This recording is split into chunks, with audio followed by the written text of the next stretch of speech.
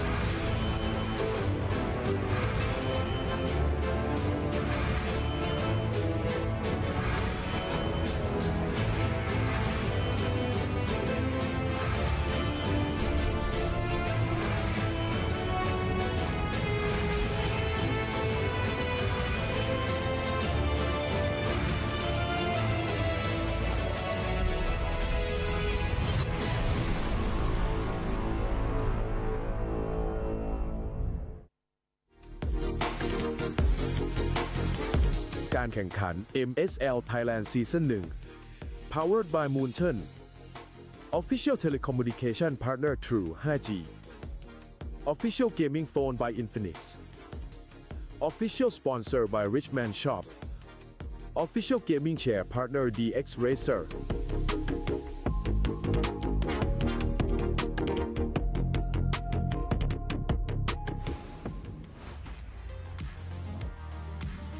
สวัสดีค่ะ ยินดีต้อนรับเข้าสู่การแข่งขัน Mobile Legends รายการ MSL Thailand Season 1 ค่ะ Welcome to Mobile Legends MSL Thailand Season 1 Assalamualaikum Tuan-tuan dan puan-puan Selamat datang ke MSL Thailand Season 1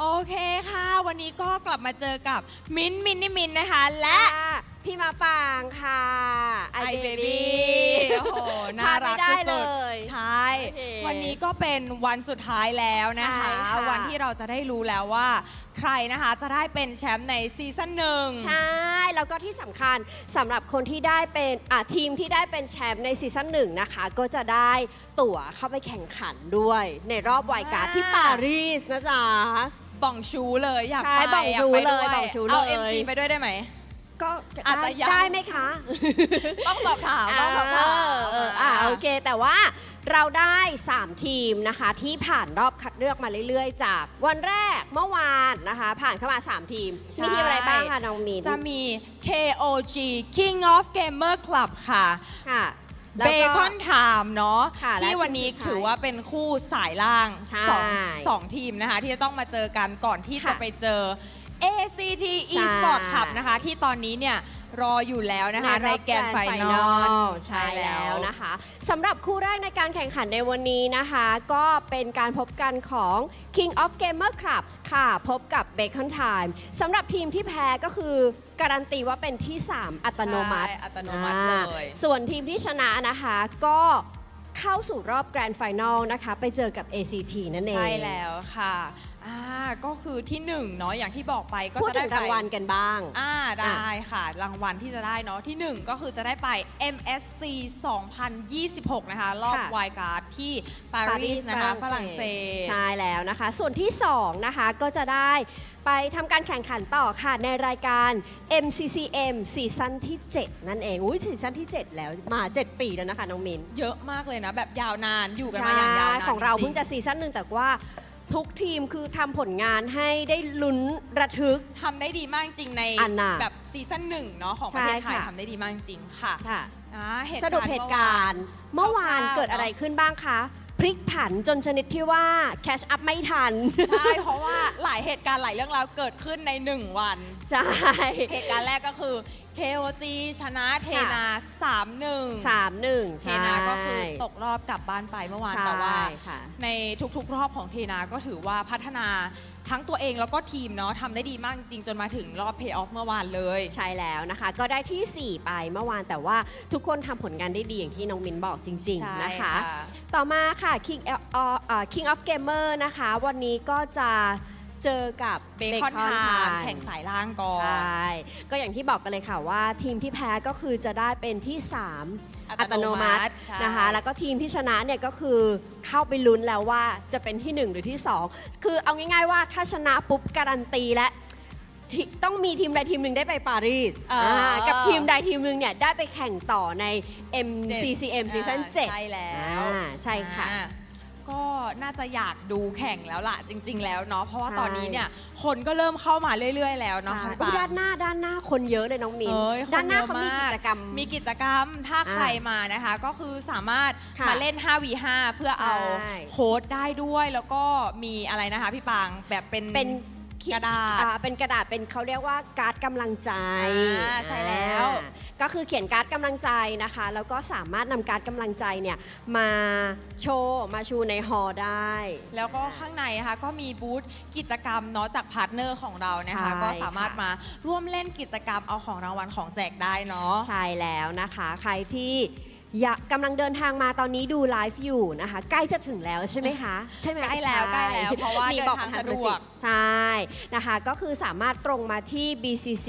Hall เซ็นทรัลลาดพร้าวชั้น 5 กันได้เลย ใช่ น ค่ะถ้าตอนนี้ทุก ซา ค วน เสียง คอยาก หน่อยไหม ดูแล้วซาวเสียงเหรอ ซาวเสียงกันสักหน่อย ได้ ต้องมาแล้วแหละนี่มีการ์ดกำลังใจด้วย ถูกเขาเตรียมแล้ว เตรียมโชว์แล้วตอนนี้ โอเคค่ะ อ่ะ ขอเสียงแฟนๆหน่อยได้ไหมคะอุ๊ย ได้ไหมคะ เบคอนห้ามแพ้ เอ KOG สักนิดได้ไหมคะ KOG อยู่ฝั่งนี้วู้ โอเค เยอะ มีกำลังใจ มีกำลังใจเหมือนกัน ตอนนี้ก็พี่แคสเตอร์พร้อมแล้วนะคะ ก็ขออนุญาตส่งให้กับพี่แคสเตอร์ทั้ง 3 คนได้เลยค่ะ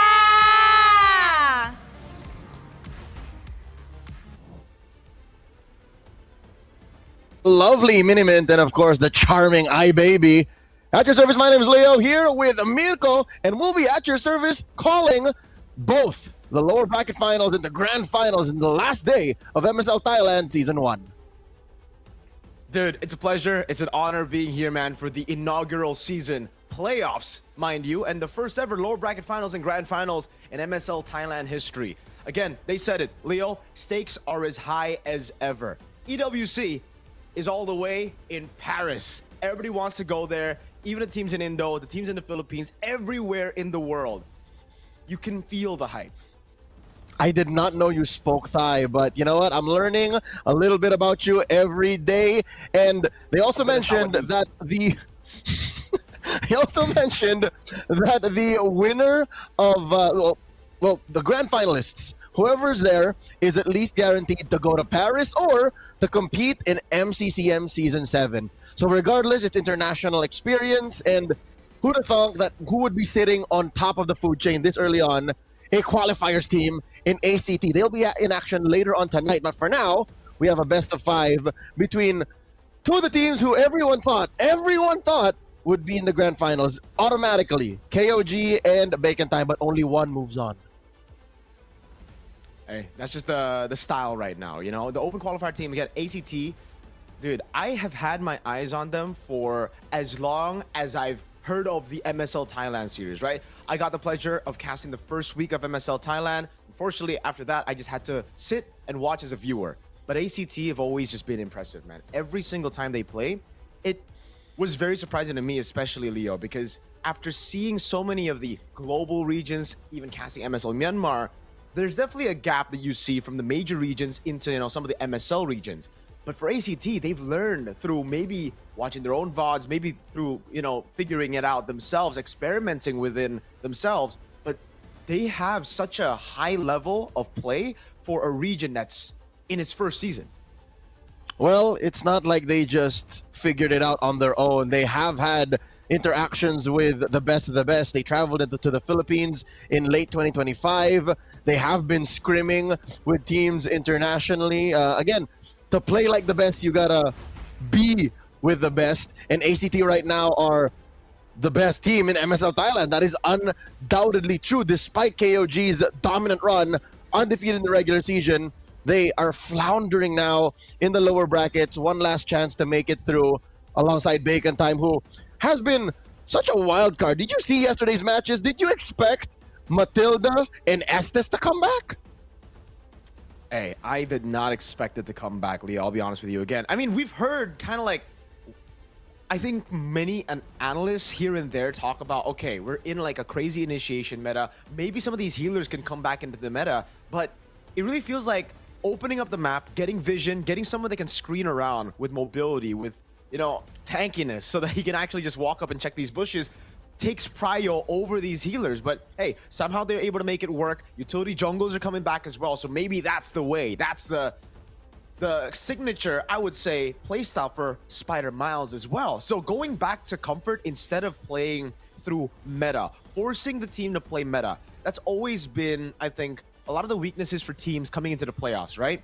Rely on your strengths and leave the weaknesses out the door. Because right now, there's no space for any weaknesses, man. It's a best of 5. We've seen many best of 7s in the lower brackets, a little bit more forgiving. But here in the best of 5, you lose the first 2, or you lose that first game, and momentum is going to hurt you. It's difficult to go into a lower bracket best of 5 when you've watched the bigger regions go 7, and I get you. Comfort and weakness are not exclusively mutual. So that's why you have to think about how this jungle matchup will go through, because Kaizen, you can see he has a slew of picks, right? B-Boss has started to pick up more of the Boxer. He just started playing Boxer in the playoffs, mainly because it's got banned, which is understandable. It gives so much to your team when you have a hero that, again, acts like a roamer. You know, he's a frontliner, can dig deep, can secure objectives. Very difficult to fight a utility jungler in the pit early on. But really, the standouts, I don't know if you agree with me, Mirko, are the gold laners. The junglers are just there to help activate them, because to me, it's all about grift. It's all about buy-in going into this best of 5. I agree with you. I mean, we saw it constantly here as well, especially considering some of these games actually did get into the mid-game, late-game stage where team fights started to happen, where it was all at the right time of the power spikes for a lot of these heroes. Again, even in our own MPLs, we've just been seeing the prio on Claude, and I think it's very, very similar, right? Obviously, when you get your hands on Freya, though, it'll be different. Freya's always going to take priority over anything else in the draft, and that's what made the win for ACT even more impressive, I feel. They beat a Freya gold, something that even in ID, it's just, it really feels like it's forbidden. You know, when you get the Freya, it's like, nah, it's an illegal move. No way I could have gotten my hands on this pick. But again, you play with the best in the world, you get your hands on secret tech, and you understand, as long as we block the Freya, deny her the range, deny her, the opportunity to jump on us, you're just as good as a little heavyweight with short arms. Like, it just doesn't work out. So today, we already have said goodbye to Grift. Grift has already been knocked out. It starts out with a battle between Guns and Payen, and then you got Floqueo just waiting. Floqueo is an amazing athlete, 4 regular season MVPs, 2 playoffs MVPs already. That's why I believe it's all about the gold laners, whoever can take advantage of that. And even against ACT, you mentioned, sure, get your hands on the Freya. We don't care. Here, though, in the original matchup we're starting out with, KOG versus Bacon Time, I think it's the Harith. Take the Harith away from Guns, and it becomes a better situation to get into. It's much easier to deal with. I agree with you. I think the Harith takes priority here, especially considering how much more team fights is prioed in MSL Thailand. We're going to welcome first, up on stage, King of Gamers Club.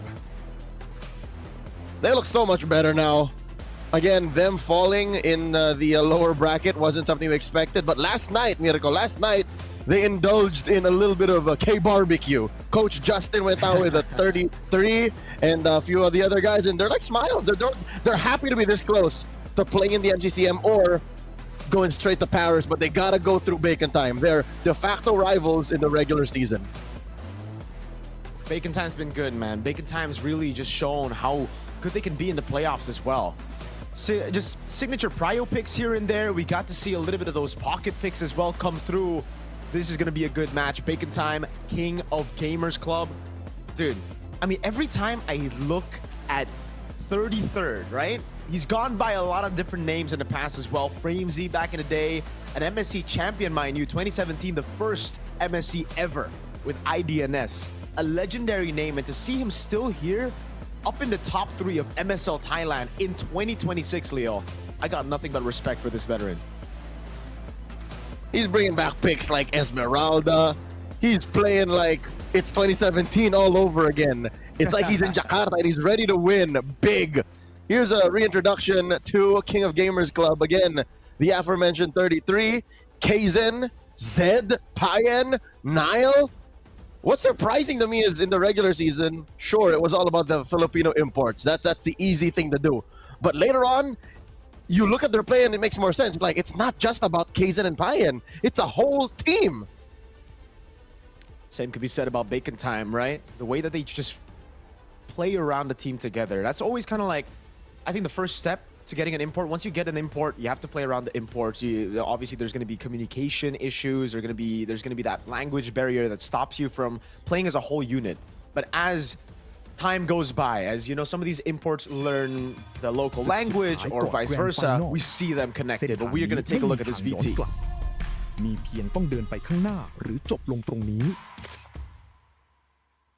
เราเสียโอกาสไปแล้วครั้งหนึ่งแล้วเราจะไม่ยอมให้มันเกิดขึ้นอีกเราจะพิสูจน์ว่า KOG เป็นทีมที่ยังแข็งแกร่งอยู่อีกแค่ก้าวเดียวพวกเราจะไม่ปล่อยให้มันหลุดมือเราจะไปให้ถึงแกรนด์ไฟนอลครับถึงแม้พวกเราจะต้องมาอยู่ในจุดนี้แต่พวกเราจะไม่ปล่อยให้มันจบแบบนี้แน่นอนครับพวกเรายังเชื่อมั่นในตัวเองและเพื่อนร่วมทีมพวกเราจะกลับมาให้ได้ครับพวกเรามีเพียงเป้าหมายเดียวคือแกรนด์ไฟนอลผมจะพาทีมกลับสู่เส้นทางแชมป์อีกครั้งแชมป์ยังอยู่ข้างหน้าแต่ถ้าพลาดตอนนี้มันจะไม่ใช่เส้นทางของพวกเขาอีกต่อไปตั๋วใบสุดท้ายสู่แกรนด์ไฟนอลและนี่คือช่วงเวลาที่พวกเขาต้องพิสูจน์ตัวเองอีกครั้ง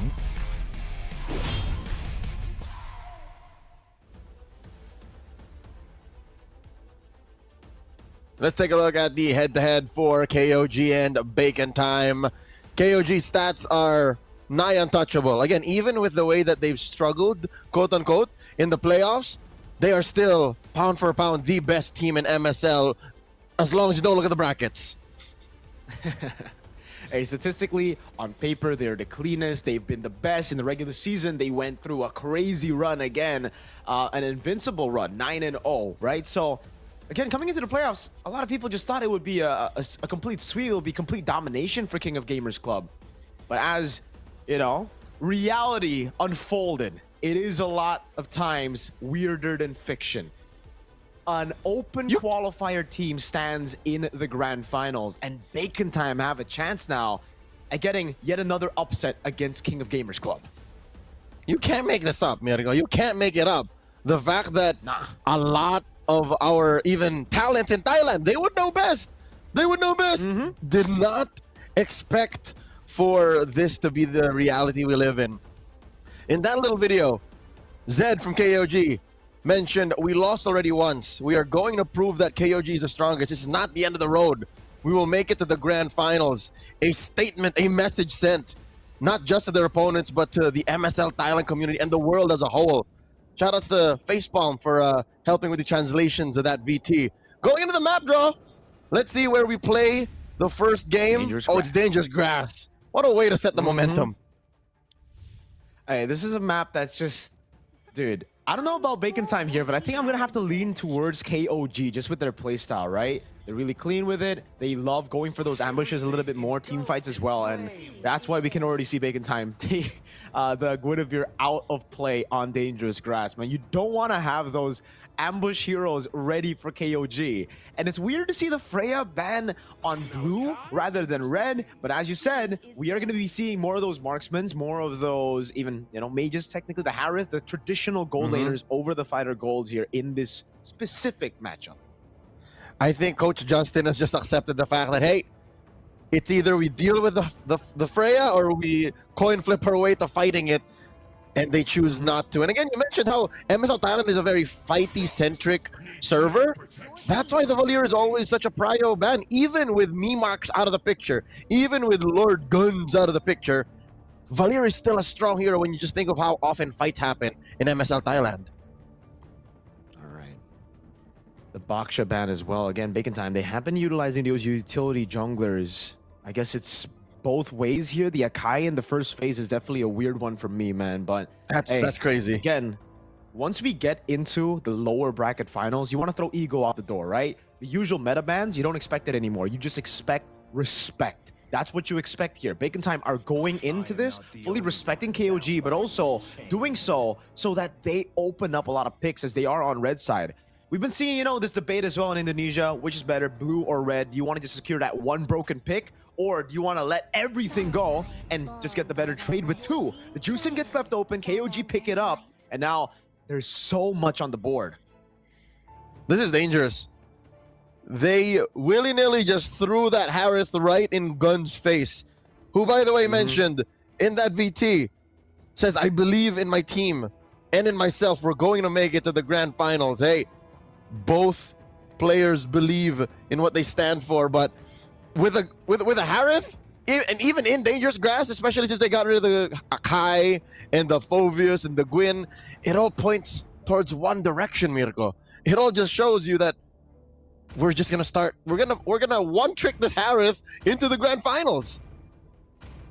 I agree with you. I think the Harith should just come through here, and they pick up the Eve as well. They're just going to go for the direct counter straight up, man. They want to win out the mid lane. They want to take the Harith as well. It's such a simple answer, but it's an answer that I personally like more than the overcomplicated ones, you know? We've been seeing a lot of teams try to resort or lean onto execution instead of just going for a solid draft. I'm Team Bacon Time on this side. I mean, on this debate. Let's take a look at KOG. They go for the Harley. All right. Do they combo it together with a weak side Claw? There you go. Up against the Eve, against the Harith as well. KOG, same response, Leo. They don't overcomplicate stuff. They're just picking up what's prio. Coach Noel and Coach Justin, like Magneto and Professor X, just going at it forever. Playing a game of chess that only they understand. Bacon Time, though, digs deep.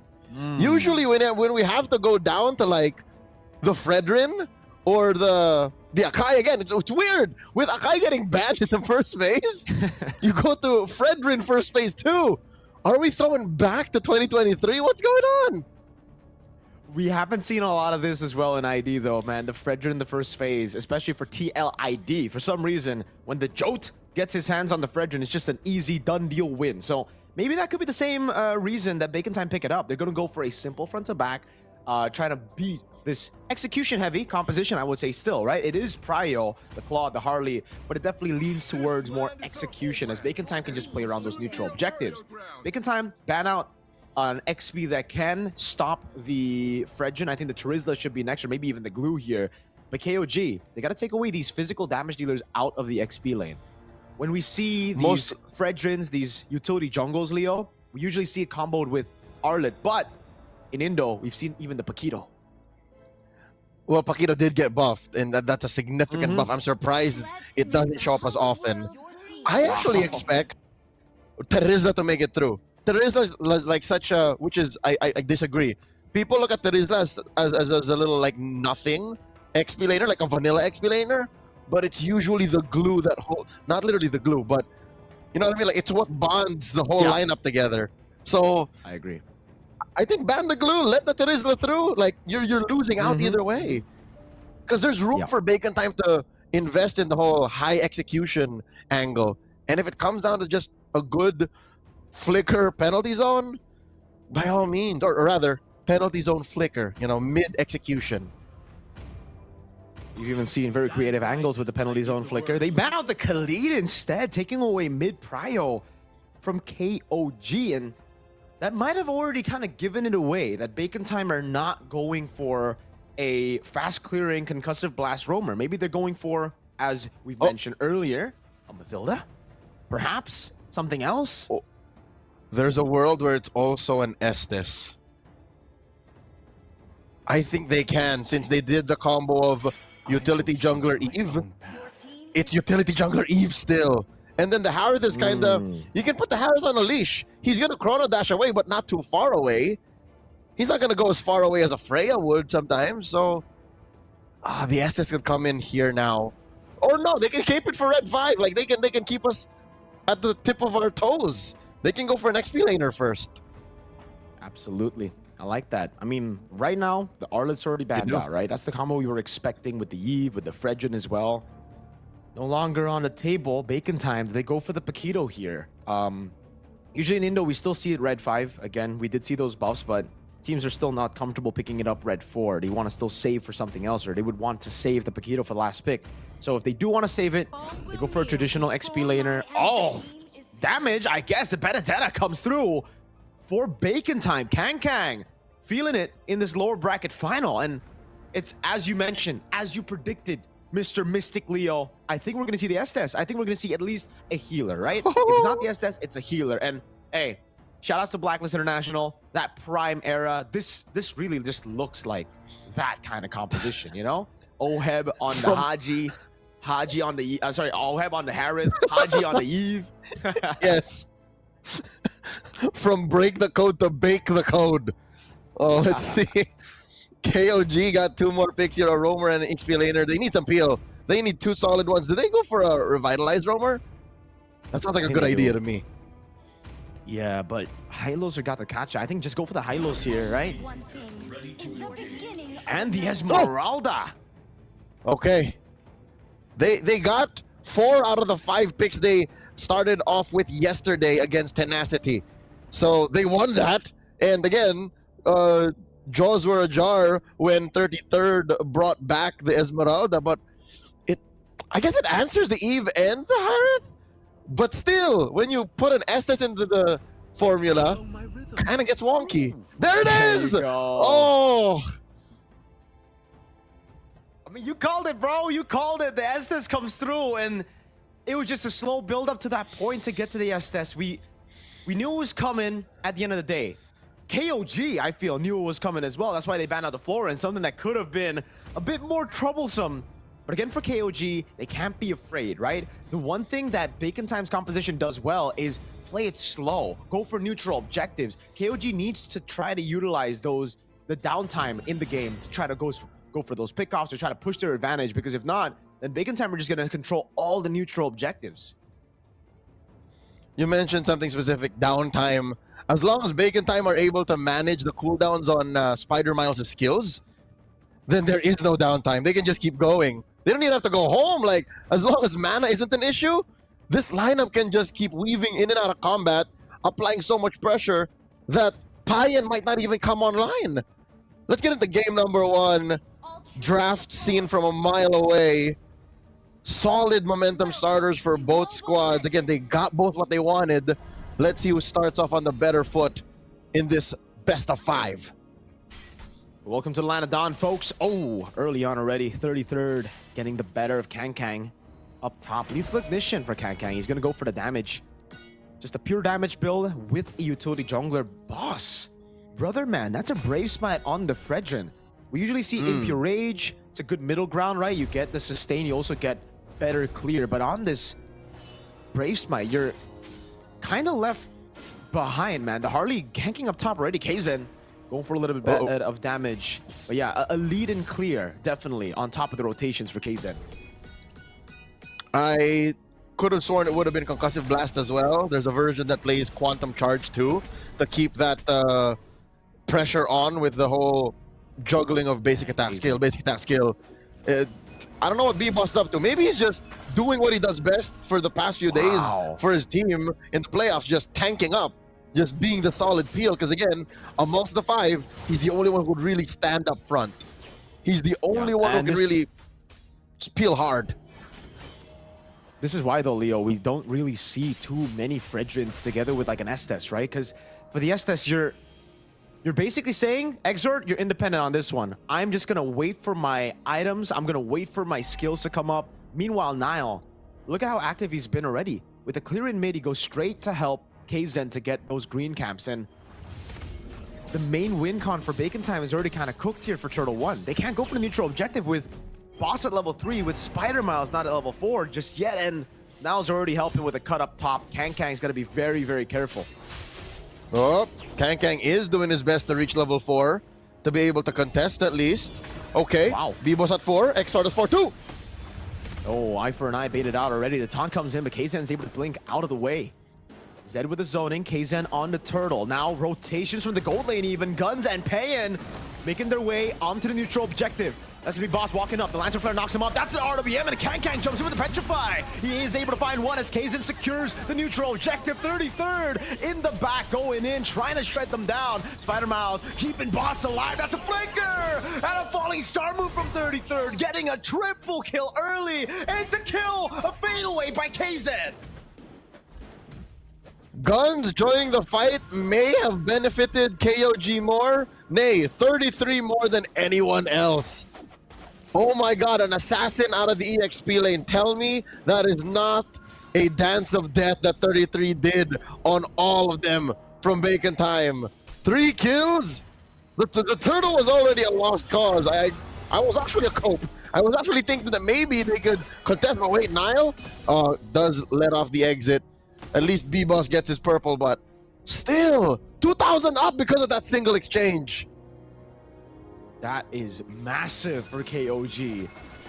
Kaizen walks up, Deadly Magic, not enough to kill him. Spider Miles able to get him back to full HP, but as you mentioned, Leo, dude, it really comes down to KOG being more creative with it, right? Having tempo as well. They rotate to the neutral objective first. They don't let Bacon Time hold. 33 up top. It's got to be careful on the Esmeralda. No flicker. Boss walks up, and at the end of the day, they're just wasting these rotations. Another thing about the Ube, the Fredrin on the Brave Smite, his clear is abysmal. So if you don't get Turtle 1, KOG has a chance to just snowball out of control through farm, and that takes away the comeback potential of Bacon Time. If there are no bounties, Leo, luckily now there is a bounty on one of the frontliners, but if there is no bounty on everyone else, comebacks get a little tough. I don't think I need 10-15 minutes to tell you that Ube is playing out of time. It's a different game now we're playing compared to how MLBB was like 3-4 years ago. Ube was king back then because of how slow-paced the game is, or at least how Filipinos tried to make it slow. But this time around, KOG says, nah, we fight ASAP. We want 5 kills in the first 5 minutes. And because of that, they can take their time. They can pressure Guns before they even go for the turtle take. Turtle number 2 now. Yep. Really smart by KOG. They don't want to secure the neutral objective straight up. That's going to be Lantern Flare now. Red Tree battle. Kang seals it away as he goes in as Boss walks in for the taunt. Good disengage by KOG, and Bacon Time are happy with just a neutral objective steal. Kang that retry battle wasn't won by a jungler, it was won by an XP laner. Okay, if 33 is all about them kills, Kang is all about cutting right through, breaking the formation, and denying takes. Well, that's a two-step plan, actually. The way that was so excellent for Kang is he pressured Kaizen, hence why he can't sit in the pit, and then he then sat and changed targets. Like that's amazing game IQ and instinct from Kang. So that XP lane isn't so dead after all. Maybe Bacon Time can now rotate down bottom. They can start the pressure now Payan. It was fantastic. And it comes down to, again, the win condition. Bacon Time, they needed that neutral objective, right? KOG, they can still play around the side lanes. They can split them up later on as well. But Bacon Time, they're full all in for this Ube strat. So if they didn't get going on Turtle 2, if they didn't secure that neutral objective, the snowball from 2,000 gold lead could have exploded, could have erupted to like a 3,000 to 4,000 gold lead as they look for getting the bottom lane. Blazing Duet by Payan. Guns pops in Zaman Force already. That's a big cycle down. Nile caught on the RWM of Exort now. He's still able to pop the Revitalize to get out. Boss, ooh, that's a big appraiser's wrath. That's a re-engage from Zed. Not too sure about that. Not in range. Good respect from the rest of the team of Bacon Time. Okay. With engages like that, I'd say there's a slight edge to Bacon Time. If Bacon Time can keep on edging the fact that we might fight, no we won't, we might fight, no we won't. Again, as long as they can manage the cooldown on Spider Miles and maybe at this point still Exhort, then they can be fine. Oh my god, Kang! Oh, he can't get the eye for an eye in time. It was baited prior to the gank. Again, KOD trying to go for the case on the map, but Boss is going to go straight onto the neutral objective. Kaizen won't be here for it. Boss just needs a solid Retri. Appraiser's Wrath as well with Retribution as Zaman Force gets used up, but he has no mana. Uh-oh. Guns in a tough spot, and it's traded just for a tier 1 up top. Was it not something we mentioned about 10 minutes ago? 33 jumping in! Falling Star Moon into the stun. Law and Order from Nile. But Bacon Time's got too much healing for them to just burst down. Meanwhile, Kang, he just got back and he's bullied again by the Magic Boy. Okay. Besides cooldowns, mana is something Bacon Time needs. Unmasked to be able to proceed. B-Boss, 2v1! Yeah.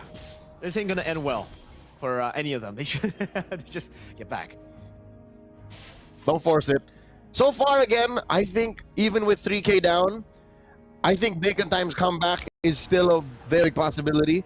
Looking at KOG, their only real source of scaling is on Payan.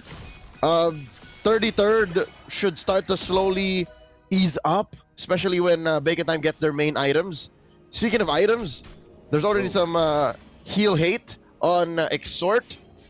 I wonder if there'll be one more source of heal hate. Usually you build it on 2 heroes, your roamer and your mid laner. You can't exactly throw it on Estes. I think it'll probably be on B-Boss, right? I don't know So if he wants dominance to, ice on him. Yeah, or you just rely on Exhort. Whoa! Dang, that damage! Kang actually trying to dash in forward there. Maybe to try to find a Petrify and a cheeky little pick-off. Guns walks up, B-Boss with a walk-up too, but the Lantern Flare keeps him at bay. Zaman Force, they're gonna all in onto the high-lows now. Now taking a bit of damage. Revitalize coming down as well as Kang dives to the back line. The eye for an eye, and the healing comes through as Payan is able to get the Blazing Duet now on Guns, who's out of it. Falling Star move by 33. Into the back he goes. The healing of Spider Miles is keeping them afloat, but look at the isolation in the back as B-Boss cannot withstand the damage alone. 33 is a menace. Again, like an assassin, a thief in the night, stealing away all of these innocent lives. They're not innocent, obviously. Bacon Time had lethal intent, but dear Lord, now up 5k? 33 at 4-0 and 2. What's he building? What is he on? You see how with a single Falling Star Moon, he took out Guns. Dude, I think it's just an enchanted talisman. That's how much base damage he has, and it's a talisman into the Oracle and how it dominates ice. Okay. Between enchanted talisman and Oracle, that's damage. Oracle actually translates the damage for Esmeralda because she gives you shields, then she takes it, which is equal to damage overall. So that's why, not to mention the innate shielding Harith gets Exactly. and the Eve gets. So this is And just... the photo. And the photo, not to mention, this is... Oh my God. Yeah. They're already up to Really? tier 3. Bottom is gonna pop. There's no way KOG lets this go. They're up to 8K. It's an amazing, amazing pick for KOG, man. That Esmeralda, it plays into everything. Again, like you said, the Harith, the Eve, the built-in photo as well now. Holy Shield in the bottom lane and the mid lane popped as well. The Lord is going to come in and it's dead already, but it got a charge. And KOG are happy with it. They're not going to try to go for too much. They know that Bacon Time still have a very, very good hold inside of their base. So now it's all about suffocating them inside of that base, right? Pain will continuously scale. He'll take all of the jungles. Jungle creeps invade, and this will all be denied off of Bacon Time, who already had to share gold as they have to group up together. Now they're going to be even further behind. This is what the pros call Hunger Games.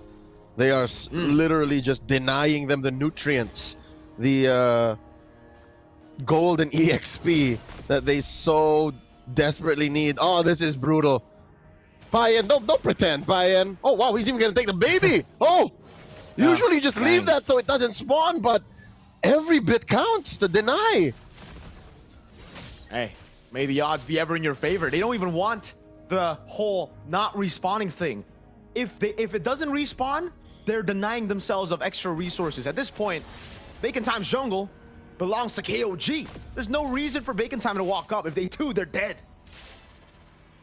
They have conquered it. The king of gamers have conquered your jungle. 30 seconds till the Lord spawns lower quarter. At this point, everywhere outside your base is no man's land for Bacon Time. They have nowhere near enough items to fight back. That's a 2,700 gold lead on KZ, brother. Nothing. Okay, here's why it's bad, but also it's understandable. You're a utility jungler. Your items are just significantly cheaper, but still, you don't want to be soft. Miles will not always be there for you. Oh, B-Boss engages. Wait a second. RWM as well. Oh my goodness. KZ almost with a bad play, a blunder. Walks up, tries to deal damage to B-Boss. I know of the gold lead there, but now, whoa, it's given the chance to Bacon Time to actually walk up. No revitalize on Nile. KZ's still on it, and he's still able to get it down. Luckily, Zed puts the Lantern Flare on him. With a Blazing Duet in the back line, but look at the healing. Blessing the Moon Goddess, and a big burst through with a Petrifier to final blow. Now 33 in the back line, holding 4 members at bay. B-Boss trying to survive as the Mount Force gets placed down again, and Bacon Time have found a second win. KZ looking for flank again, has to blink away. B-Boss on now with a taunt. Now KZ walks up and it gets caught by the Void Blast. And I think this Lord will be for nothing. I think Bacon Time can just clear it out. It happened. At 13 minutes, it happened. Bacon Time are not able to bait out forced engages. 33 is no longer the final boss that he was in the first 12 minutes of the game. Bacon Time may have figured out how to tango with 33 here. Kaizen tries to see if anyone's gonna stick, but this is what I was saying. Even B-Boss can stand the heat a little bit now. He can take maybe 5 seconds of full-on focus fire and then has to call for Spider-Man's help. But as it is, like, that's enough time. Because Guns isn't exactly not farming up, nor Kankang. Kankang has like 2 solid full items. At this point, you really have to execute clean for KOG. Yes, they have a 7,000 gold lead, but time's ticking for them, it seems, right? Like Bacon Time, as long as they play the Ube, if they play together, as Gideon once said, very together equals to win, right? KOG, at this point, they have to try to split them up. They have to try to bait out some of those resources prior to the fight. And it's through that. It's through risky plays, through deadly magics, and then a bounce back on the hat. Wiser words have never been said. I'd give them maybe 2 more minutes before they get the full-on team-wide power spike. They need maybe 1 more key item on Guns, and Kankang got his 3rd full item. I'd say, oh my god, just in time for the 3rd Lord, lower quarter in a minute. That might be when they all just say, we finally contest. Okay, real quick, check. Okay, 3 items on Guns, 3 items on Kang. I'm not even looking at B-Boss. All he really is just a walking threat magnet. Is that a book? Is Spider-Man's also building an enchanted talisman? I believe so, you know? More mana, more magic damage as More well. heals. Bit more healing, and take a glance at that winter crown. So even if Spider-Miles gets caught in a tough spot, say the dive works for KOG, they isolate some of the targets, winter crown. Bacon Time have time to then regroup around the SS. I like how Spider-Man is building it. Again, rank games, you go in immortality. But Spider-Man is nope, I want to fight back. He wants to fight back. Hey, maybe he's looking for those item swaps, man. He's a world champion. He knows how to do it. 33. Look at Eye for an eye baited out. The deadly magic comes through. Oh my goodness. Okay. Kang gets away with the final blow. They don't bait the blessing of the moon goddess just yet. And now the hold. This is what we were talking about earlier. KOG, instead of just going for a full commitment onto a neutral objective, they got to build slow pushes. They got to try to play those side lanes. They have a Claude and a Harley, and they're playing around that now. Benedetta, Kang, sent up top as B-Boss. Holds on a neutral objective. Now KOG looking to go mid, getting the prio, shoving it in. Bacon Time have to respond. And that's why they disperse around from the neutral objective. Look at the mid lane. Uh-oh. Guns out of the fight. The Benedetta still up top. Now wants to go for the fight now. Pops in Glorious Pathway as well as they look for a 3v4. But Guns is backing up top. A solo kill. KZen is able to get the assassination on 30. On Kang rather. Mortality down. Niall pops to retry or to revitalize. But Guns is able to go through it with the damage of a Harrod late game. 1-for-1 XP for Rome. Mirko, throughout this whole debacle, Spider-Man has yet to press the ult. The blessing of the moon goddess is still locked in and loaded. So I don't know if they're going to have to wait for Kang or if it really does get that bad. But wait, they engage on the 33! He still has the flicker. He should be relatively safe. Look at the position of KZen. What is going on? Oh my goodness! That should be the blessing of the moon goddess. And yes, it is to keep Xord alive. Now it gets tough. Bacon Time. Their biggest resource depleted as KZen goes through those health bars with cards, with playing cards. Not a death you want to welcome. That sounds miserable, dying by playing cards. But Kang can survive it. B-Boss can survive it. Now we learn Xord can't. He is still just a soft intergalactic alien mommy. It's not going to work out. You saw how fast just through, again, 2 seconds worth of the card trick and deadly magics, he almost died. So that's dangerous. Keep it close. Wait. Oh, wait. They see it. KZen's off the map. They're going to try. KZen's trying to go for the end here. He has no intention of actually rotating over. 33 is doing a good job. The mid lane wave has actually taken the mid lane turret so low. Now KZen walks up, pops in the deadly magic. That's gonna be the winner crown on Zaman Force used up as Guns holds his position. Better control now as Kang was waiting in the bush. He almost got a read on KZen, but the wave up top is still slow pushing, and that's why KOG played slow. They reset again. B-Boss comes in, the RWM on Zen, but he's able to walk through it, or walk out of it rather. Kang has to deal with the wave in the mid lane, and look at the wave up top. It's gonna crash. It's gonna lead up to a free base turret. Xord has to recall. KZen goes in. That's gonna be the Crimson Beacon on Spider-Miles, who doesn't have to win a crown anymore. Spider-Miles still there with the healing, but B-Boss was isolated. Now it's Kang who falls to the blazing duet of Payan. It's another lockdown for 33. Guns is getting gunned out by Payan. 33 under the base turret. Goes in even under the crystal. Base turret in the bottom lane gonna fall as 33 pops into Falling Star Moon, holds it in, just zones Xord, and that's gonna be game 1 in your best of 5 lower bracket final, going to KOG. A statement win by first seed after the regular season. KOG almost whispering to Bacon Time's ears, "This is my house." There was just too much going against Bacon Time despite what seemed like a comeback through the Ube Strat incarnate. It was just, the game was just too fast. There's just too much going at you for you to think you could get away with this. Oh, well played for Bacon Time for a period of time, right? They were able to play around their cycles so well, but KOG, they adapted to it as well.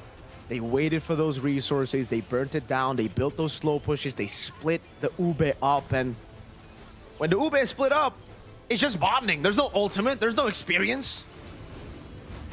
Well, it's unexperience. One could argue it's just an experience. Nothing about his ultimate. There's very little bonding happening, but also it puts into perspective how amazing Blacklist International run was. How great they pioneered the Lord Dance when they would do both, clump up, control the long lane via Edward, sometimes Oheb, and then come back and just do the same thing. Like, that is what Bacon Time tried to do. It's just teams like KOG, athletes like 33, athletes like Kaizen have spent the past half a decade figuring out, how do we break this? How do we deny this from them? And that's exactly what we saw. That last Lord Dance, as long as it was, is the product of half a decade's worth of studying how Blacklist did it. And they broke it down so well. That's why, Leo, you know, like even during Blacklist time, a lot of people might want to try to like take the credit away, say it was just a broken meta, it was just a healer meta. But hey, every other team tried to play the same way. And why was it only working on Blacklist? Because they were the only ones to be able to execute it at that high of a level to actually win a world championship with it. Heck, back-to-back grand finals. So it does get tough for Bacon Time. We do have our MVP, though, a phenomenal performance by 33, an MSC champion, the first of its kind at the time. Kill participation, nice, 69%. The support emblem, and as you said, it was the Enchanted Talisman with the Oracle, the extra shielding that equals some more damage. But at the end of the day, it was just a good pick, right? It's an Esmeralda into a Harith, into a Yve, into a photo that they anticipated with the Estes as well. They planned for the Estes. They knew it was coming. Formerly known as the athlete named Framesy, he is wreaking havoc in his home country. What even is the plan for longevity for this man? Where was he when his region needed him the most? Was he just waiting for a league in Thailand? Because he's playing like he's never missed a beat. He's playing like he's always just been around, like it's 2017 all over again. September 2017 in Tamananggrek. Hey, dude, that's what we call the home of esports, man. All the esports events started there. So shout outs to Maltaman and Greg. But yes, he's been busy, Leo. I've casted a few like grassroots tournaments here and there, and every single time for Thailand, it's Framesy. It's Framesy and Izzy. Izzy of Buriram, who's always just been there together. They've been there together. So I was very surprised with the first season of MSL Thailand, seeing 33 and Izzy go their separate ways. But obviously, that's just the way esports are, man. You know, sometimes teams want just one or the other. And we see this new team for Bacon Time, for KOG. We even get to see Izzy with his new team. And that's why it doesn't really look like 33 is taking a step back. He's never taken a step back. Even through the tough times of Thailand and MLBB esports, he stuck through with it. He's committed. And now we see that commitment pay off. He's back in the spotlight. And he is steps away, games away from flying out to either Paris or representing Thailand in a chance to go to Paris in MCCM Season 7. Let's take a look at the stats here. Again, 13-5 in just about under 20 minutes. And here's, again, a reminder of how the olden days were. 19 minutes is just about the average in the age of Ube. Those were long games. So this ending here is just a statement from KG saying we're long past those days of 25-minute bouts. Man. And that's why I love the high-lows, you know. Such a good way to deal with everything the Bacon Time are doing, right? I mean, the Estes needs to use those resources, needs to... his whole kit is healing. For Niall, it's just a battle spell. So he has so many more ways to deal with it, right? Like, initially, when Bacon Time tried to engage on him, all he needs to do is walk away, press the Law and Order. If that's not enough, the Glorious Pathway. And then there's that re-engage potential. There's obviously how tanky you are, the DOT in the early game as well to get Prio to open up the map that led to Kaizen to get a lead early on. And again, that's why we don't see too many healers nowadays. It's all about building the small leads from the start all the way to the late game, right? It's no longer just about that one, okay, neutral objective. We only play for the big boys. Now it's about the individual gaps that you have. And yes, on a utility jungle, the individual gap isn't as big as per se like an assassin versus assassin, but it still hurts a lot when you aren't able to out-retro your opponents on a utility jungle. When you're 3 levels down, 4 levels down, even on a Fredgen with skill 1 Retri, the Harley can still win out in those battles. And at the end of the day, they needed to still execute it perfectly, Leo, for it to work. They needed the Benedetta to be able to get a Petrify, a clean one, on towards Kaizen in one of those big fights to steal the Lord. So, what do you think, Leo? Do you think they're gonna stick to this plan still, or do they shake things up early? Because we mentioned it, it's a best of 5. These games matter a lot, especially early on. Okay. Looking at history, and I'm talking about 24 hours ago history. I'm not looking back at, again, half a decade, because of that's how deep, it looks like that's how deep Bacon Time want to go. They seem to have just woken up this weekend during the playoffs of MSL Thailand saying, Coach Noel, look me in the eye. I'm going Ube. Because against ACT yesterday, they tried to play to the current metagame. They tried to play, you know, the Grox, the Rome Glues. They tried to, again, one time bring the Matilda back. And it seems like either way, it's a coin flip, but they look more comfortable and confident with Ube. So, I'd say play what you planned for. Don't play to whatever KOG is forcing you to do. If you decided this weekend that we're going to go and play and win MSL Thailand with Ube, then just force Ube into the wall until it works. Because that might be what works. That might be what gets them the win, because yesterday they played an Estes game 1, a Florin game 2, and then they switched it up. They went glue game 3, and then game 4 they got off their tempo again. Last minute, tried to Matilda, and then still lost. So, you know what I mean? It seems like Bacon Time are here and there, but I say just stick to the course, young man. Just follow your inner GPS. Follow your dreams. Make your dreams come true. You can fly with this kind of composition, and hopefully they do, you know? Maybe they get a flying hero, man. Maybe they get that caw in. Matilda comes in mind when you want to get movements around the map. I think the one thing that they lack when they have the Estes, and that's why I call it Matilda, is that rotation power. Dude, the Harley was rotating everywhere with the high-lows, the Juicin as well. You need someone that can help them, the rest of the team with mobility, especially when you're up against the high-lows. In the late game, it just gets so difficult to rotate around. Was the Marcel completely snubbed in game 1? It was completely ignored. That was one of the many picks on board. And that's the thing, Leo. Okay. Sometimes do you want to pick it up? In perspective, Marcel is kind of like the hybrid of a crowd control enchanter roamer. He provides shields. Sure. He stops fights, and then he runs through dudes, stuns them here and there, freezes them. But again, we're not sure if that's something Bacon Time put a lot of reps in, because again, you can also expect that it'll get banned, which it often is in the bigger regions. So, yeah, I agree with you. Matilda might be the best kind of Goldilocks pick, you know, not too cold, not too hot. It's just right, because it provides everything you need to be able to survive in the current metagame. Plus, it still gives you the option of, yeah, we're playing Ube. Man, what does Guns and Payan need? Like, that's also another question is, where do your cores, your gold laners, want to be when the fight breaks out? Because I'm not so sure if this is because of the last game stats, but Guns is outnumbered in KDA. Everything. Kill participation, again, KP. more Ube. Yeah, more Ube, more KP out of Bacon Time, but half a KDA? That means Guns gets beat up a lot. Yeah, and it also means that, oh man, that maybe Guns is too reliant on the Ube. The whole team is, right? Obviously, we got the Bacon Time fans in the building, still full of hope here. Supporting Guns as well. There you go. We got some fans for Guns.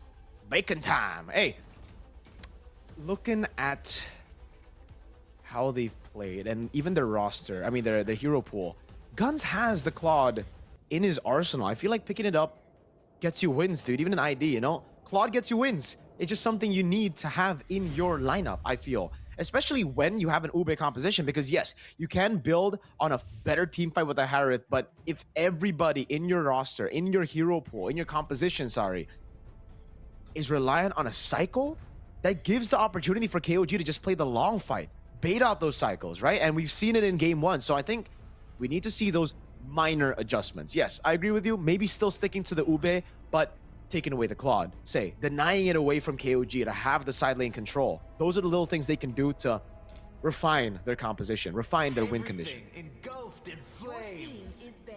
Okay, so very similar bans here for KOG. Freya, Valir, regardless of blue or... Wow. Yeah. Yep. Again, mirrored. Still mirrored. Still, it's like they just switch sides. Because again, that is KOG here on the red. Second pick, 2-pick swing. While Bacon Time, Jambabi are going for the first. I would not be weirded out if they just go Harith first pick 2. I need to see the Claude, Leo, for me to like nod in approval of a first pick. I need to see a Claude at this point, right? I mean, so Claude 1, let's see what like KOG Liquid? Yeah, I think Claude 1. Claude 1 like Liquid, exactly like Liquid. It is something that's just so safe. There's no way for you to kill it early on. The Florian gets banned early. That's the change. So what if they leave open? Or Baxia? What if they Baxia's open? Ooh, Bacon Time. Are they gonna pick up the Baxia now?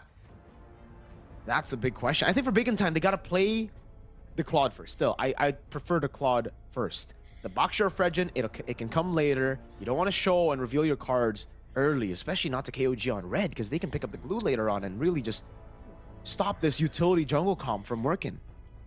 Claude might be the right call, but the Bacon Time call might be Baxia. That is a newfound comfort for B-Boss, and there it is. The B-Boss, Baxia Boss. Man, I'm not a fan of that, man. Man. Oh, they steal the Harith and they pick up the Juicin. Man. Okay. All right. That's a Harith. It's their turn to go weak side Claude. They can afford to do that because of the fast rotations out of that mid trio. So, what? Pick a solid mid like, what, Valentina, Claude, do we? I think it should be the Claude. It should be the Eve as well for Bacon Time. They're going to play around Claude. it. Then later. Yeah, Eve Claude. I think it's Eve Claude. The Claude's great against the Harith. The Eve is great against the Juicin. The thing is, though, well, actually, you already have a Baxia built-in anti-regen to deal with the Juicin and the Harith sustain, so it's all good, right? Yeah, I think those should just be the picks. And you're not as afraid of the Esmeralda anymore.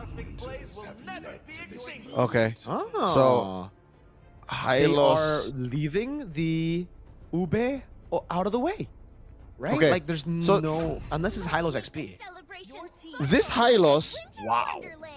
This Hylos kind of makes me feel like that loss to 33 on the Esmeralda kind of stings. Because Hylos is like a good neutralizer to the Esmeralda in any case. But it's not going to happen anyways. 33 is going to be on a CC. They ban Kang's Benedetta. At this point, you start taking out, what, the other Revitalize Roamer? So you don't have a solid mid, yeah? Yeah, and KOG should ban the Arlet. They still need damage right now. Bacon Time lacking in damage. Or they might just get rid of the E first, right? KOG? Alright, so Bacon Time, I agree with you. Take away the Gata Kacha. It's a very, very good pick right now, considering it does look like it's going to be more physical on the side of Bacon Time. What else do they ban aside from that jungle? Jungle comes to mind. Marcel! There you go. Finally, we see it respected. Okay. So Eve here. Oh, no. There you go. Yeah. I like the Arlet ban more. It's very difficult for the CC to lane against the Arlet as well. You know, a high skill ceiling, especially if Bacon Time's Kang can get those crazy resets with the Hylos, with the Baxia. Do they ban the Gatot? If not the Gatot, what? Khalid? Yeah, Khalid is a pretty good ban as well. If they want to just take away the mid prio out of KOG, that could really guarantee mid prio over. Actually, this is a good Kalea game, is it not? For KOG? Oh, that's why Bacon Time leave the Gatot open, so that they can react to it in case KOG goes for the Kalea Red 4. It's a risky game, though.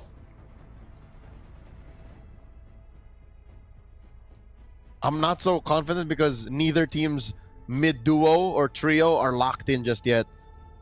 Yeah. How often does this happen that the junglers roam free, man? What happened to our metagame? What happened to our drafts? Harley, Suyo still out there? The Mord? Yeah. What? Yeah. I think the Mord is... Whoa! What? From KOG? Oh, God. Are we time traveling? Oh, Are we man. slowly time traveling? We are. Oh. If you take away the CC and the Juice in, you would just think this is M3 all over again, man. Oh, Okay. what? The Barat. This is not flex. And It's just the- and- jungle. and right? Here's Yeah. what's hilarious. I don't know what the hell Coach Justin is thinking, but he might just go Matilda, Florin, or Estes himself. Well, no more. No more Florin, but Matilda even. Look, Matilda Barat is ridiculous. It truly is ridiculous, dude. And it will have so much sustain, so much consistent damage as well with the CC and the Harith and the Juice in. The Sora comes in with the Lilia. I like the Lilia. I like it a lot there. Up against the Barats, up against the CC. Even the Juice in the mid lane. If KOG don't go for fast clear, Spider-Mouse and Extra are gonna win this duo mid hard. Bring it in, Matthew Hilda. It's gotta be. Or Rafaela, because Barat ain't mobile enough. He needs a little bit of oomph. He needs a push. Okay. Give him wheels. I agree. I think it should just be the Matilda, man. They kind of put themselves in this spot. There's no way they go for just a Khalid or a traditional roam, right? I mean, I guess the Kalea is a good middle ground. You can initiate, you can also heal, but yeah, then the mobility on the map is just horrible. I think it is. I think they've kind of like picked themselves into a Matilda corner. Yeah. Always on the way. There it is. Oh my God. Matilda Barat in the big 2026, Leo. I mean, I had a lot of expectations for MSL Thailand, but this was not in my... at least it was for Bacon Time, not for KOG. This is like finding out that your spouse of 15 years is a spy. We did not cast 2 months of MSL Thailand to find out that in the playoffs, in the final day, we would go full Ube. What is going on? There's no pink-haired daughter to tell you that can read minds here. No telepathy. But hey, purifies for Harith and for Payan and Guns. Man, it's just... I'm still kind of... It's surreal. It's surreal to see. It's surreal. Still, though, the Lilia is so good in the early stages with the Matilda. I don't really think this mid is going to go well for KOG, dude. So that's one thing they're going to have to try to play around. Because there was very little examples of a metagame where Matilda and Zushin were together. So this is a duo that doesn't have many reps. Like, I can't tell you with confidence that this is a duo that has priority. So we'll see. Again, early rotations, you see KOG crossing over quick. So Nile is checking in, but he'll see that, oh, B-Boss swerved. B-Boss went the orange. Interesting. I think it's just pathing towards the Lethal Wanderer, the first one. Shield Unity already used up now, trying to go on Zed as able to land it now. Spider-Mouse with a stun as well as Exort. Puts down the damage, the Guiding Wind gets him back to safety, and as expected, mid-prio goes to the hands of Bacon Time with a free lethal pickup as well for B-Boss. Okay, I have a theory. Possibly the reason why KOG just said, you know what? Just for the SNGs, right? Just for the SNGs, we're gonna go Barats. It's broken walls. In the heyday of Barats, his mobility was always an issue. But wait, 33? Oh, he should be fine. Okay, in the heyday of Barats, the walls were solid, but now he can kind of walk through them. Even Deathless Welcome through them. Okay. It's a slow build. Nothing crazy. I think this is what we expected, though, with the healers. This is, oh, never mind. They're gonna go for the fight. Guiding Wind. No tap of the button for KZen. He just still plays it slow. I'm looking at the emblems again, and both of the utility jungles have gone for the concussive blast. They've gone for faster clear instead of looking for, again, the sustain that we saw earlier, Brave Smite, right? So, yeah, I think now it's just a big fight here. Oh, calm before the storm. This is a wiser choice. Again, as a utility jungler specialist myself, I prefer Quantum Charge or Concussive Blast. Not much of a Brave Smite user. Turtle at half health. Yep. Mount in the back, going for a KZen. Gonna be looking for the retreat. That's gonna be the Shifting Skies. Zetsuna's welcoming the retreat from KZen, but he's left all alone, and there's no Guiding Wind to save him this time around. 1 kill for Bacon Time, a turtle for KOG. So in a perfect world, Kaizen would have survived and he would have provided the extra damage, but this will lead to a steal like unlike any other in the early game. Oh my god, they take it. Yep, purple buff take, B-Boss able to get the shield unity. They're trying to body block and they do. What a Crimson Beacon and the Lantern Flare to throw him back. There you go. It's a kill over to Zed and just a purple buff take that was secured by Payan, right?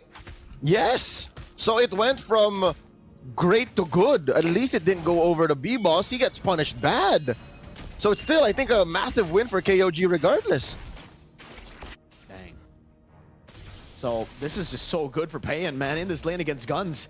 He was already kind of struggling, and with the purple buff, Payan can just spam those skills over and over again.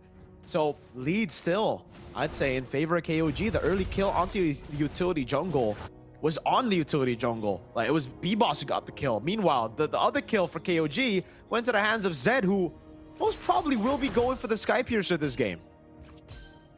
And more important now than ever, that is something that they have to do. We've seen maybe 1 in 5, 1 in 8 Zushins let go of the Sky Piercer, but here with a lineup like this that has only one real source of damage, the Harith, you need a Sky Piercer. So Zed has to build its stat. I'd say no later than 8 minutes. That's what they need if they want to be able to snowball with this kind of lineup in 2026. So please, please, I hope he starts buying those gloves now. He needs those gloves, man. It's getting cold out here in the broken walls. B-Boss. Oh. Whoa, I don't know about that. Shield Unity and even a Poisson's used to poke right before the neutral objective spots. You need that against 33. He hasn't been part of the fight just yet. Oh, God. I don't know about that. Well, they've committed it, and now they begin to dance. Both gold enders are here too. Circling Eagle.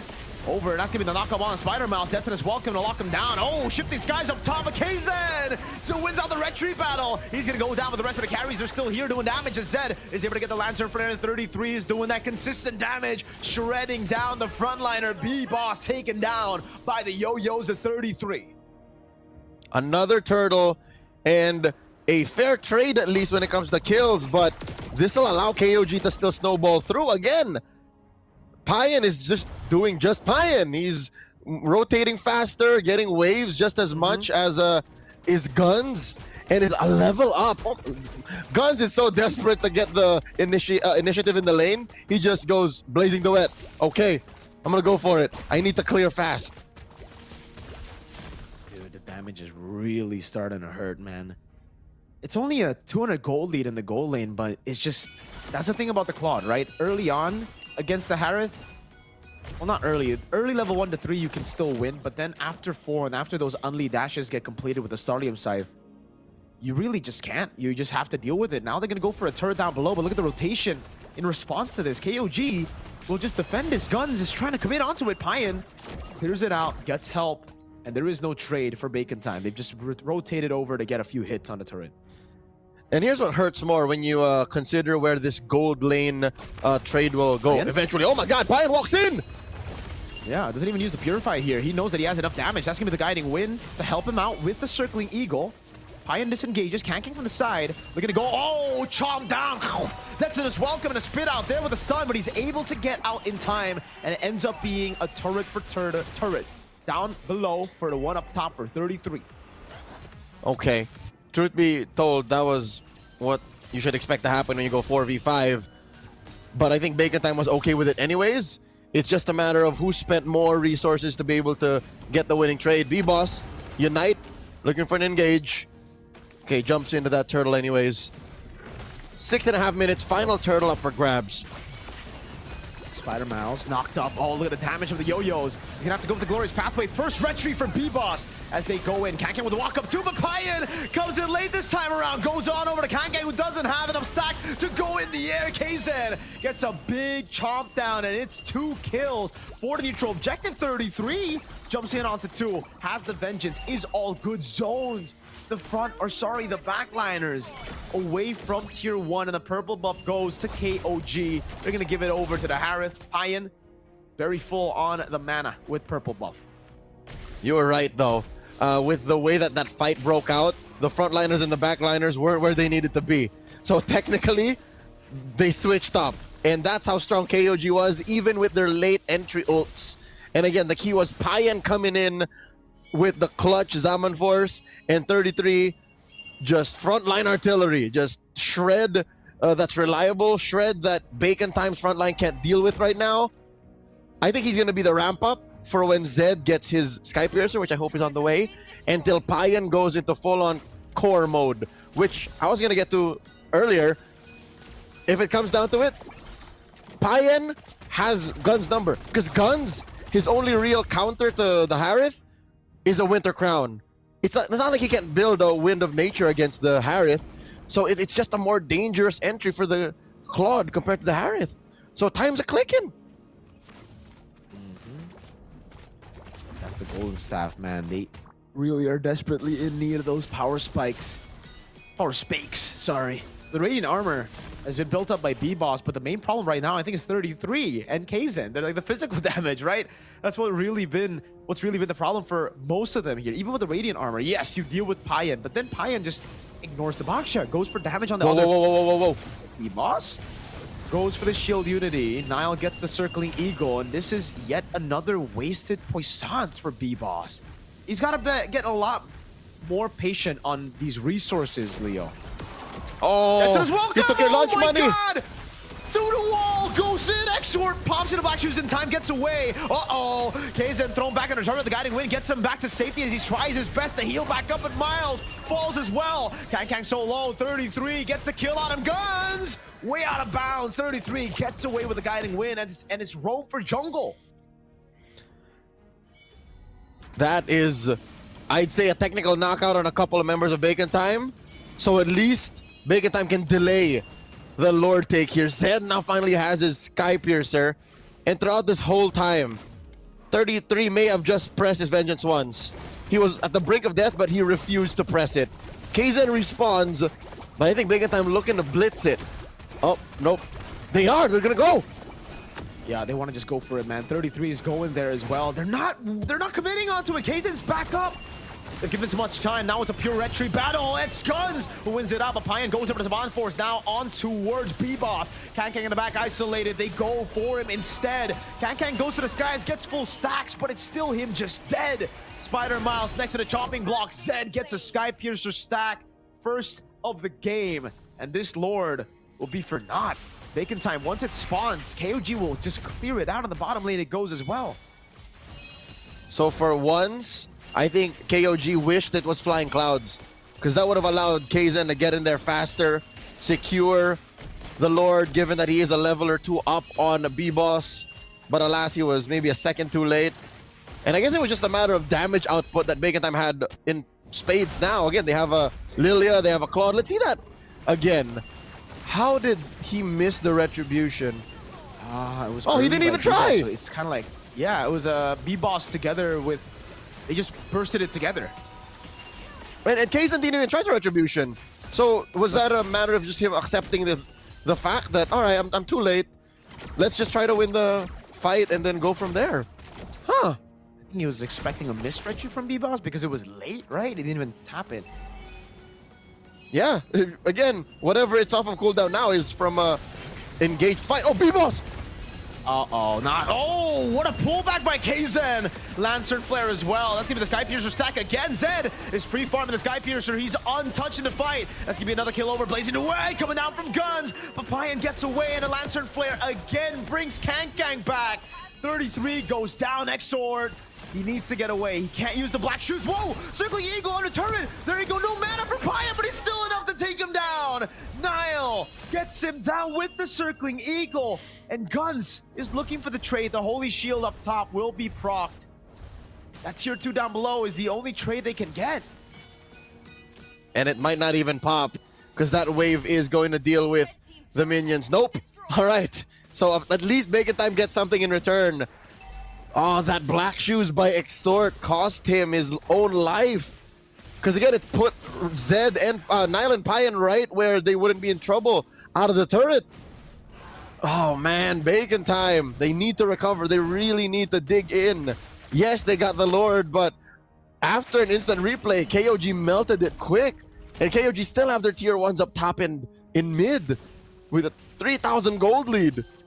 priority is still with KOG, and this is how you do an ube. They're ubeing better than the ube team out of MSL Thailand.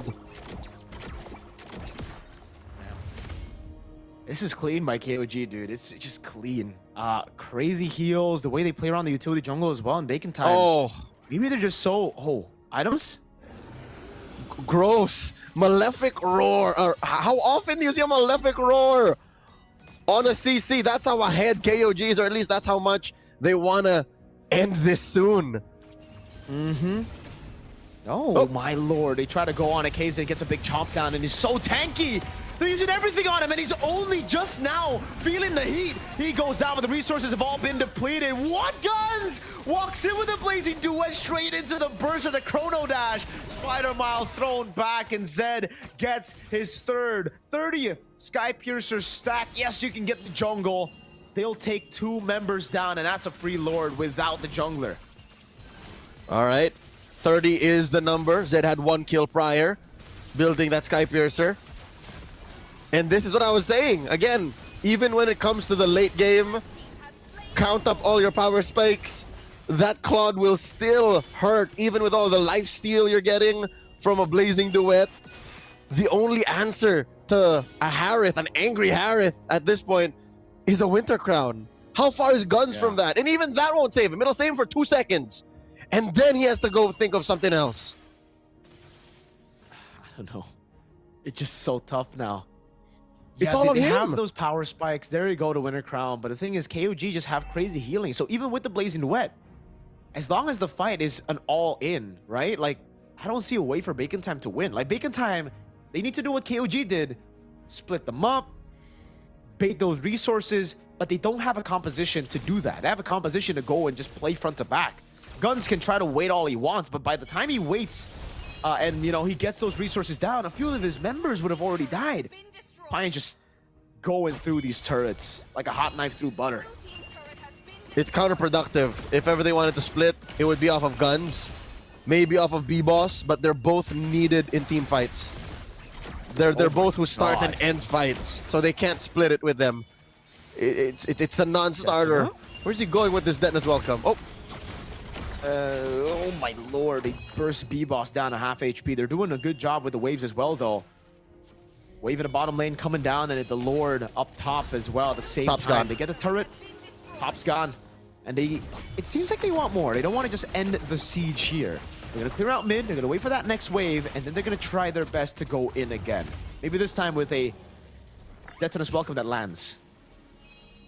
It is off of cooldown, so again, that is a mechanic of the ult. If you cancel it, its cooldown is significantly reduced. They will just continue to play the Hunger Games. And I think the safest route to victory is still a Lord in a minute. Same spot it spawns. They'll have to start pressuring long lane, which I can say KOG are built to do.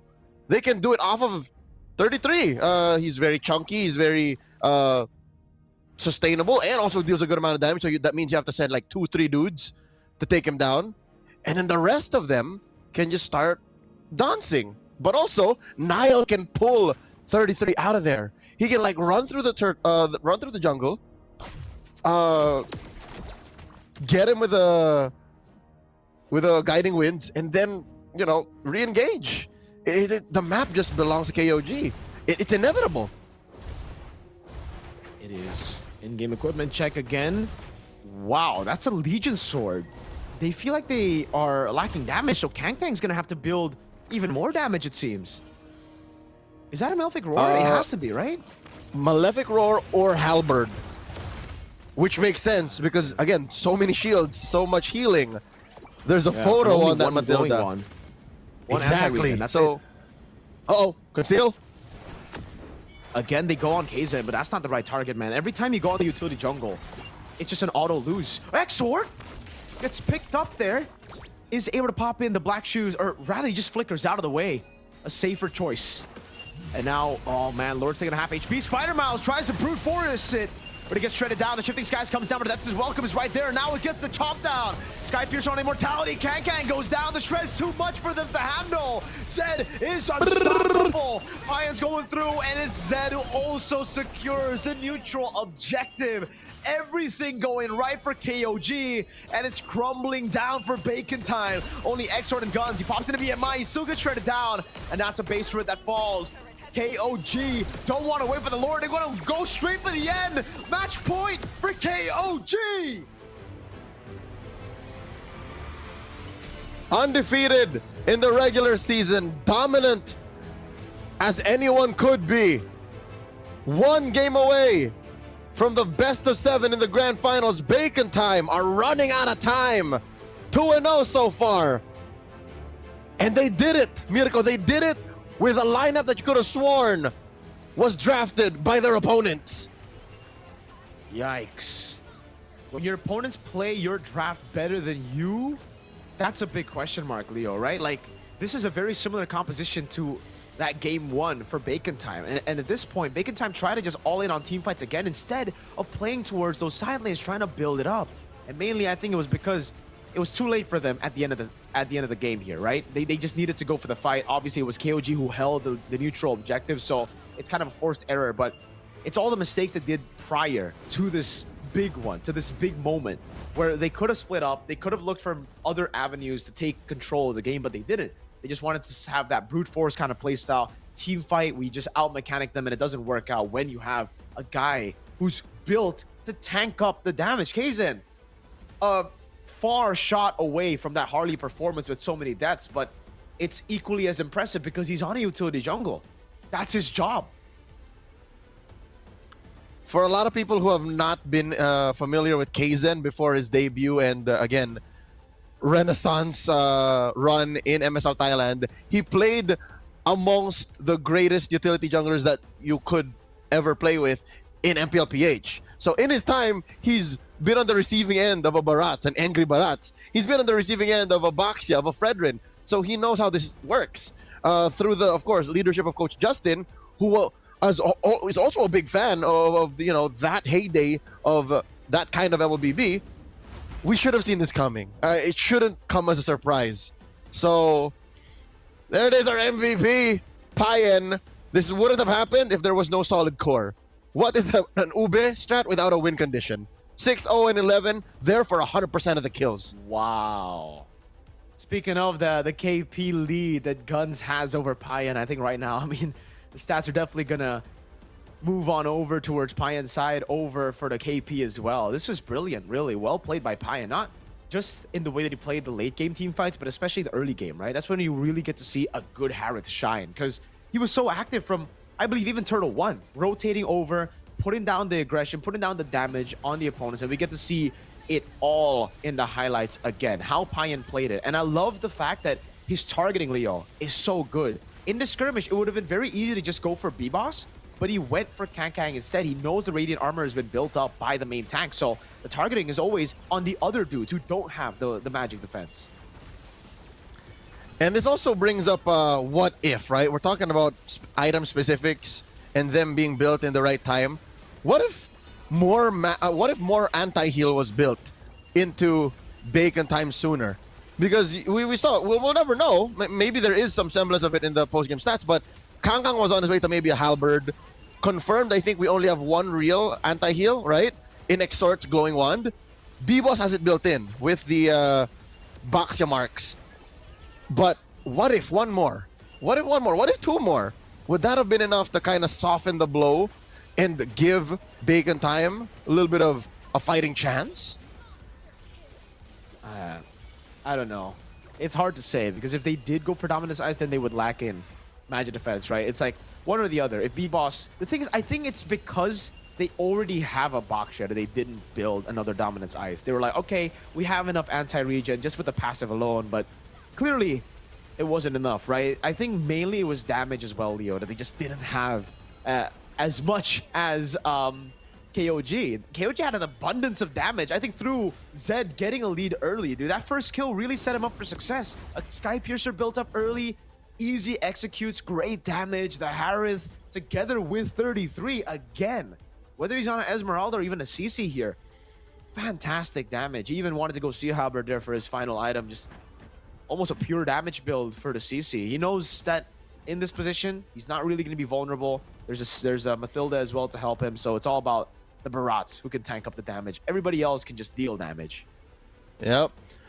That Sky Piercer on Zed was built at not an early time, not a late time, just about the right time. 8:45 or 9 minutes was when I started to see those gloves. And then they started to snowball on him. I think the game ended with him on 5 stacks. So 50, which again, if this game went longer, would have just all the more made it inevitable for KOG. This is a much faster game compared to game number 1. So what does this mean? Is Bacon Time running out of gas in the tank? Because, again, we mentioned this post game 1. They go back and forth, back and forth. Do we ube? Do we play closer to what the 2026 meta demands? And here we're seeing that live in action. It's happening before our eyes, before the good people in Ladprao Hall. They're like, so what is it, Bacon Time? Are you the ube team or not? We questioned it, whether they're going to have a change in style in game number 2, and they did. I think it was too much. We expected micro adjustments. We discussed through it as well. You still got to play through it towards your strength, but then we see KOG kind of steal those picks away, and maybe it was a case of Bacon Time did want to replicate the same style from game 1, but KOG just denied some of those picks away from them. The heavy team fighting with the Hara taken out, the juice in as well to split them up and to go for those long team fights. So I just give KOG props and credit for outplaying the boys over on Bacon Time. And now it gets, again, I know I sound like a broken record, but really difficult for Bacon Time. The first game, already momentum for KOG. The second game, now it's not just momentum, it's morale. Dude, it's a big mental blow to lose to your own strat, Leo.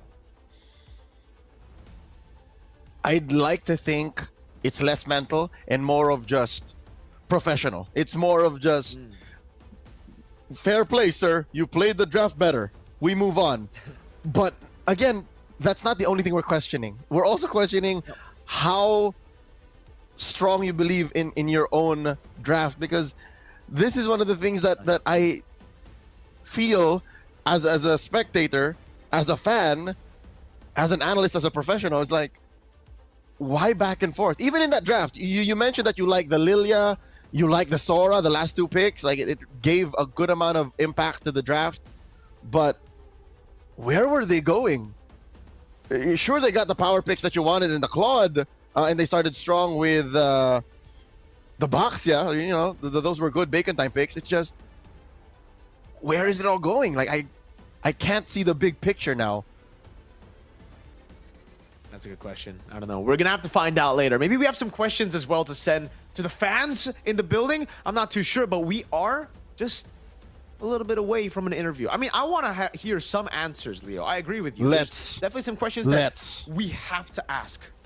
And, okay. Is it to the fans or is it to the coach? พันค่ะและใช่เฉพาะแบบนักเรียนนักศึกษาเต็มไปหมดเลยนะคะสำหรับโปรนี้แล้วก็ที่สำคัญนะคะก็มีโปรโมชั่นของซิมอินเทอร์เน็ตด้วยใช่วันนี้แค่เดินมาที่บูธของเรานะคะรับซิมฟรีเลยอุ้ยตายแล้วอันนี้ไม่ต้องเป็นนักเรียนนักศึกษาก็ได้ทั่วไป ใช่ไหม ค่ะบุคคลทั่วไปก็ได้ก็สามารถรับเสื้อไปเลยซึ่งปกติแล้วเนี่ยเสื้อจะมีมูลค่าที่690 บาทแต่วันนี้เราจัดโปรโมชั่นพิเศษเลยเดินเข้ามายื่นสมัครที่บูธของเราก็รับเสื้อไปเลยค่ะการสมัครนี้ต้องมีเอกสารอะไรไหมคะแค่ยื่นบัตรประชาชนใบเดียวก็ได้แล้วค่ะง่ายๆแบบนี้เลยเป็นซิมใช่ไหมคะใช่ค่ะเป็นซิมแบบเติมเงินค่ะแล้วก็อินเทอร์เน็ตไม่อั้นไม่ลดสปีดเลยได้นะคะสำหรับท่านไหนที่สนใจนะคะอย่าลืมว่าเวลาเราเล่นเกมหรือสตรีมนะคะหรือว่าทำงานอะไรต่างๆเนี่ยนอกจากที่จะมีอุปกรณ์ที่ดีแล้วนะคะอินเทอร์เน็ตก็ต้องรวดเร็วด้วยเนาะใช่ค่ะโอเคเดี๋ยวพาหนูไปดูได้ค่ะแล้วนอกจากนี้เราก็ยังมีบูธกิจกรรมนะคะสำหรับลูกค้าทูหรือว่า D-Tag นะคะแค่แจ้งเบอร์กับน้องๆที่บูธของเราก็ร่วมเล่นเกมของเราได้เลยค่ะวันนี้เรามีของพรีเมียมค่อนข้างเยอะมากๆไม่ว่าจะเป็นเสื้อนะคะผ้าห่มนะคะถุงผ้าหรือว่าของอีกเพียบเลยค่ะโอเคได้เลยขอบคุณมากนะคะขอบคุณนะคะเยี่ยมชมบูธนิดนึงอันนี้คือได้เลยเล่นฟรีได้เลย เล่นฟรีโอแล้วก็มีโอกาสได้เป็นเสื้อเจอร์ซี่แบบนี้นะคะ มีลุ้นสกินอีพิกด้วยใช่ไหมคะอันนี้ผู้เล่นจริงเลยผู้เล่นจริง สวัสดีค่ะเดี๋ยวหนูขอสัมภาษณ์กันเลยละกันไหนๆก็มากันแล้วนะคะ แนะนำตัวกันนิดนึงค่ะ ชื่อปอนค่ะ ค่ะ วันนี้มาเชียร์ทีมแน่นอน วันนี้มาเชียร์ ACT ค่ะ ดูจากเสื้อก็รู้ สีชมพู เดี๋ยวก่อน เล่นค่ะ มาเชียร์เบคอนค่ะ มาเชียร์ไปเขามีใครมาเชียร์ใครเป็นพิเศษไหมคะ ไม่ค่ะ เบคอนก็คือ เบคอนทั้ง ใช่ ทีมและทั้งใจ แต่ว่าช่วงนี้ก็จะเน้นนิดนึงพูดอยู่คำเดียวก็คือบอส อย่าเหลืองอย่าเหลือง บอสอย่าเหลือง เออ ประมาณนี้ค่ะ ได้ค่ะอีกท่านหนึ่งค่ะ แนะนำตัวกันนิดหนึ่ง ค่ะ ชื่อมิ้นท์ค่ะ มิ้นท์ ค่ะ อ๋อจริงๆแล้วไม่ที่นั่งคุยกันอยู่เมื่อกี้ไม่ใช่ มิ้นท์มาอยู่นี่แล้ว cover ค่ะ พยายาม cover ให้เหมือนอยู่ อ๋อ cover นะ อันนี้มาเชียร์ทีมอะไรคะมิ้นท์ แน่นอนค่ะ KOG นะ ทั้งใจเหมือนกันค่ะ มิ้นท์นั่นก็ขวัญใจ KOG นะ แล้วอันนี้ถามหน่อยว่าอยู่ที่ไหนกันคะ อยู่ไกลไหมคะจากตรงนี้ ใกล้อยู่ค่ะ อยู่ชลบุรีค่ะ มาจากชลบุรีเลยแล้วทางนี้ล่ะคะ อยู่ คุณ รังสิตค่ะ รังสิตก็ไกลเหมือนกันแต่ก็ด้วยใจรักนะคะรักในทีมรักในเกมก็เลยมากันอยู่ตรงนี้เนาะแล้วตอนช่วง regular season ที่ลีโดก็ไปด้วยกันไหมคะ ไปค่ะ ไปมา 2-3 รอบ หนูก็ไปค่ะ ไปประมาณ 2 แมตช์เหมือนกัน โอเคซีซั่น2ก็ยังจะคงอยู่กับเราต่อไปแบบนี้ใช่ไหมคะ แน่นอน แน่นอนเนาะเชียร์ทีมที่รักเกมที่รักเนาะโอเคมีอะไรอยากจะฝากถึงคนดูรวมไปถึงนักแข่งด้วยไหมคะ ฝากบอกว่าเบกทั้งใจค่ะมาเชียร์ถึงที่ขนาดนี้ขอพี่สักทีได้ไหมล่ะ นี่ ต้องอย่างนี้ต้องอย่างนี้โอ้ทางนี้บ้างอย่าให้ KLG ต้องเหงาอยู่คนเดียวเดี๋ยวช่วยเจอขนาดนี้จะยอมได้ยังไงคะ เมื่อกี้หลังบ้านเสิร์ฟแอปเปิลไทเซอร์เป็นกัมมี่แต่นักแข่งบอกว่าอยากกินเบคอนค่ะ โอ้เบคอนอย่ายอมโอเคก็เดี๋ยวไปลุ้นกันในเกมต่อไปหวังว่าเกมจะสนุกขึ้นนะคะโอเคขอบคุณทั้งสองท่านมากเลยค่ะ เอาละค่ะอันนี้ก็เป็นส่วนหนึ่งนะคะแต่ต้องบอกเลยว่าสำหรับท่านไหนนะคะที่ชมอยู่ทางบ้านนะคะหรือว่ากำลังจะเดินขึ้นมาหรือว่าออกไปพักนะคะตอนนี้ก็อีกสักครู่หนึ่งนะคะเราจะพาทุกท่านเข้าสู่การแข่งขันในแมตช์ถัดไปแล้วนะคะตอนนี้ก็เตรียมพร้อมกันได้แต่ก่อนอื่นเลยมาบ้างอยากจะให้ทุกท่านนะคะที่อยู่บริเวณด้านหน้างานนะคะเข้าร่วมกิจกรรมสนุกบริเวณด้านนอกฮอลล์ค่ะเขามีทั้งในส่วนของการ์ดกำลังใจสามารถเขียนนะคะแล้วก็นำการ์ดกำลังใจเนี่ยมาชูภายในฮอลล์นะคะเพื่อเป็นแรงสนับสนุนแรงเชียร์นะคะให้กับเหล่านักกีฬาที่เราชื่นชอบได้รวมไปถึงยังมีกิจกรรมค่ะถ่ายรูปภาพคู่กับสแตนดี้นะคะของนักกีฬาเหล่าไอดอลต่างๆก็ไปถ่ายด้วยกันได้นะคะแล้วก็ยังมีกิจกรรม 5v5 ด้วยค่ะก็สามารถไปเล่นเกมรุ่นลับโคสกินกันได้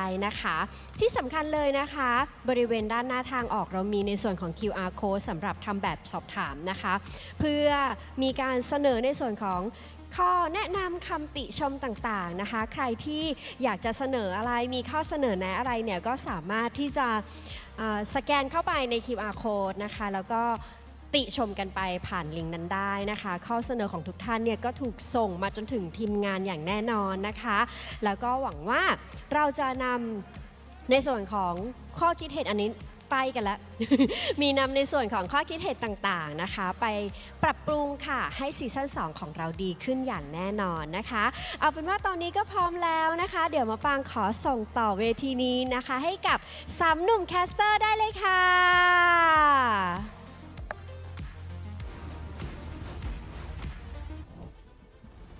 Kapkun, hi baby. Of course, talking to our very good friends at True. Again, thank you for making all of this possible here in MSL Thailand. And of course, getting a few words out of two very loyal fans. ladies who drove out and traveled from very far places in Thailand just to make it to Lad Prao to support their favorite teams, KOG and Bacon Time. Welcome back to the desk. My name is Leo. This right here is Mirko, and we are at the cusp of ending this best of 5 match point for King of Gamers. Hey, the King of Gamers have done everything right? In game number 1, they literally just outplayed that Ube style. They played their best compositions. KOG got their split, full mechanical style for Kaizen, and obviously they outplayed the full Ube style that we saw from Bacon Time. Bacon Time tried their best as well. Gotta give props for them in game number 1. They made a snowball game with an 8,000 gold lead very, very difficult to end. But in game 2, then they made too many adjustments. We expected micro adjustments, but they made a full adjustment over to their draft. Like, it was just completely different. If you covered the names of both the teams, you would expect Bacon Time to have KOG's lineup, right? It was a Mathilda Barats for the side of KOG. And with that win, this sets them up for a sweep. Ladies and gentlemen, can Bacon Time call in the Bacons? The Bacons. Well, The Bacons. Here's what's, Is that the fan base? Here's what's tough. Is that what they're called? We'll look it up. We'll work on that. They're dealing with so much more than being called the right community, all right? Because their team is literally 1 game away from getting eliminated, and a lot of people thought, wait, I want to get this right. Not a lot of people. Wait, I want to name the names of those who said Bacon Time would take it all home. Not to put them on blast, but because that's what they said. Be crazy. Be crazy. An MSL Thailand talent said, he loco. Well, that's his name. He said Bacon Time would be champion. So he's sweating bullets right now. He is the one who's like, of the 1, 2, 3, 4, 5 MSL Thailand talents who was asked, he said Bacon Time. Bird 5-star, Porpon, and Wawa said KOG. None of them said ACT. That's us. We say ACT. We're team ACT Yes. all the way. We're team twins, right? Our predictions say it. You don't see the sheet. You don't see the document, but we said ACT. Let's jump back into it. Game number 3. This could be it. We've gone to walls. We've gone to grass. And we're going to walls again. Hey, let's see it. Broken walls coming into it. And hey, maybe if you want to see the sheet, we can send the link over later, right? You guys can give us your own prediction as well. So KOG back on blue side. It's the Harley first pick. I think it's still going to be the same thing here. Not going to be too crazy. They're not going to try to change anything. Again, they also have the momentum coming into game number 3, right? I think for KOG, it's the best advice I could give for them would be keep it simple. Keep it just like in game 1. They try to go for something crazy with the Barats Mathilda game 2. I think it's enough. Now, go for the throat of the Bacons. I'm pretty sure our producers would not appreciate it. We gave everyone the link to the sheet. So you can just send Mirko your predictions at @FrederickLaw_ on social media. Okay, so into the draft. It's the same.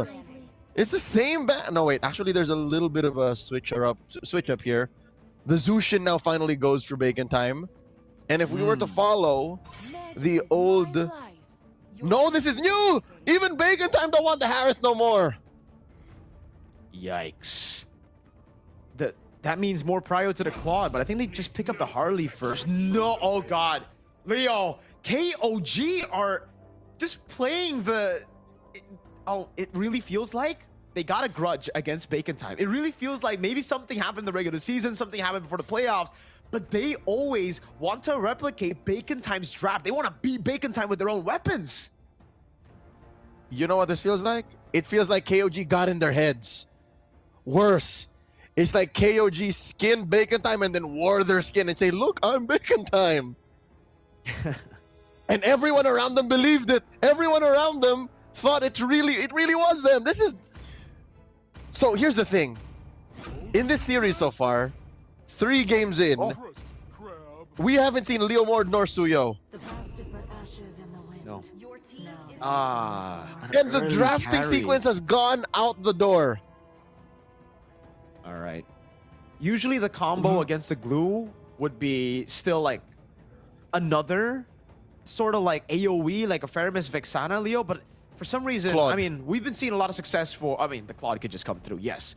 But I'm thinking more over to the mid lane later on, right? I'm not trying to predict the 2 picks here. I'm trying to predict what they are going for later. Could it be a possible Kalea Kimi? Never mind. We gotta scratch that. Zetian comes in instantly. All right. I guess they want to go for something different. I thought they would take up the Kalea first, and finally, Leo, we get to see the Suyo.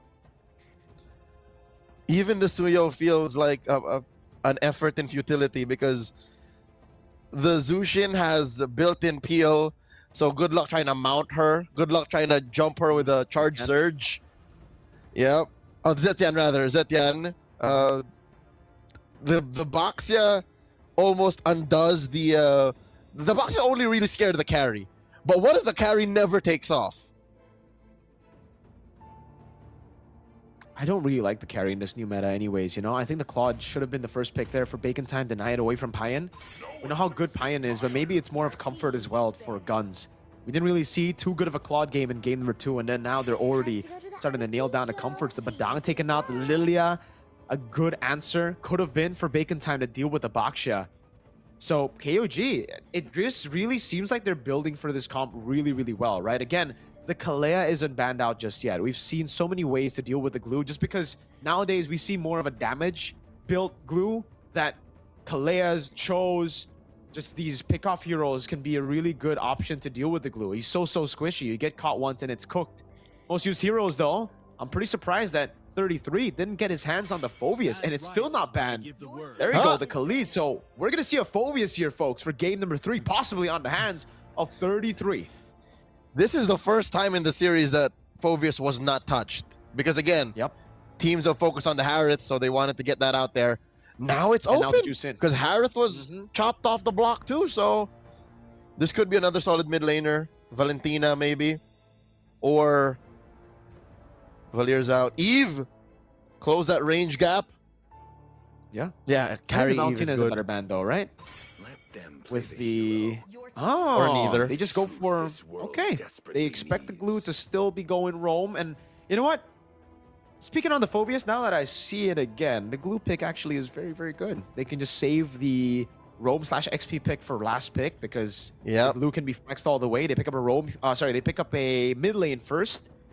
I really think the Valentina should come through. It's good for Peel. Right now. It's good against the Zetian in lane. And with whatever combo you set it up with, it will be good. Yeah.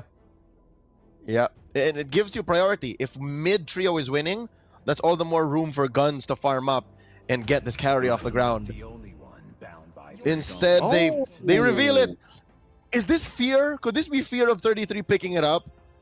So they just jump the gun and pick it up already, reveal where this glue is going. And again, it makes sense because at least they can make sure that mid lane wins. They can pick whatever the best combo for the glue is, but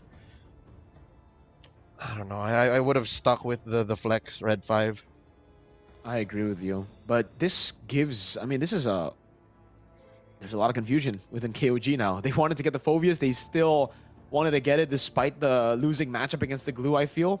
Just because it's a comfort pick for 33, but now they don't really have too many picks. I still think the Kalea can make it through. A really good Alice. And no Kalea, rather, it's a Cho. So instead of the healing, you get more range. You're faster. You rotate around the map faster. You have better gap closer as well. So there you go. It's just on the Cho, and why I didn't expect it is Phoveus gets a lot of benefit from... He benefits a lot from the Cho, from the Cho's kit, from all those dashes he has with the Jikundo and even the Shanpu.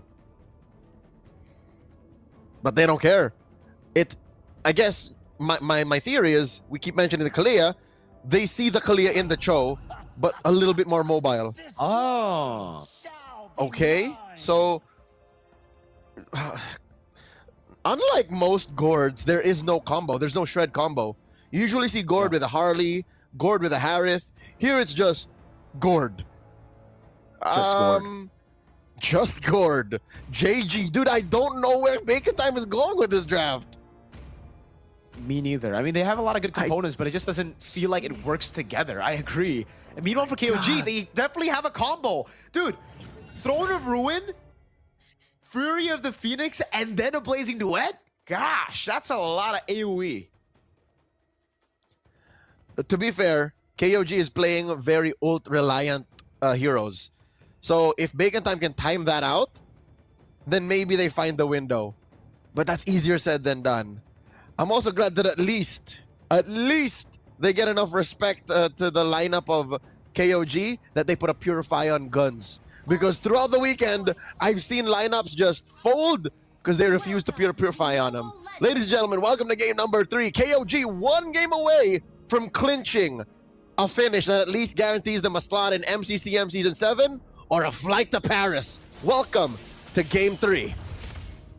Oui, Paris. Now with the instant clear, concussive blast, classic stuff on the Cho, goes straight into B-Boss's jungle now. Hopefully he doesn't save the red tree. Oh my god, it's always so nerve-wracking to see that. But Kaizen through that. He starts green camp on Bacon Time. You know what? I'm a fan of that. On the box shot, fast clearing. They get the lethal as well. So a new start to the jungle that we haven't seen before, I feel. And there is very little response from Bacon Time. I mean, on paper, it cost them gold, right? That gave Bacon Time 200 up. But all of their resources are still here. So it's just a matter of time till Kaizen gets it back. And he's up a level. Dear Lord, he's up a level. It's green, purple to green again. Kaizen. This time with no mid-prime. He goes for the red tree straight as well. That's a bit too greedy. But he gets out with the shield unity in the end. He just buys a little bit more time and B-Boss is able to clear it out. So it ends up being a leash for B-Boss. But again, that doesn't take away from the fact that the retribution will be timed with the turtle. And there will be more to get for Kaizen in the long run. It'll just take a little bit while. B-Boss now at level 4 has no more things to take from at least his side of the jungle, while Kaizen has 5 seconds to go through 2 green camps. The rest of KG have to find a way to delay. Taking time. It's a Queller that lands on Zed. Just a bit of poke here. Mid cleared out. Zed level 4. So is Exort. Nile walks up, dashes away from the slam, and 33 and Kankang both are level 4. They're fighting for the XP crab right now, and 33 is getting better of Kankang. He's got to be careful against the Alice. He can't just walk up like that. And he does get the XP crab, but he loses health for that. Oh, B-Boss, maybe a quarter XP down. Oh my god, gosh! Oh. Crazy burst. Fear the Phoenix lands though. Onto Exort. He flickers out of the way. Kaizen walks up and has to be B-Boss locked down completely. Has the Blade Surge to get away. Blazing duet by Payan under the tier 1. And now it's Kankang who walks up then for a pursuit from Kankang. They take him down. But Zed takes him out as well. At the end of the day, it's a 2 for 2 as Zed tries his best to make it 3 for 2. Oh, and Bacon Time are relentless. They continue to pressure the turtle here. Nice projectile thrown out. Throne of Ruin, no one home. Yeah, completely whiffing there. The red tree from B-Boss with the Soul Sever. It's a win for Bacon Time. The Mountain as well as 33 flickers out with the glue mounted. Spider Miles, no flicker. This will be a free kill to KOG. Oh god, the Patrick gets kicked under tier 2. Mayonnaise is not an instrument. To be fair, I don't think they needed the kick. Oh my god, gosh! Payan! Well played, Hexord. Kaizen walks up with the shield unity now, as well as now with the concussive blast and just the base damage of the 2 tankers. They get him down.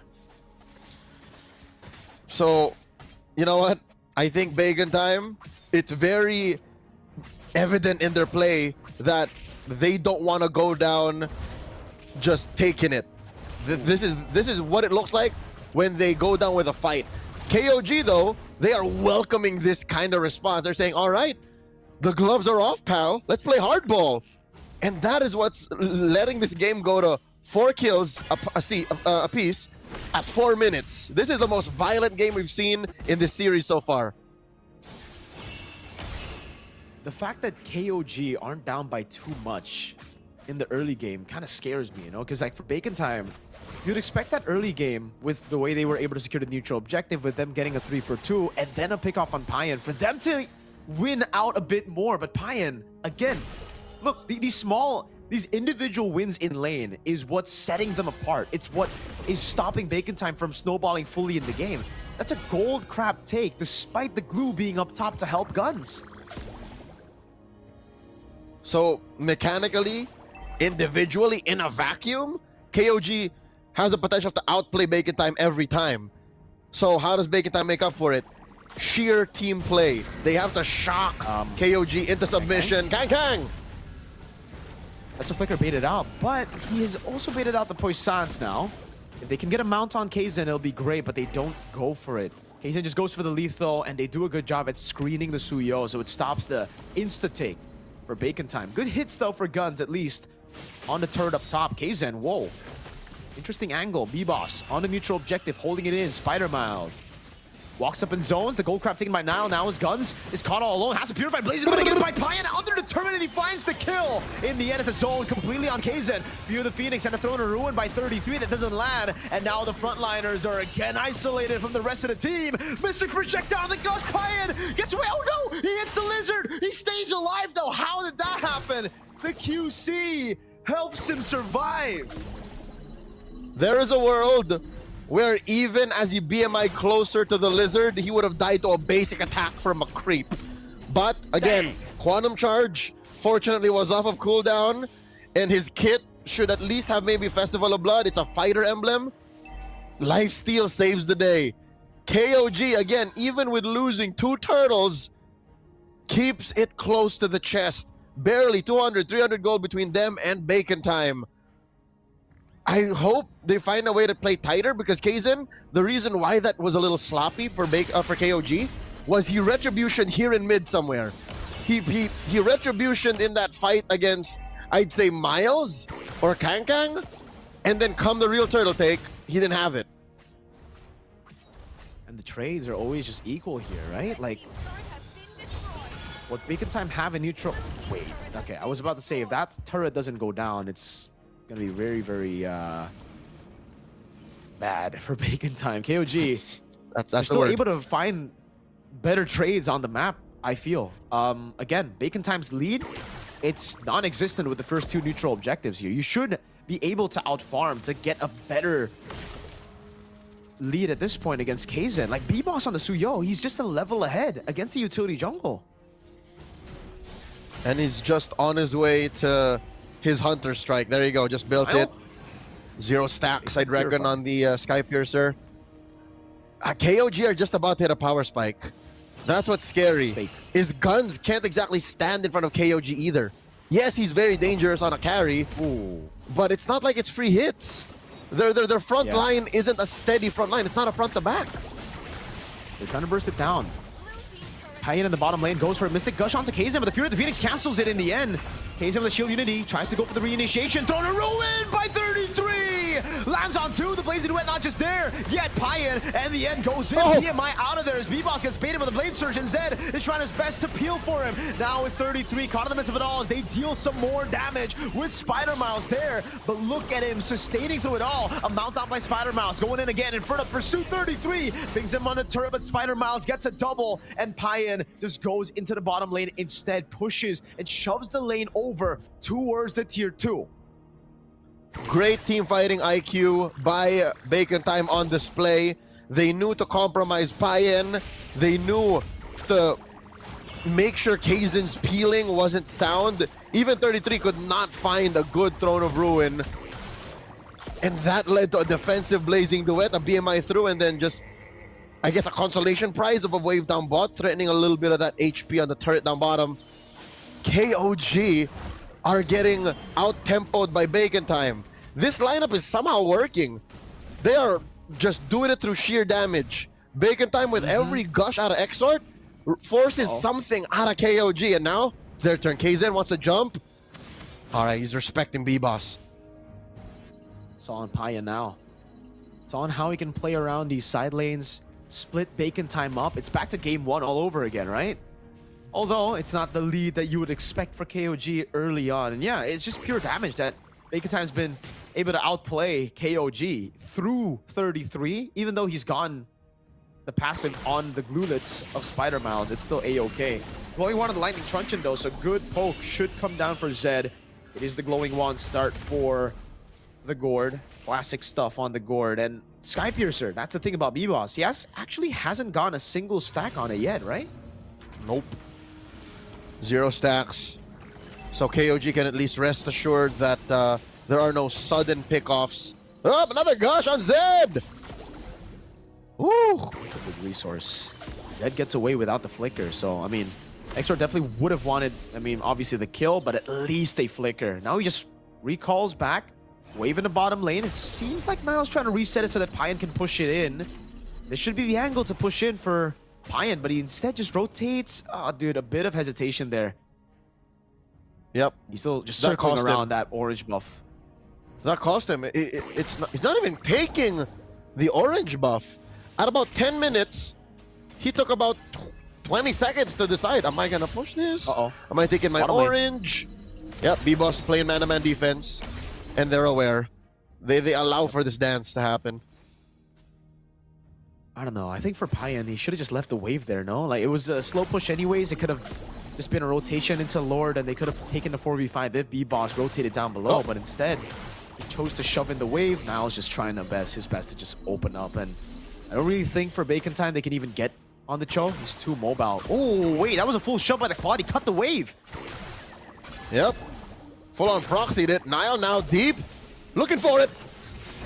Way the Dragon. Instant Purify, but the throw in the room and locks him down. 33 in the back line, and now the follow of his guns is able to burst him down. It's Payan and Zed in the back line doing damage, but it's going to be KZ brought into the Mystic Gush and the Shred. Payan with a blazing duet gets the kill, flickers it forward. A crazy move by Payan, and he gets a double. In the back, though, it's Zed who picks up the kill, but now gets caught as B-Boss gets 2 stacks on the Sky Piercer, and it's all on Payan against 2 members. The Mystic Projectile, Payan is able to dodge away from it. And Bacon Time get all the wins with a turret in the mid lane as well. And even if it looked good for Payan, the order in which the heroes fell was not the way that they wanted to. BMI just to check. Payan comes through. Oh! What a play! Pops into BMI, waits for it, and B-Boss left Exort alone. He instead went for the neutral objective. What an MVP performance by Payan, back-to-back games. Asserting himself, and now they will secure Bacon Time with a single mistake. Exort gets punished, thinking he can take Payan one-on-one. They lose the Lord from underneath their fingers. It slips. It slips from out of their grip, Miracle. A free turret in the mid lane, a wave up top built up, and you see the timing, they delayed the Lord take so that it spawns over at 1240 instead of 1210, so they would have time to set up the waves properly for a siege. Payan, what a dude, what a guy. Leo, we said it was all up to him, and he took on the task. I mean, the way that the team fight started, it was all on Payan, and it ended on Payan too. So he saw an image of it in his head. All he had to do was wait for it, and he did. Exort was where he needed to be. Exort knew what was going to happen. And it was just all basic attacks. That's what's ridiculous. There were no duets involved in that pickoff. And that scared the bejesus out of B-Boss. Without Exort, there was no way he was going to do that against Payan. He knew he was going to lose the 1v1 too. So now they're staring down the barrel of a 3-lane push. They might lose even an inhibitor or 2. This is painful. Lord shoves in the bottom lane. They have really good clear. Now try to go in there, but wow, even just with the Lord, they burst it down. A bit of hesitation from Bacon Time to actually clear that out. Guns save the ultimate for quite a while, and they lose out on far lane, so massive win for KOG. KOG are in the driver's seat. They are in control of this game. They can take it as slow or as fast as they want to. And you know what? If Kaizen is happy with his kit right now after his 3rd item, of all the heroes on their lineup, he's the one who can actually afford a Sky Piercer.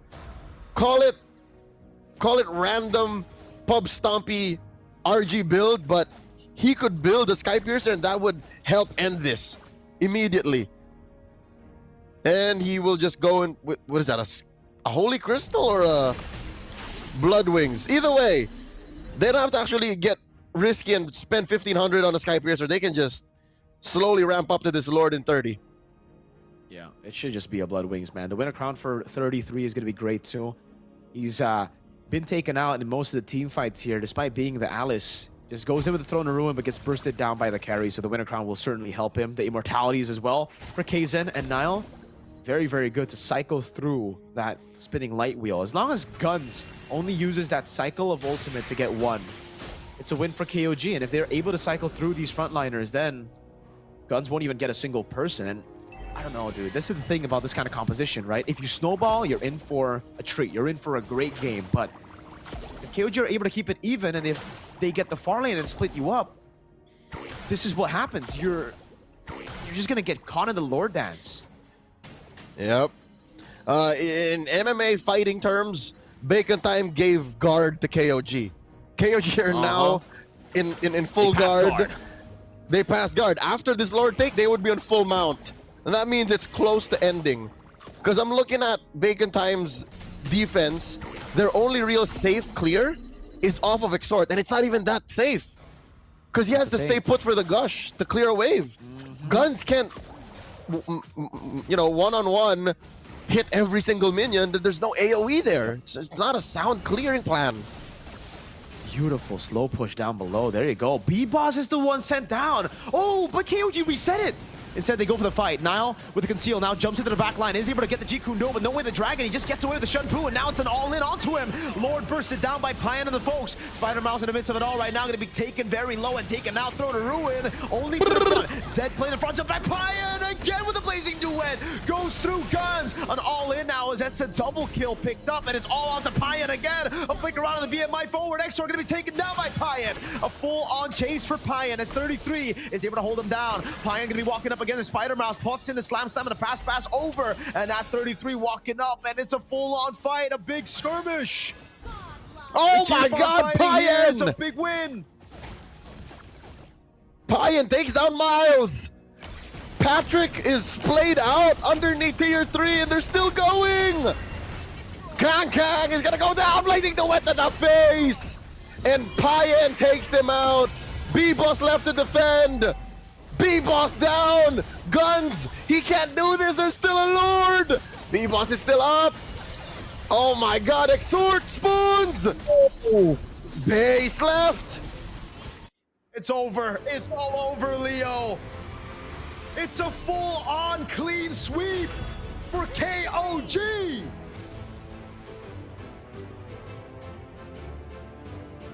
Undefeated in the regular season. Dominant throughout the maiden voyage in MSL Thailand. KOG, King of Gamers Club, goes to the grand finals, felling a Bacon Time, closing it in 3rd place. The fan favorites, Bacon Time. A rude awakening here, definitely. A 3-0 was not what even we expected. We expected KOG to go through with a 3-1. That was the predictions earlier that was shown on screen. Bacon Time, they gotta suffer through this very painful loss, man. Obviously, they tried their best. They tried to find new ways to play outside of the Ube, but it just did not work. Niall split them up at first. They were able to bait out Guns and no Winter Nature. That's what led to Payan getting a crazy BMI into the back here. Look at the angle. It was all on Payan, right? Goes through, no ult for Guns. He had to take it like a good boy. All those shots. And Payan just, he was the star of the show, man. The BMI in front as well. They played it through, and then the chase. He stole the show, Payan. Whether it be a blazing duet, an art of thievery into a few basic attacks, Payan is a lethal weapon. Dear God. Payan was the key to open the door to make it to the best of 7. He's got to be the MVP. No way. He has to be. Nothing against the 4 others. It's just Payan was a gift from the gods in Game 3. He's played the match for sure. There's no way anyone else takes it over him, dude. He had a phenomenal job at turning things around. Every single turn was on Payan, right? The turnover Lord, the outplay on to 2 against Exhort, against B-Boss. It was on Payan. And in the final fight, again, the team looked like they were in shambles. It looked like a winning fight for B-Boss and the boys on Bacon Time. but then the turn happened again. Exort was left alone. They isolated themselves, and it gave the Claude so much space to do what he wanted to do. 3-0 at the end of the day. We're going to see an interview later on, and I would love to hear some answers, right? Because at this point, we saw how they played. We want explanations as to how it happened, Leo. How the heck was Payan able to take control on the Claude in Game 3 and in Game 2 on the Harith? I think it's less a matter of what hero he gets. Because if you ban out both, then that means the rest of the draft opens up for KOG. So this just shows that between 33 and Payan, and I'd say maybe even every one of them, this is just how most super teams work, right? Every single player on the team is a superstar. And it's just a matter of who you activate at the time that leads to these big dubs. So KOG, there's what, an hour or two before they play in their grand finals? Who's going to be the star in that best of 7? Because ACT are watching closely. ACT are putting them under a microscope. ความสนุกคอนเทนต์นะคะแล้วก็การเล่นฟอร์มการเล่นต่างๆของน้องๆตั้งแต่รอบ regular season นี้จนถึง pay off ในวันนี้เลยนะคะทุกเรื่องราวเนาะทั้งแพ้แล้วก็ชนะตลอดการเข้าร่วมการแข่งขัน MSL Thailand Season 1 ที่ผ่านมาค่ะและนี่คือทีมเบคอนไทม์ให้น้องๆนะคะได้โค้งขอบคุณแฟนคลับและขอเสียงปรบมือให้กับเบคอนไทม์เดี๋ยวก่อนลูก อย่าเพิ่งไปค่ะอย่าเพิ่งไปไปมานี่ก่อน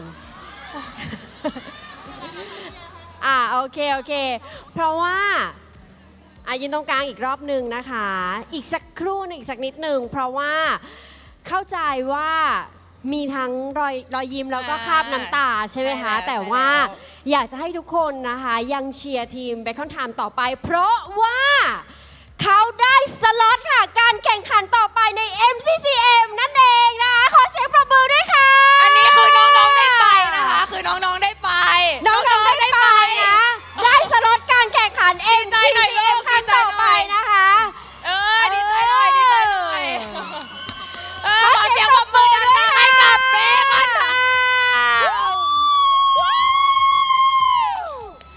ช็อกเลยช็อกขอบคุณนะคะสำหรับความสนุกเดี๋ยวตอนนี้ให้น้องๆไปพักก่อนนะคะขอบคุณมากเลยค่ะเบคอนไทม์ขอบคุณมากค่ะ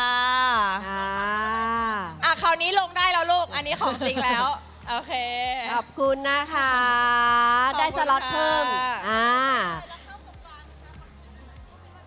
ใช่แล้วก็นี่แหละเราบอกแล้วว่าทุกอย่างเกิดขึ้นได้ในการแข่งขันครั้งนี้นะก็คือเมื่อกี้แอบเสียใจไงแบบใช่กำลังช็อกอยู่แต่ช็อกหนักกว่าเดิมตรงที่ได้สล็อตได้ไปแข่งขันนะนั่นเองมาลุ้นกันกับ2คู่นี้ดีกว่าเนาะใช่แต่ก่อนอื่นเราสัมภาษณ์ก่อนไหมสัมภาษณ์ก่อนเนาะเพราะว่าวันนี้ KOG ม้วนเดียวจบ 3-0 เลยขอแสดงความยินดีด้วยนะคะสำหรับการแข่งขันในสายล่างในวันนี้นะคะแล้วก็เข้าไปสู่รอบแกรนด์ไฟนอลไปเจอกับ ACT เตรียมแผนมาหรือยังรอบที่แล้วเราแพ้เขา 3-1 รอบนี้เราเตรียมแผนมาหรือยังเตรียมมา 7,000 แผนแบบที่พี่ฮิวบอกยังเหลืออีก 7,000 แผนโอเค7,000 ทีมนี้เขามี 7,438 แผนยังเหลืออีก438 แผนที่ยังไม่ได้เอาออกมาเล่นถูกแล้วที่ทีล่ะคะว่ายังไงบ้างจริงๆผสมมาหมดแล้วครับเหลืออีก2เป็นบุ๊ก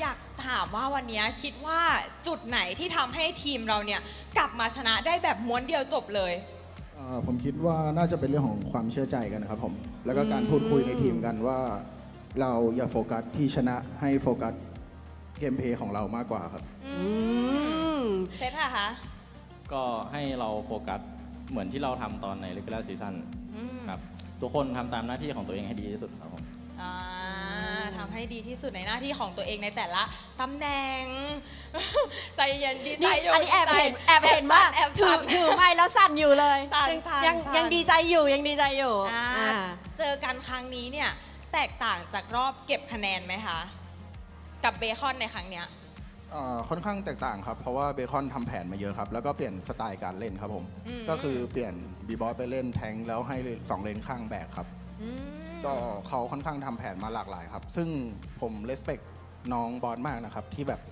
ระยะเวลาแค่นี้แต่ทำให้ได้มาถึงขนาดนี้ครับ แล้วก็ผมยินดีด้วยที่ได้ไป MCCM นะครับได้อีกสล็อตหนึ่งเป็นข่าวที่ดีมากเลยครับ ใช่ถือว่าเป็นข่าวดีเนาะแล้วก็เป็นข่าวดีกับทีมเราด้วยที่จะไปลุ้นต่อถึงแม้ว่าตอนนี้ก็คือต่อให้ได้ที่1หรือที่2ก็ได้ไปเหมือนกันเนาะใช่ค่ะ ใช่ อันนี้ก็คือเพิ่งรู้กันเมื่อกี้เลย ใช่ ตอนแรกเราเก็บความลับกันเอาไว้แบบว่าไม่ไหวแล้วอยากจะบอก รู้กันอยู่ อยากจะบอกให้ทุกคนรู้แต่ว่าเรารู้พร้อมกันดีกว่า ใช่ลุ้นสุดท้ายค่ะ ถึงในเกมเนี่ยเราจะเป็นคู่แข่งกันเนาะแต่ว่านอกเกมเราก็ยังเป็นเพื่อนกันเป็นแบบเป็นพี่เป็นน้องกันนะคะในการเล่นเกม มีอะไรอยากจะฝากบอกถึงน้องๆเบคอนไทม์ไหมคะ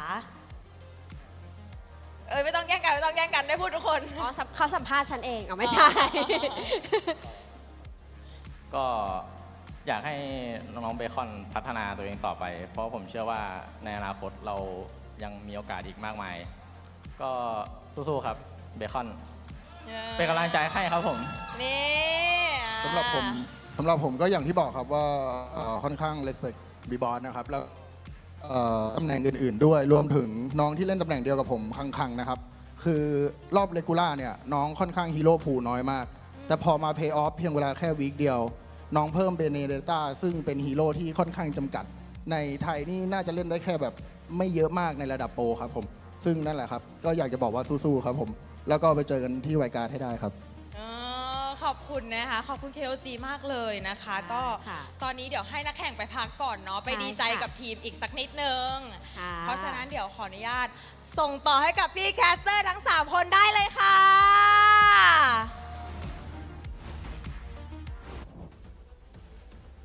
Here from Zed and 33 after winning that bout again. Zed, also known as the Thai Kyrie. I have a few translations from that interview.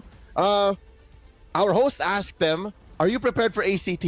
Zed mentioned we saved up about 7,000 plans for them. I don't know if that's an actual figure. 7,000? When asked about, I don't know if that's an actual estimated calculation. Facepalm was just feeding me translations. What are the turning points for this match? Zed said focus, just like in the regular season, and doing our parts. And 33 said communication and trust and supporting each other emotionally. Man, that's a very important part, you know, the bonding between the team, right? Having the chemistry, having the synergy built up, it's through bonding. It's through helping each other emotionally, physically, and getting there mentally as well, right? And I think they were ready in all those aspects, Rio. Especially, I guess, emotionally. They were ready for that lower bracket final. And should be ready for grand finals too, emotionally. If we're ready emotionally, you know? Yep. Also, 33 was asked about the difference between facing Bacon Time now and in the regular season.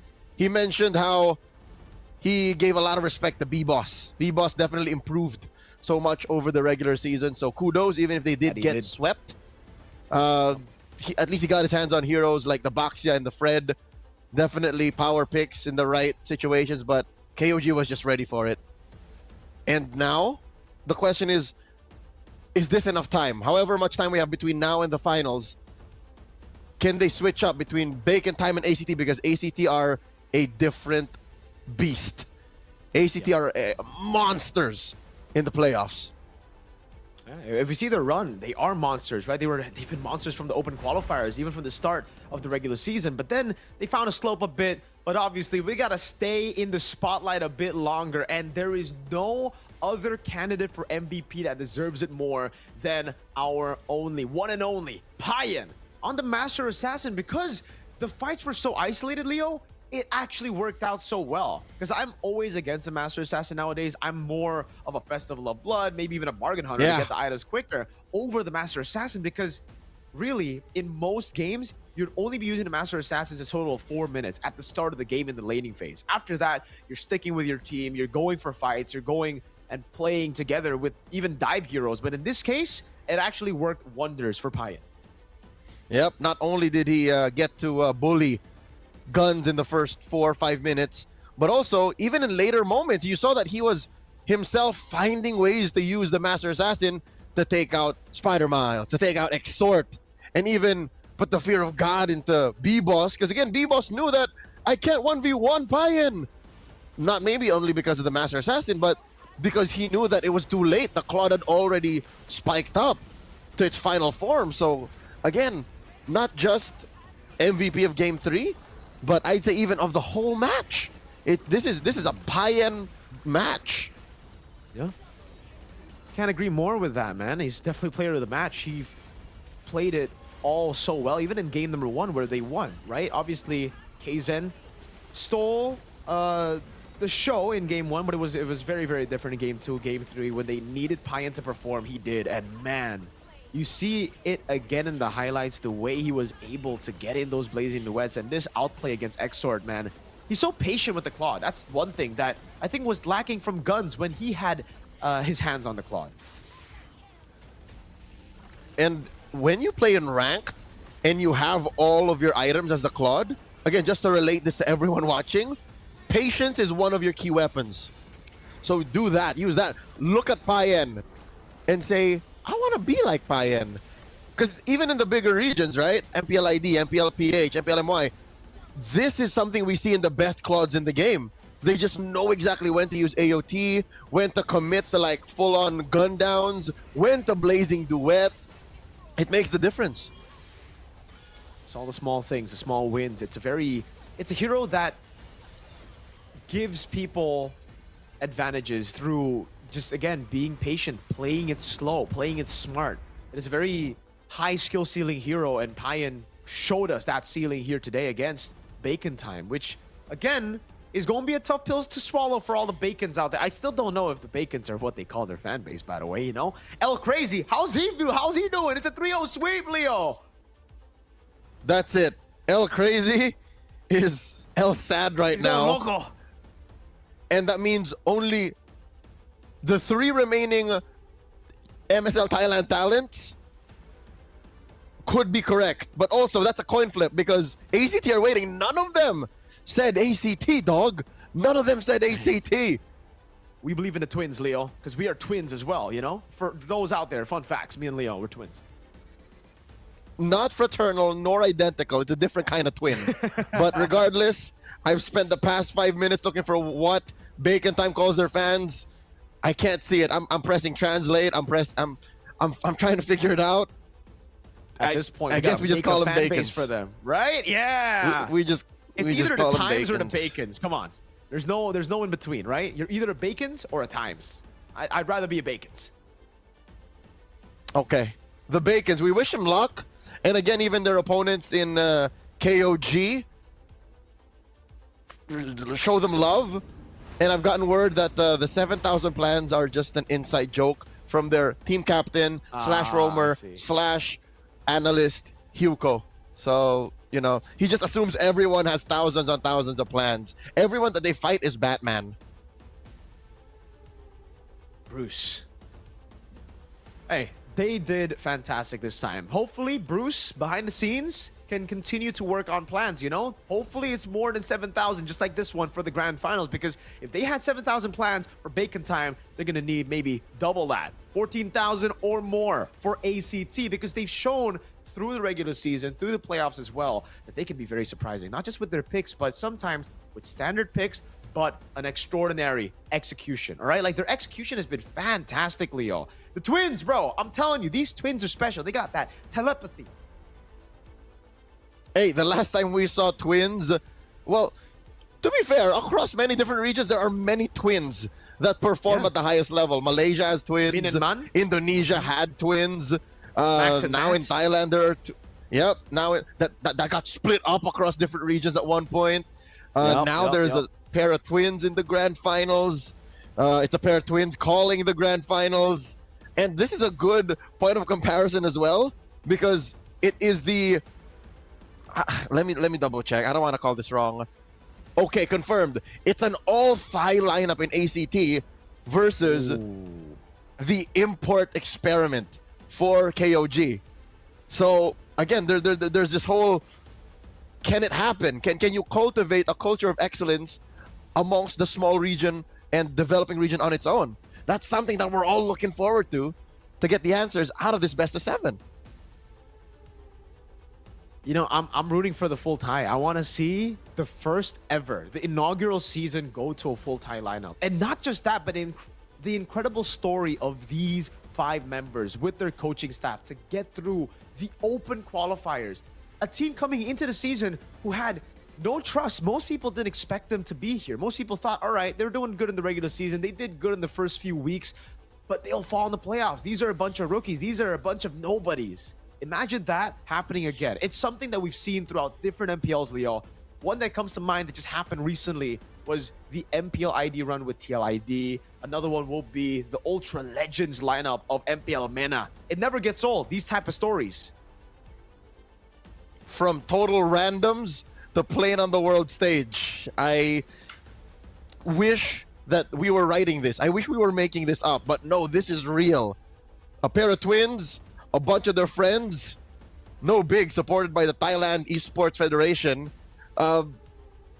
This is what dreams are made of. This is esports. This is MLBB. This is MSL Thailand Season 1. The grand finals is just around the corner. We're going to go on a quick break. When we come back, better watch out for the best 7. My name is Leo. That's Mirko. Don't go anywhere.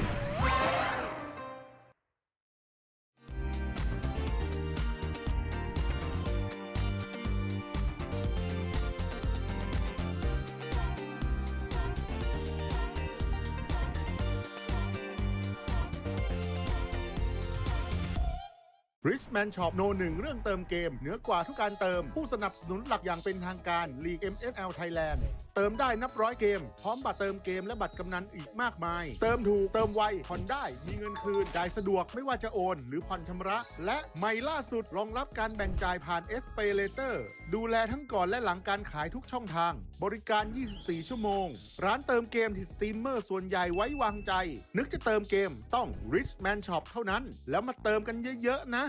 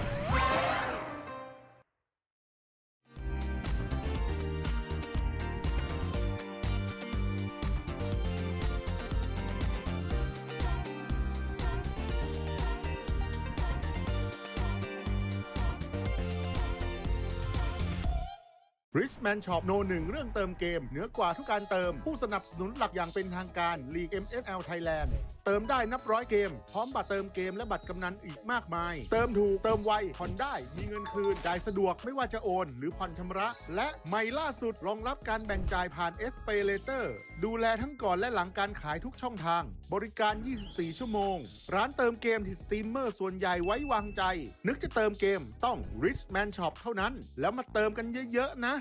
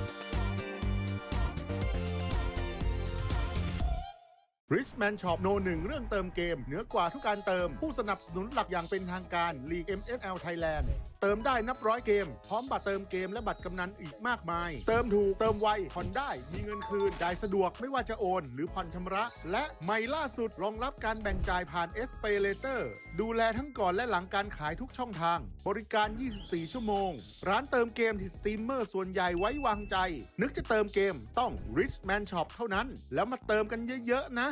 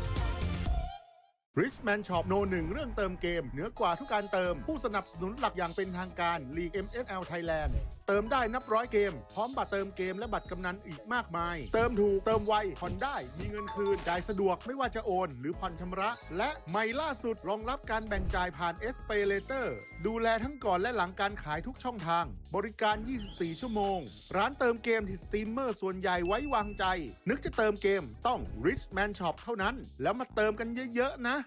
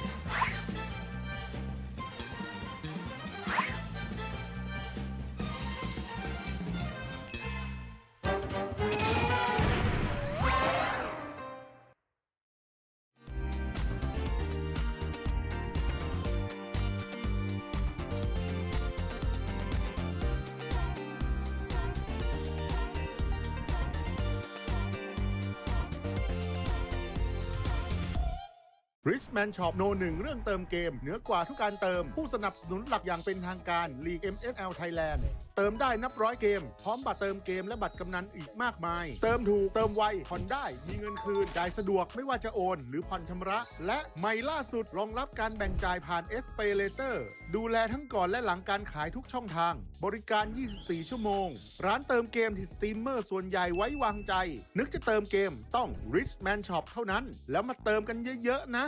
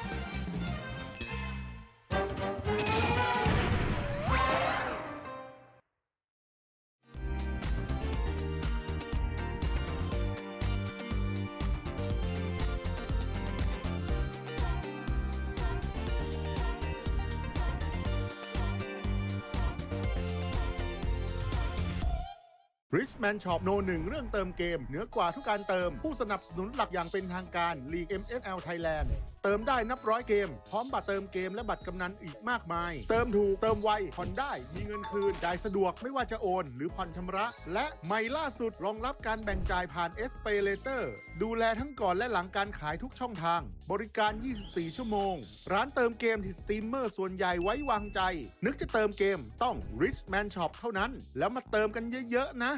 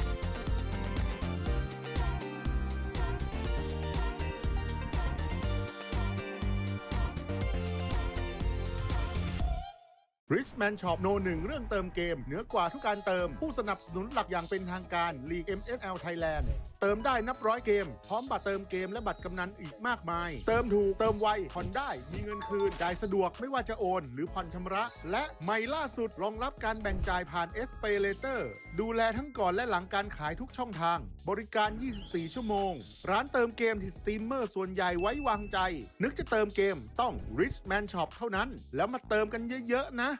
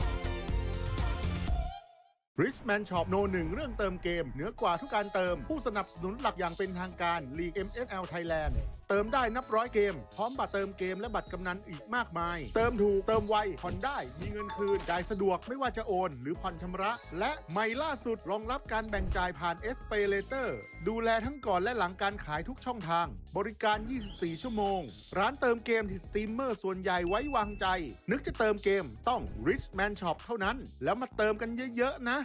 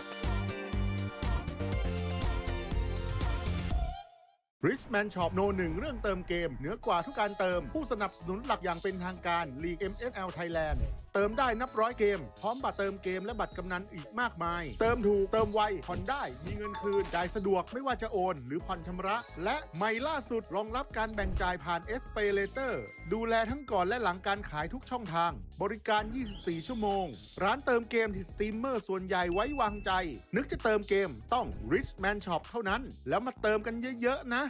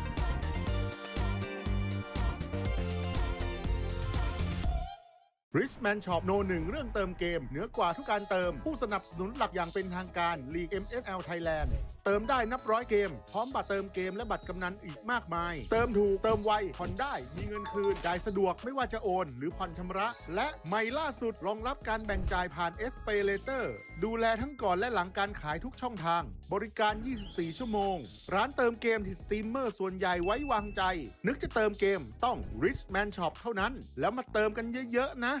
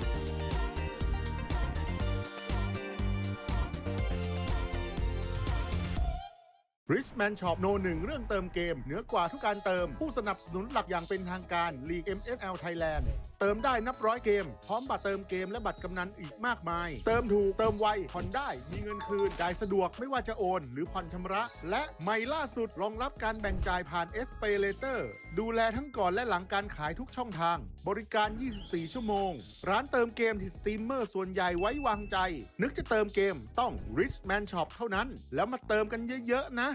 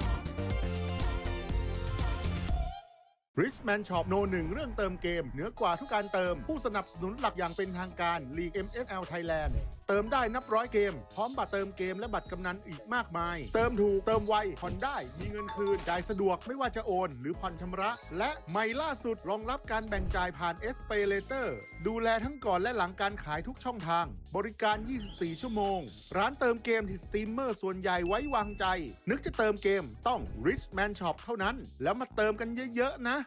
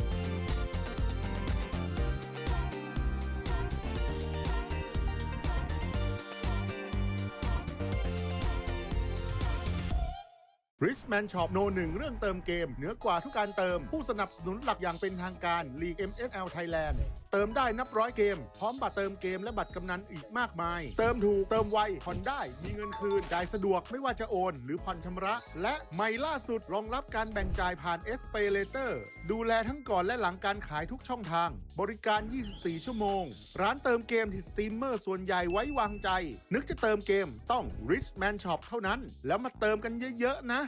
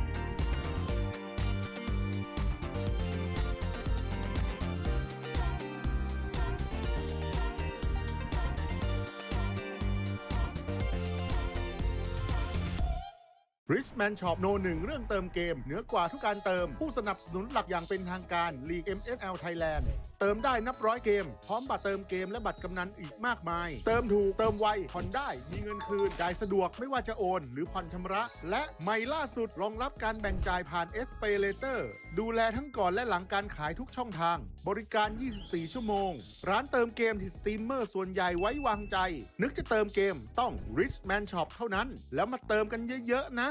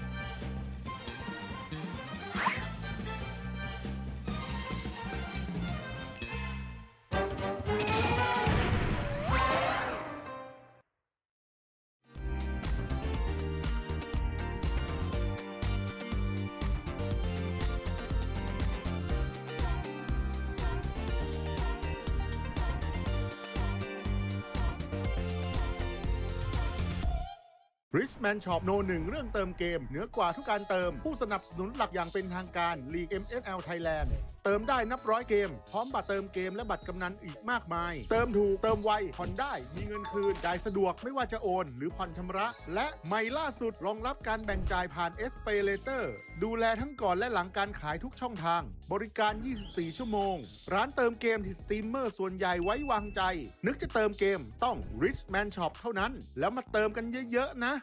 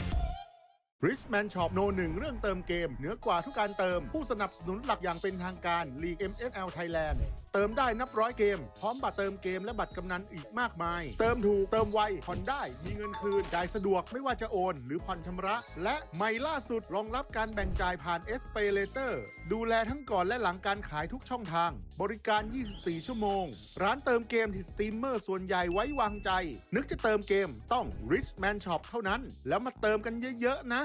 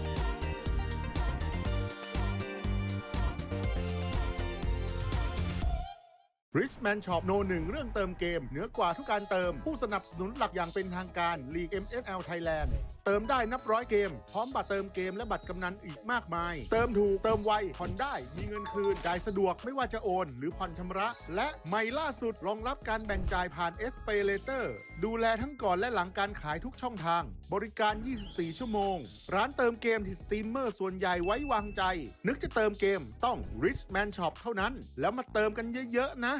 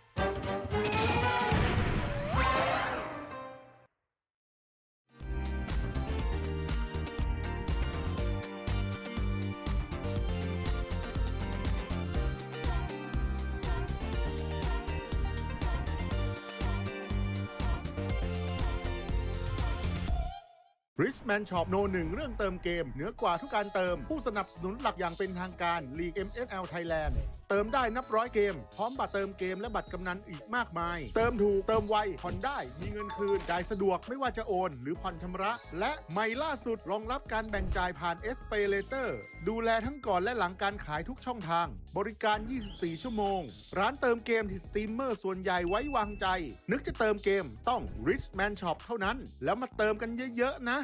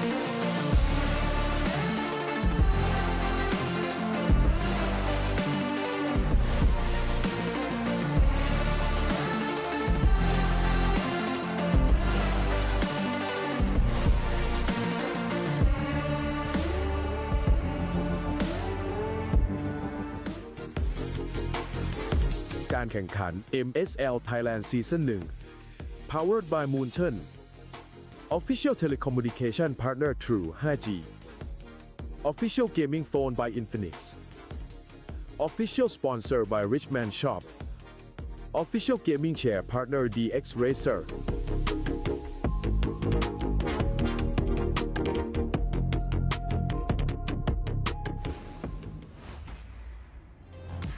สวัสดีค่ะ โอ้โห พี่ปางตอนนี้นะคะ ก็ใกล้จะถึงเวลาสำคัญนาทีประวัติศาสตร์ของ MSL Thailand Season 1 แล้ว ใช่ค่ะเพราะว่าอีกสักครู่หนึ่งเนี่ยเราก็จะได้รู้แล้วนะคะว่าใครจะได้เป็นแชมเปี้ยนในซีซั่นนี้ ใช่ คือลุ้น คือบอกเลยว่าเกมเนี้ยมันต้องเดือดมากแน่ ๆ เลยนะคะ ใช่ค่ะ เพราะว่าผู้ที่ได้เป็นแชมป์นะคะในซีซั่น1รายการนี้นะคะก็จะได้ตั๋วไป MSC 2026 ค่ะ รอบไวล์การ์ดนะคะที่ปารีสประเทศฝรั่งเศสนั่นเอง ใช่ค่ะ และสำหรับที่ 2 และที่ 3 นะคะ ก็จะได้ไปกันต่อที่ MCCM นะคะ ใช่นะคะก็ไปตามลุ้นกันนะคะ เรารู้เบคอนได้ไปแล้วใช่คือเบคอนได้ไปแล้วนะคะ แต่ทีนี้เราก็มาลุ้นกันเนาะว่าใครจะได้ไปไวล์การ์ดใช่ค่ะพูดถึง ACT สักนิดหนึ่งเพราะว่าตอนนี้ก็คือ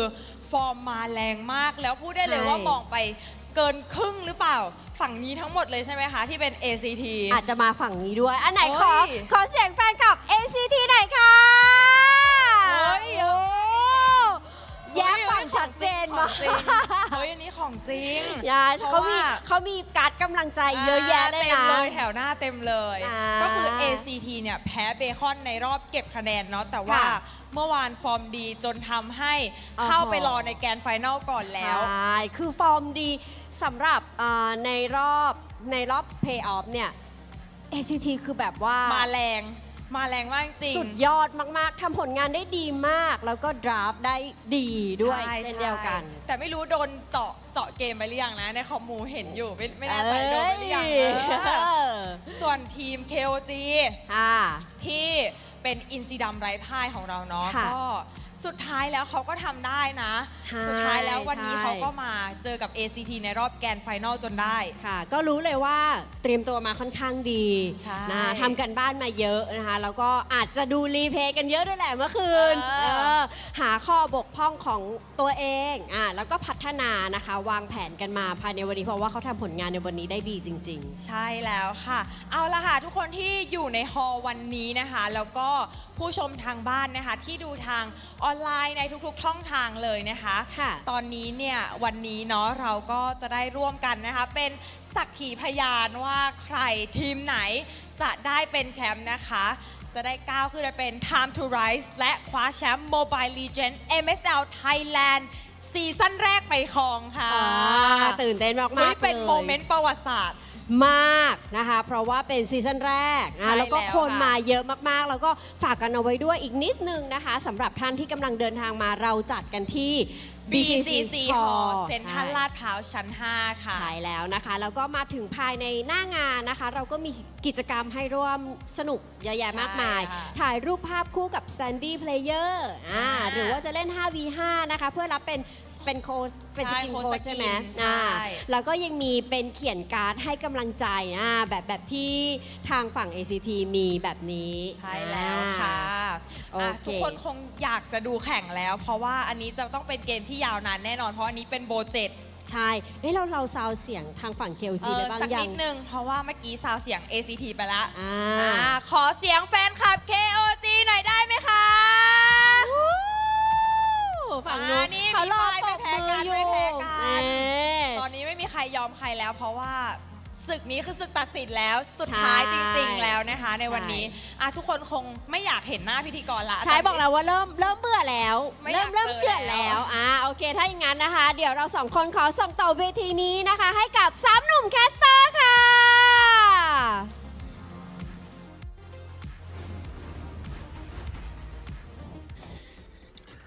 From ending the season smack dab in the middle of the standings to being the first to punch their ticket to the grand finals, they face the wrath of the Kings who have crawled their way through the lower bracket.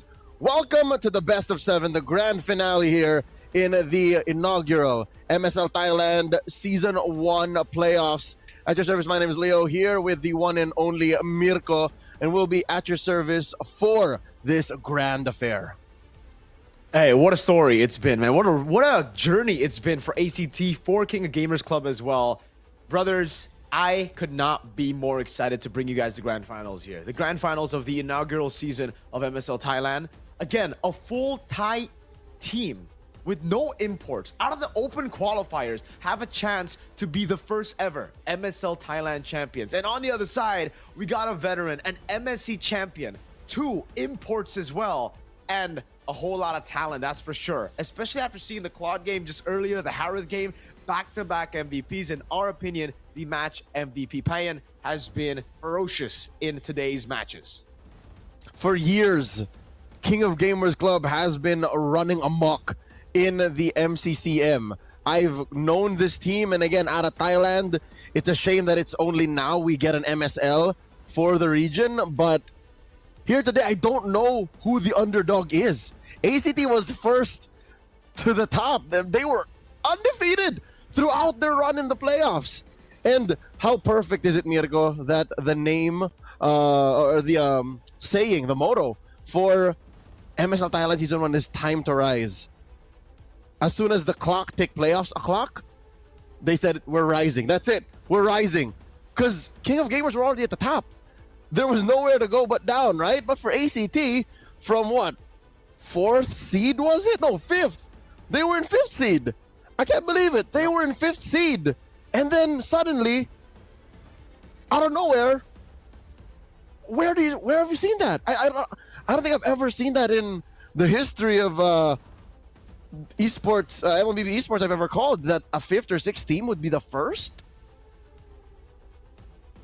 It's been a hot minute since we've seen that, right? In ID, we saw it, but it was Onyx in Season 15 after their not so great run in the regular season. Obviously, the whole Yep Tolong Yep arc, and they were able to get the dub. They went to the upper brackets first, they got into the grand finals first, and then they ultimately won 4-3.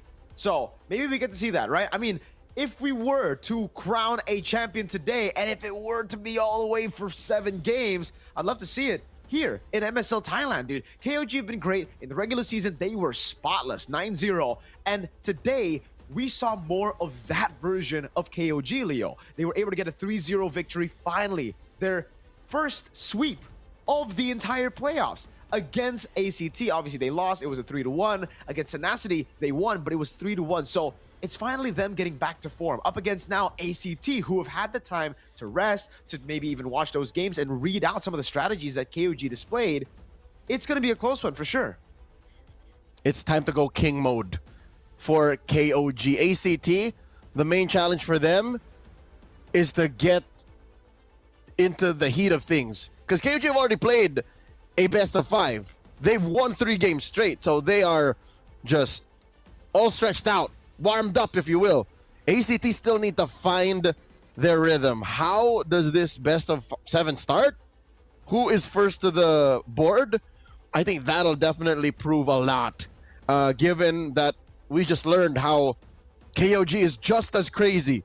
KOG is just as crazy in drafting. Who'd have thought that they would rock the Baxia? Who'd have thought that they would rock the Ube strat, or the utility jungler centric strat? But here in the final showdown, the winner goes to MSC 2026. They punched their ticket to fly out to the land of croissants in Paris, France, while the runner-up gets a ticket to fight for that in the MCCM Season 7, which I also got confirmation. All of the bacons watching confirmed all around the world, MCCM Season 7 gets another slot for MSL Thailand. So that's second and third.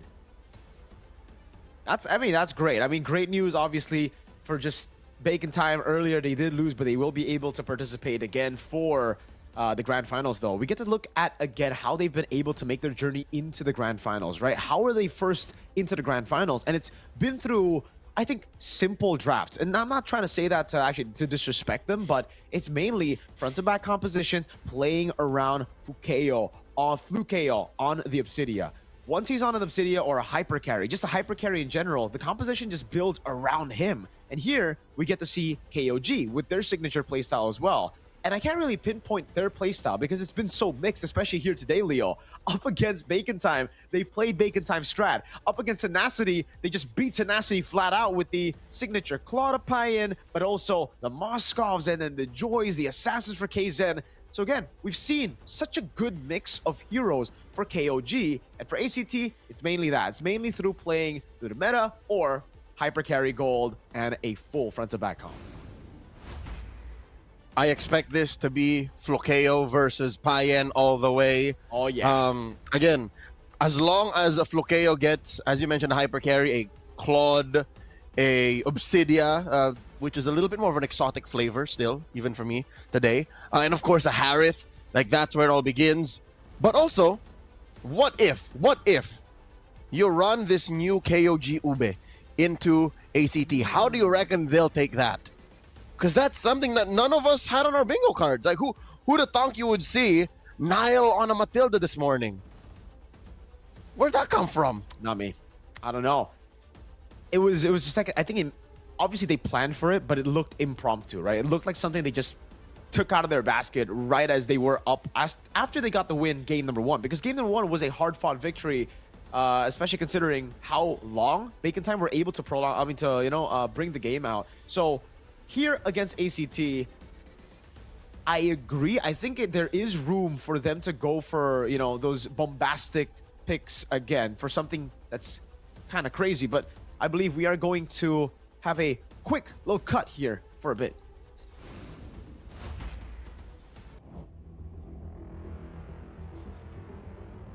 จากวันแรกของ Regular Season ทุกทีมต่างๆ เริ่มต้นด้วยความหวังเดียวกัน คือการไปให้ถึงจุดสูงสุดของ MSL Thailand Season 1 จากรอบ Qualifier สู่เวทีแกรนด์ไฟนอล และพวกเขาเหลืออีกเพียงก้าวเดียวเพื่อไปถึงแชมป์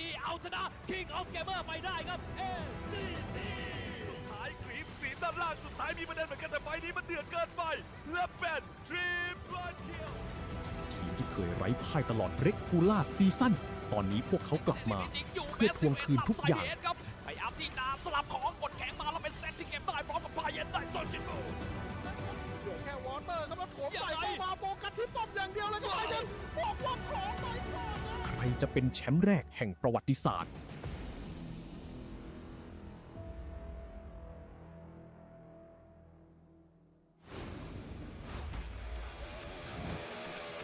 เรากำลังเข้าสู่ศึกสุดท้าย ก่อนไปเวทีระดับโลกกันแล้วครับ กับ Mobile Legends Super League Thailand ผู้ชนะในคู่นี้จะได้ถ้วยใบนี้ในซีซั่นที่ 1 ไป และในตอนนี้ครับทั้ง 2 ทีมพร้อมแล้วครับเตรียมพร้อมกับ MSL Esports ครับและ King of Gamer Crown มาแล้วครับทีมแรก ตำแหน่งนี้แบกเงินของทีมนั่นคือโกเลน่าฟุกโย LCT ผ้าเย็น67จาก KOG 2 หนุ่ม67ครับ ต้องบอกว่าฟุกิโอเนี่ยเป็นผู้เล่นที่พัฒนาการอย่างก้าวกระโดดครับส่วนทางด้านของไพเย็นนี่ต้องบอกว่าเอาเพย์สุดสวยนะครับกาได้กาเสียกล้าเล่นกล้าไฟต์ปะทะเหมือนกันนะ แล้วตำแหน่งที่ต้องการหาข่าวครับ หาข้อมูลให้กับเพื่อนนั่นคือโรบิงซิลวีและนาย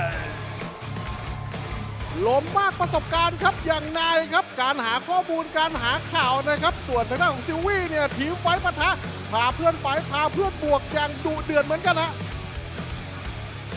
โอ้เดือดเลยครับสำหรับในแมตช์นี้และแน่นอนครับแกนกลางสันหลังของทีม นั่นก็คือมิดเลนเนอร์มากับการแอนซี่และก็เซตไครีไทยแลนด์ครับ เมดที่มีความนิ่งนะฮะรอจังหวะจ่ายสกิลทำไฟให้เพื่อนนะครับทั้งจังหวะเปิดและจังหวะพาเพื่อนออกฮะ โอ้และอีกหนึ่งตำแหน่งครับที่จะต้องการไฟออบเจกต์ให้ได้เปรียบครับการกดมือสำคัญตำแหน่งจังเกิลธาตุมืดเซรอสกับเคเซน ต้องบอกว่าเป็นป่าที่โดดเด่นทั้งคู่นะครับเพราะว่าเน้นในการเล่นออบเจกต์และการคุมไฟนะฮะทำให้เพื่อนเนี่ยเข้าไฟนะฮะแล้วเล่นในไฟได้ง่ายมากๆเลยครับทั้งเคเซนทั้งเซอร์ลอสฮะ และตำแหน่งนี้ครับแม้ว่าจะอยู่ห่างไกลแต่เขาอยู่ใกล้เต่าเสมอ EXP เลนตำนาน33ปะทะกับไคโรโซล่าลู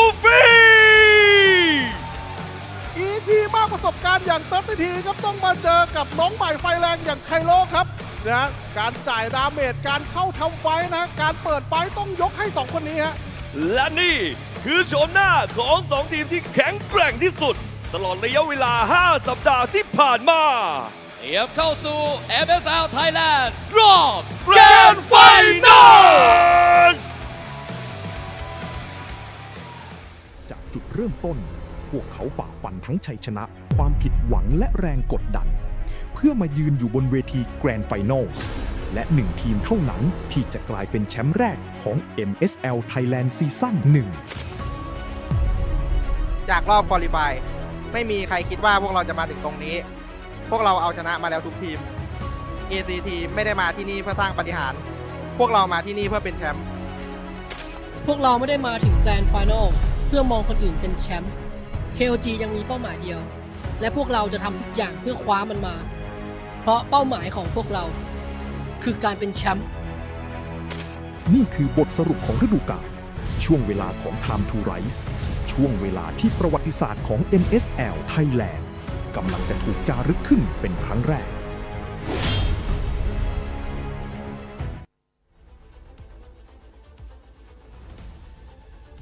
ACT Esports Club, a product of Thailand's esports green just farm of talent.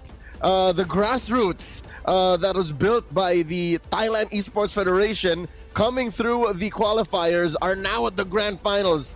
Of course, featuring the twins, Cairo, Carnes, and Sylvie. They'll be facing off against the greatest talents that MLBB Esports could conjure up in the Mekong region under King of Gamers Club in Thailand. Of course, with 2 imports, Nile, 33, and the Thai Kyrie Z. Dude, oh man, what an opening, man. That wasn't just a quick cut, that was an epic quick cut. Gosh, 33 is massive as well. I've never actually seen him in real life stand next to someone, brother, but he was towering over his opponent. Damn! Is that foreshadowing for what we're gonna see next, Leo? In the lane against Cairo, I don't know. Cairo plays a big game. And look at their stats. This is KOG. This is #1 seed. ACT has a better KDA. ACT has better GPM, and they fight better, tighter than KOG. I don't think size is what matters here, man. It's all about performance. It's all about what you bring to the land of Dawn. Oh man, big missed opportunity for ACT, dude. I don't know if I heard it properly, but they were doing the 6-7 during the intro. Imagine if they did all that, and then the KDA was 6.7, bro. I mean, come on. ACT, again, they've looked amazing. They've looked fantastic. KOG are coming off of a 3-0 sweep, and it's always kind of a double-edged sword when we talk about playing a lower bracket final before a grand final, right, Leo? If it's a quick one, I think I'd give the advantage to the team that's coming from lower bracket finals. Just bringing that crazy 3-0 momentum into the grand finals is crazy. But if it's a crazy full game, long type of series, then that's where it gets really tough for them, because not only are they fatigued, but then the team in the grand final can actually just see those matches and come up with a plan. Watch all the cards being thrown out in the lower bracket finals. Now, in this case, then, I think I'm leaning towards KOG to actually secure the momentum. ACT, more pressure on them to break the momentum in game 1. That's what I'm saying, Twin. I'd hate to break the hearts of all those watching, but I don't think this will go all the way. The team that walks in a little hotter, a little more warmed up, has an advantage. People will say, oh, it's fatigue. No, it's momentum. These teams, I would, wager what? A bot or two that ACT have been screaming prior to the grand finals. Yes, they've been watching, but also they've been playing. You can't walk into BCC Hall in Ladprao Central cold. So yes, they've been watching, but also they've been playing. Look at this packed house. Oh my lord. What I would do to be in the middle of that room. Yeah, dude. For its first season ever, MSL Thailand is packed. And you can already see, I mean, how many fans, how many people showed up. Not just here. Leo, I'm looking at the English stream here. I'm looking at the Thai stream. People are showing up to support ACT and KOG. This is something that I don't think we've ever seen for a first season for a new league. MSL Thailand, let's get it going. We're going to take a look at the random map draw first. So earlier we saw a lot of walls, a lot of grass. This time we're opening up with walls again. We know how... This is like, what, 3 back-to-back walls? Was it? No, we opened with grass earlier. Yeah, so yes, this is the third. This is the third. Yeah. This is the third walls all day. We know how crafty KOG can get with walls. That's exactly why they played the Barats earlier. They banned out the Freya, and ACT banned out the Gwyn. Okay. Gwyn is such a high priority here in MSL. It really is. The Sora gets banned too in the first phase. We did see that earlier, but this is already a change of pace. And a best of 7 is a lot slower, right?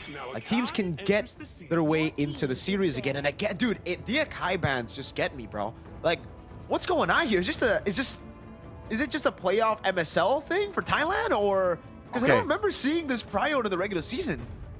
You and me both. More often in the big regions, Sora isn't banned this early anymore, right? This was more of an M series kind of thing. This was more of a early 2026 thing. But Q2, Q3 moving forward, we usually just play for the Valentina. Usually the Valentina is enough of an answer, but how about another swerve? They're taking the Uranus away from Cairo. Huh. This was nary a threat. This was nary a threat yesterday. If anything, it was ACT who was banning the Uranus yesterday in their run for the grand finals. What's going on? They've left all the prior heroes open. The Phobius is open. The Jusin is open. The Gordon, the Kalea is open. The Harith, the Harley. All the H's as well. So KOG, they're going to go for the Jusin. There you go. First pick Jusin, a safe pick. ACT, did he respond to this with a Claude and what, a Harley? I like that. I like the Claude and Harley. I think both those picks is very, very good. There you go. That's the Harley, but they go for the double H. Double H. Double H, a little rambunctious duo, little magical baby boys running amok in the land of Dawn. Someone's got to supervise them. Someone's got to babysit. There has to be order. There's the Claude. You're trading two of the best gold laners for each other again. The 6-7 rivalry between Flukeo and Payen. And what else? The Khalid. It's been a while since we've seen him. Still prio for mid. It's a very good amount of control between Zed and Nile. I'd be pretty surprised here if we don't get to see... I guess we just don't see Gord that much here in MSL Thailand. So you know what? Maybe not too surprised. But ACT here, did they just pick up a roamer? Pick up is it Triple H, brother? Is it Harith, Harley, and Hylos? I think it's a pretty good pick. You need someone with the Chastised Pauldron, but they go for the Valentina instead. They're revealing all their cards very early, but so has KOG. So no flex, no secrets. It's just brutal honesty from both these teams. ACT want to brawl it out. They want to play the long game in the team fights, but also they have that explosive power with the Harith, and same goes for KOG. But it's more of a, we want to win the early game. We want to get that mid prio so that we can control the neutral objectives and set up for our possibly utility jungle. ACT, I wonder if they're going to bite on this, if they're going to start banning out those utility junglers like the Baraks that we saw just earlier in the lower bracket finals. Nope, they take away the Phoveus, just a safe. I can't believe that survived the first phase, Leo. They, of course, have to protect their, running for MVP, Harith, Flukeo. And then, that's the thing. They can't attack all the avenues against KOG. KOG, in my opinion, have drafted a more sound and complete first phase. They control the map. They control tempo in the mid. And they can, give Payen the space to be able to do Payen things. So, despite this trio of magic-dealing cores, again, that's a triple core setup for ACT, I'd say KOG just have a better ramp-up into the second phase, especially from Blue. I'd say Blue is still a stronger side overall, even in MSL Thailand. Yeah, I mean, that first pick, that dictates it, right? It's a very safe pick as well in the Juice In. You can build around the Juice In. You can also have the Juice In build around other picks. Meanwhile, on red, it's reactionary. Yes, you do get 2 picks, but at the end of the day, if it's... we'll see. We'll see how they actually, conclude the drafting phase. They do end up biting on the bait, or the utility jungle choice, perhaps, of Cog is the right way to put it. The Kalea gets banned out, and now another roamer. Do they get rid of the Hylos? I think it's a wise choice to get rid of the Hylos, or perhaps maybe the Gatot Kacha. Now that I'm looking at KOG's lineup, they only have the Juice In as magic damage so far. I would rather ban the Gatot. I think Gatot is just the better choice, but okay, this interesting is telegraphing they might still play an assassin. Yeah. We've seen the joy for KZen just against Tenacity as well, so maybe that could be the response up against the Harley. ACT, they're gonna have to ACT first here in the red side, second phase of picks. They picked up the Valentina. Now, I don't know how they do in Thailand. I don't know how crafty Cairo is, but in ID, we usually see Valentina as flex for Dewa United. They play the Valentina, they pick it up early, and it's flex towards mid or XP. So if they want to keep that alive, you can just pick up a roamer. To be fair, there's not much of a good ULT to steal. And how did this happen? How does the Marcel keep sneaking its way into the second half? Okay, I thought about it. KOG's JUG can still be a Leomord. I think that's a very, very good pick right now, but... Right? It's safe. I think it's safe, but against the Marcel, Leo, I've seen a lot of golden hours really stop that Phantom Steed, take away that duration of the one cycle ultimate. So KOG might want to rethink that. Maybe a safer pick would be Baksha, right? You have the movement, you're very quick, you can deal with the Harley as well. And with the tempo that you already have with the Khalid and the Juice In, I think it makes a lot of sense. Then you go damage XP. I'd like the Baksha too, but it's banned out. Oh, my bad. Okay, so that's good. No Arlodi then. Oh, okay. Whoa! Hayabusa glue. Yeah, I guess we should have seen it coming again. This was foreshadowed by the Hilda ban, so they were gonna go for an assassin, which I think, yes, even as he does shadow kill, he still should stop inside golden hour. He just stops. Like whatever his first target is inside the zone, he just stops. And then we see an XP glue. This has to be XP glue. Yeah. And technically they can flex it, right? But yes, it should be the XP glue looking at the meta currently. ACT, last pick of the game. This has to be an XP lane. What do you... Alice, right? I'm thinking Alice right now. If I look at this composition up against the glue as well, you get a lot of benefits there in the matchup. But they go Yu Zhong, something to chase. Okay. Aggressive. Brutally honest again, these drafts, man. KOG, they want to play it fast. They want to go for those pickoffs as well. They want to utilize their winning lanes. But ACT, they want to control neutral objectives. They really want to hunker down and fight. Wow. ACT, this is what tells us that they watched the first series today. And they've been keeping their eyes on, again, de facto #1 still in the league.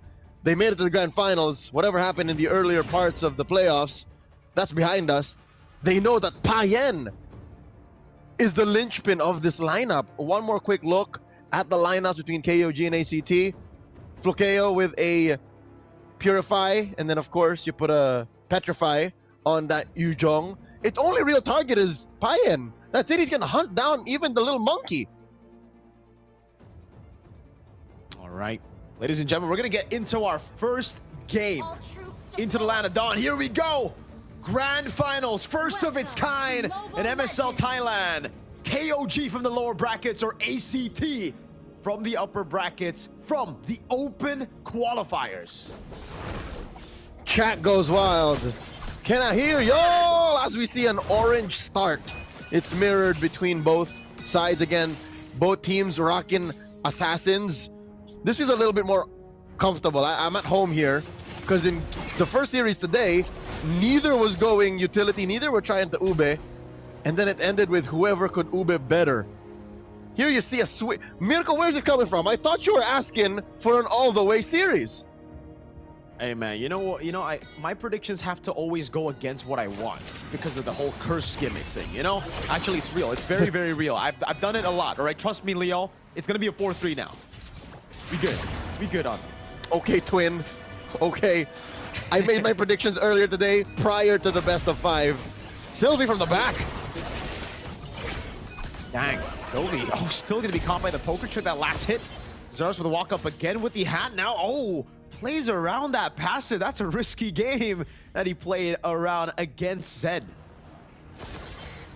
Now Sylvie compromising Kaizen's take. Kaizen should be fine here.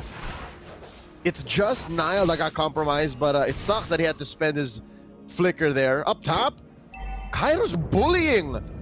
33, did you see that? Like he's down on XP bars, even with that siege minion still up. Yeah, Kairo's doing a good job here playing around the XP lane. Very, very good in lane. Now, he doesn't, oh, he actually does have level 4. He also took the XP crab, Leo. This is tempo for ACT, not something we expected with a Khalid on the hands of KOG. Yep. Again, Sylvie is just keeping tabs on him. The man-to-man defense is just enough pressure from ACT to be able to get into a beneficial start to this turtle. Zeros wailing away at it. This is a 3v4. Yeah. Hayabusa still in the bottom lane. Kaizen doesn't look like he wants to participate. The Yu Zhong here goes to the Black Dragon form. Free neutral objective over to ACT. Cairo going to be caught by the slam slam on the pass of 33, but he's not going to mount him just yet. Just a battle for the XP crab. Oh, he actually goes in, mounts him, and brings him back to the team. The all-in now with a quad shadow and even the Crimson Beacon to get Cairo down. They hired an army to take down Cairo. And he didn't even try to petrify. He knew what was coming. So with that, KOG, even with the turtle taken by ACT, closed the gap. And not to mention, the gold lane situation, we haven't really checked in on them. How's Payen and Flukeo doing? As long as Payen, I think, does well into the mid game, he can still buy the game back from no matter where KOG is. Oh, great take by Kaizen there as well. A retreat on the Lethal Wanderer. And yeah, I agree with you. Really, it comes down to the gold laners later on. Payen... okay, we only have one ACT, so Hey, Leo, technically ACT is the majority. Me and Hugh, we went ACT. KOG only has 2 votes from the town predictions here for the Tiecasters. And the audience prediction seems to also be leaning towards us with the ACT boys. I don't blame them. Everybody loves, technically it's not an underdog story, but everyone loves a dream to come true, you know? Like this is again a qualifiers team out of the grassroots of the Thai esports scene. And again, a lot of them are considered green. A lot of them are newer names compared to, like, again, an MSC 2017 champion in 33 and the rest of KOG. But KOG are doing well to keep it tight. Look at this. They take a little bit of the gold back, and then it swings like by 100. And this is with them losing the first turtle, mind you. Yeah, I love that it's so slow, though. Flukeo can't get his hands on it. Kaizen wanted to get a quad shadow. But this is something that I think the Thai teams have been able to do for such a long period of time as well. Even back in MSC 2017, the reason they were able to win up against, what, quote-unquote, the bigger regions was because of how smart they are around the game. They don't play it super quick. They don't just brawl it out. They wait for the moment the golden hour catches the turtle, gives Zeros time necessary to make his way down. But look at the bottom lane. A quad shot on the shadow kill over. Oh, Flukeo was able to survive. That's giving the Raging Sandstorm. By comes. That's a flicker route as well. A stolen Raging Sandstorm now. Oh, a flicker that catches Zeros into the retribution. The Dragon's a bit late, but it is going to be the re-engage. No, Cairo stops and he walks back. It is a free neutral objective to KOG. That was a crafty approach to that turtle. Pressure Flukeo. Feign risk. Oh my god, Sylvie gets picked off! Dang! Kaizen! What an angle! You see Sylvie walk up way too aggressively, no golden hour, knows the flicker has already been burnt out, and what crazy timing. Unfortunate for Sylvie, fantastic for Kaizen. The shadow kills back up. Like a thief in the night. Kaizen with just killer instinct. Now he's gonna start taking camps. Oh wait, does anybody see this? Zeros is stealing the orange, and he might actually get away with it! Oh, at least some traves on the map here for ACT. 2-1 in the first 5 minutes. I love how slow it is. I keep on saying that, but I just want to keep on saying it again, you know? Double down on it. Payan in a battle against the Synchro Fission. Not really a battle he would win there. Good take. Starlium Scythe also already done.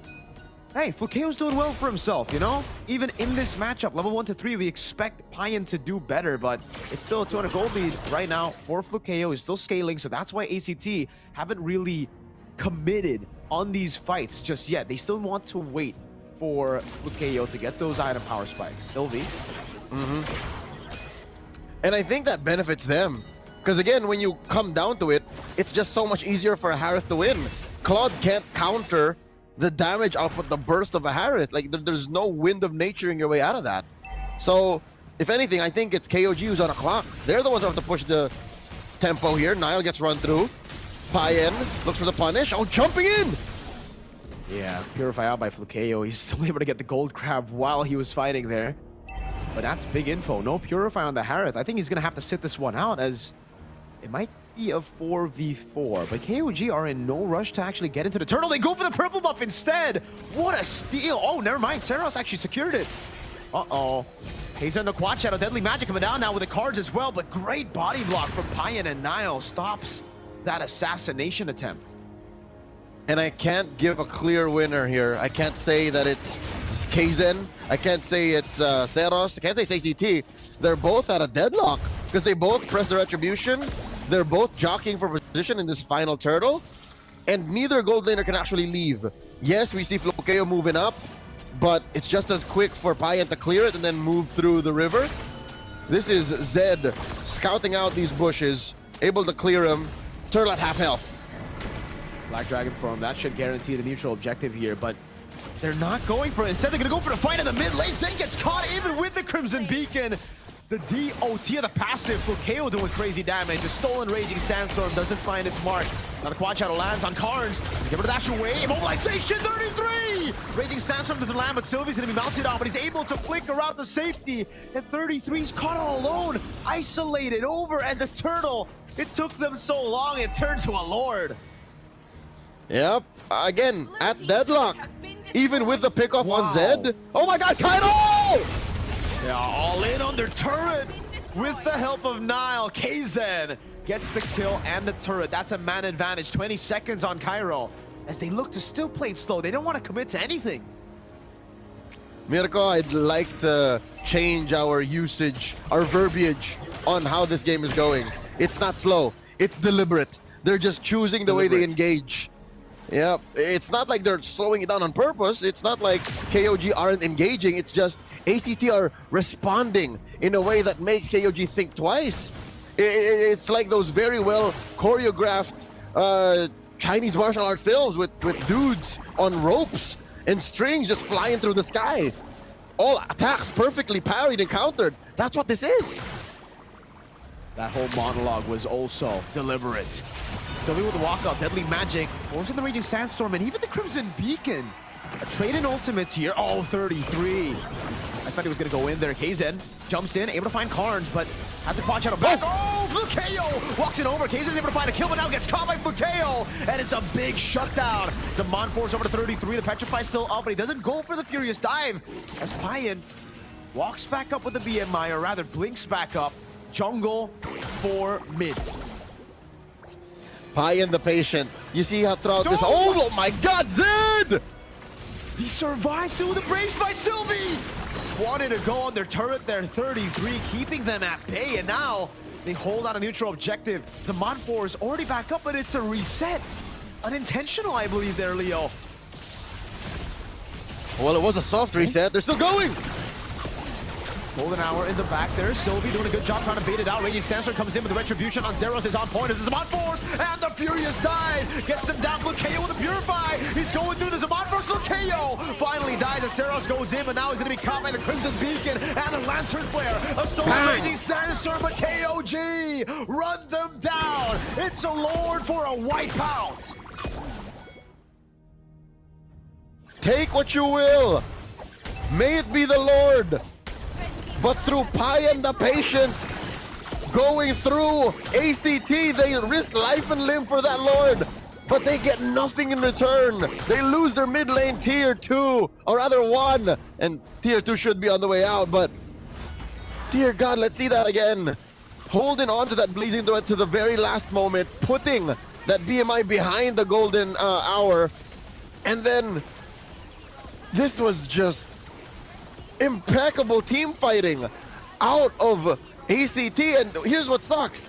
KOG knew exactly how to respond to it. Yes, KZen died twice to find that angle, but the Lord just gets taken care of as we go through the instant replay. It's almost like it never happened. But it's still so good. After all that hold on, Shadow Kill, good flicker out by Carnes. He steals a Shadow Kill. Oh, he follows through, but KZen brings him into the Quad Shadow that he placed in the back. At the end of the day, Flukeo's still able to get a tier 2 for that trade, so I don't even know who to give it to. KOG with the lead, but it's only a 1,400 gold lead after all that. I'd say we gotta wait till the items come back up. We need to see where the gold is and how difficult it is. Shadow Kill on Sylvie! Woo! Alright. So how much money is on Payan compared to Flukeo? And even KZen to Zeros? Because, sure, KZen has died twice, but you can see that even against Sylvie, he can just Shadow Kill, put him down to a quarter of his health. So that's a respectable amount of damage out of that Hayabusa. It really is, man. The endless battle. Oh, God. Roar. Interesting So itemization. almost 2,000. Yes. Honestly, really like the Hayabusa against the Harley, though. You know, I've been playing it in ranked as well, but I just figured in MPL it's different. But in this case, KOG did a really good job to set it up. They banned out the Hilda, like you mentioned. They foreshadowed that pick. They already set it up properly. And then with all the utility that they have, we were looking for a damage dealer. We thought it was just going to be on 33, just like we saw against Bacon Time, where 33 got on a CC. But no, it's KZen on a Hayabusa. He's done an amazing job. Not even too crazy, right? Like, again, instead of building Sky Piercer, goes for the traditional itemization, goes for just pure damage, a little bit of true damage in as well. And it's also a very good way to deal with Harith. And again, it's not like the lineup can't carry a Sky Piercer. Just wait till they actually find their footing, and maybe even Zed can build a Sky Piercer. There's barely 2,000 gold between them. And now look, even ACT have to consider how to insert themselves into this Lord fight. They find Cards! Oh, Cards, what? He dashes in, Crimson beacons in, and now all of them are caught. Sylvie caught in the midst of it all. He's gonna go for the damage. Cairo, that's a furious dive, but it's on to nothing as the Blazing Duet eats him up whole with Nile as well. A big win this time around for KOG as Carnes is 0-4-4 on the Valentina. I don't see how they can contest this, but Zeros is just staying in case he sees an angle to go for the steal. Oh God, I don't think he can do it. He's just gonna go for the orange buff. Payan is the man who secures the Lord, and Kaizen try to go for the steal. Zeros with the red tree secures it himself. Close call. Again, Kaizen had the retribution just after the Lord. And I don't know if Zeros was counting, but there's a world wherein, yes, if he goes in space escapes, just plants that hat right where it needs to be, he could have yeeted the Lord away from KOG, but he would have had to risk life and limb for that. But regardless, with a 1-0 and 3 KDA line on Payan, it doesn't tell you the full story of how amazing his squad is at acting as a threat magnet against ACT. Time after time, he's eaten deadly magics, and that's what's caused Zeros to get a little awkward in team fights. Payan is so patient. Payan just knows what to do. Yep. Just like we saw earlier in the 3-0 in the lower bracket finals. Payan on this Claude is so intelligent, so patient, and I don't know, because of that. Oh, KZ with an attempt again, pops in a shadow kill, and it baits out the Crimson Beacon. Oh, he almost actually took Cards down again. That gave the space for Payan in the bottom lane to go for the turret. Deadly magic lands, but KZ has a rose gold immediate for KO. Whoa! This goes for the Zaman Force. It's a free far lane base turret for KOG. Very well orchestrated. Now up 4,000 gold. 33 gets his pauldrons. Now across the board, we see a lead for KOG. I mean, Nile is down by about 500 gold. And still, respect to Flukeo for keeping the farm tight, but it's clear that not just the items maketh a man. Even in execution, I'm not saying Flukeo is not any good, it's just Payan is working overtime. He's playing like he's worth two or three heroes. He's able to eat an ult, crawl back in, sustain, hold on to the Blazing Duet, use said Blazing Duet, and then win off of a losing objective. He's done all that in the past 15 minutes. Are you a fan of that winter crown purchase? Flukeo just built it, and I don't know, I guess to survive it's good, but usually you would just go for sustain items, right? Bloodwing, CE later on the Harrow, just because once you're down with a Zaman Force, that's it. Like, you'd want to just try to survive while you have the Zaman Force instead of winter crowning, because then it just kind of delays your own, or rather it just ruins your own duration on the Zaman Force. It cooks you. But that's why Zeros hasn't been doing damage, by the way. Like, he's only now completed the Genius Wand, Lightning, and Divine Glaive. Now he's building towards the Holy Crystal. Uh-oh. They jump Nile. Yeah, just a quick Raging Sandstorm out. That should be fine. Okay, is it? There it is. Shadow kill. Okay. I think Kaizen knows they're about to dance. So he knows that Shadow kill should come off cooldown by the time it actually matters. And I think that's why, in defense of Flukeo's early Winter Crown, that's why he built it. Is because he knows that Kaizen will not hesitate to just press the button if it comes down to it. So he'd rather do that than risk it with, say, the Bloodwings. Or, you know, juggle later on. He needs it now. That wave in the bottom lane is so big. Slow push with the far lane. Base turret taken out. Super minions constantly threatening the base. And it's going to be built up here. So ACT, they got to send people down below. But I don't even know who to send, right? They're sending Carnes. Not the best at clearing here in the late game.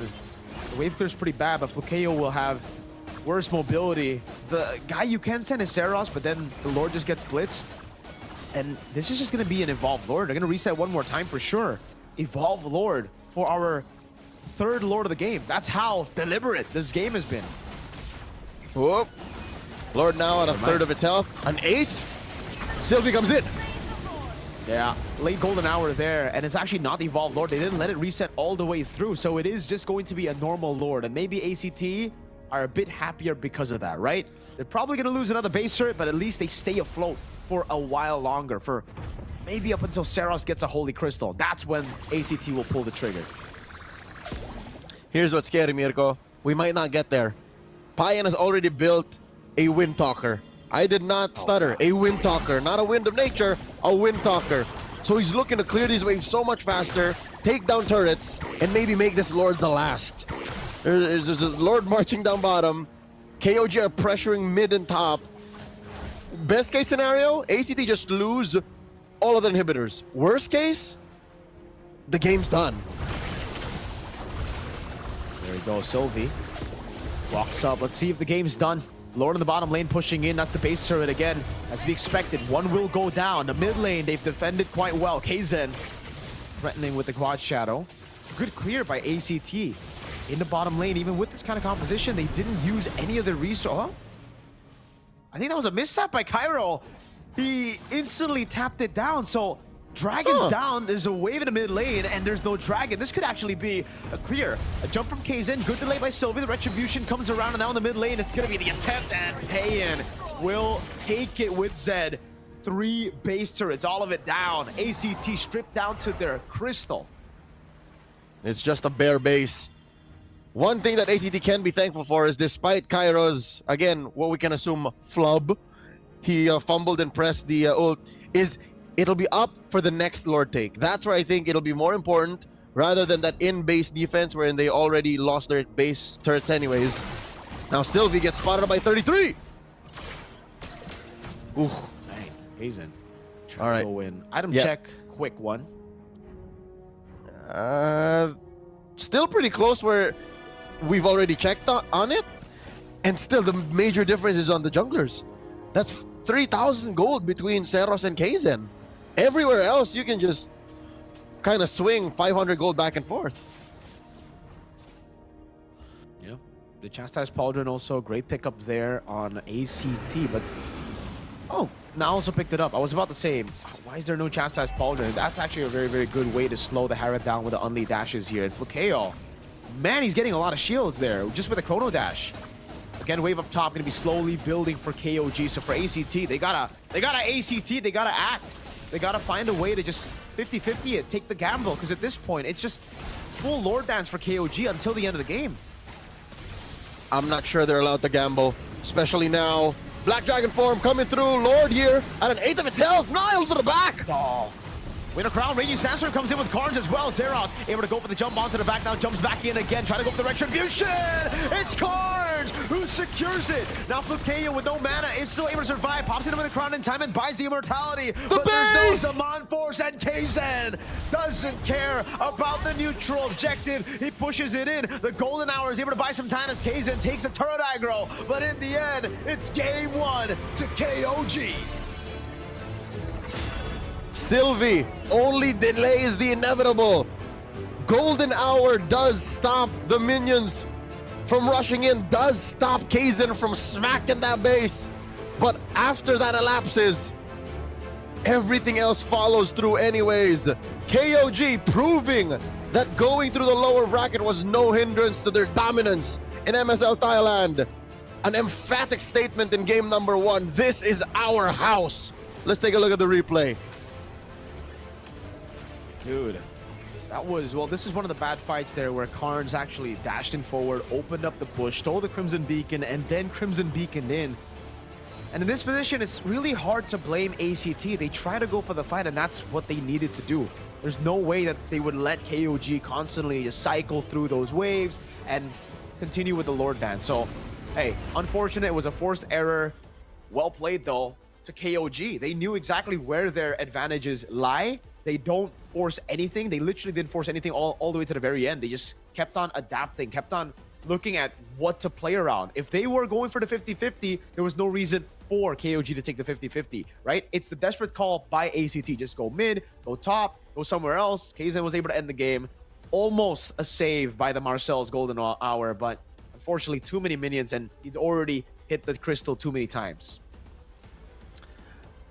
Now we ask an interesting question, again, at least for the short term. More on the post-match adjustment discussion later on.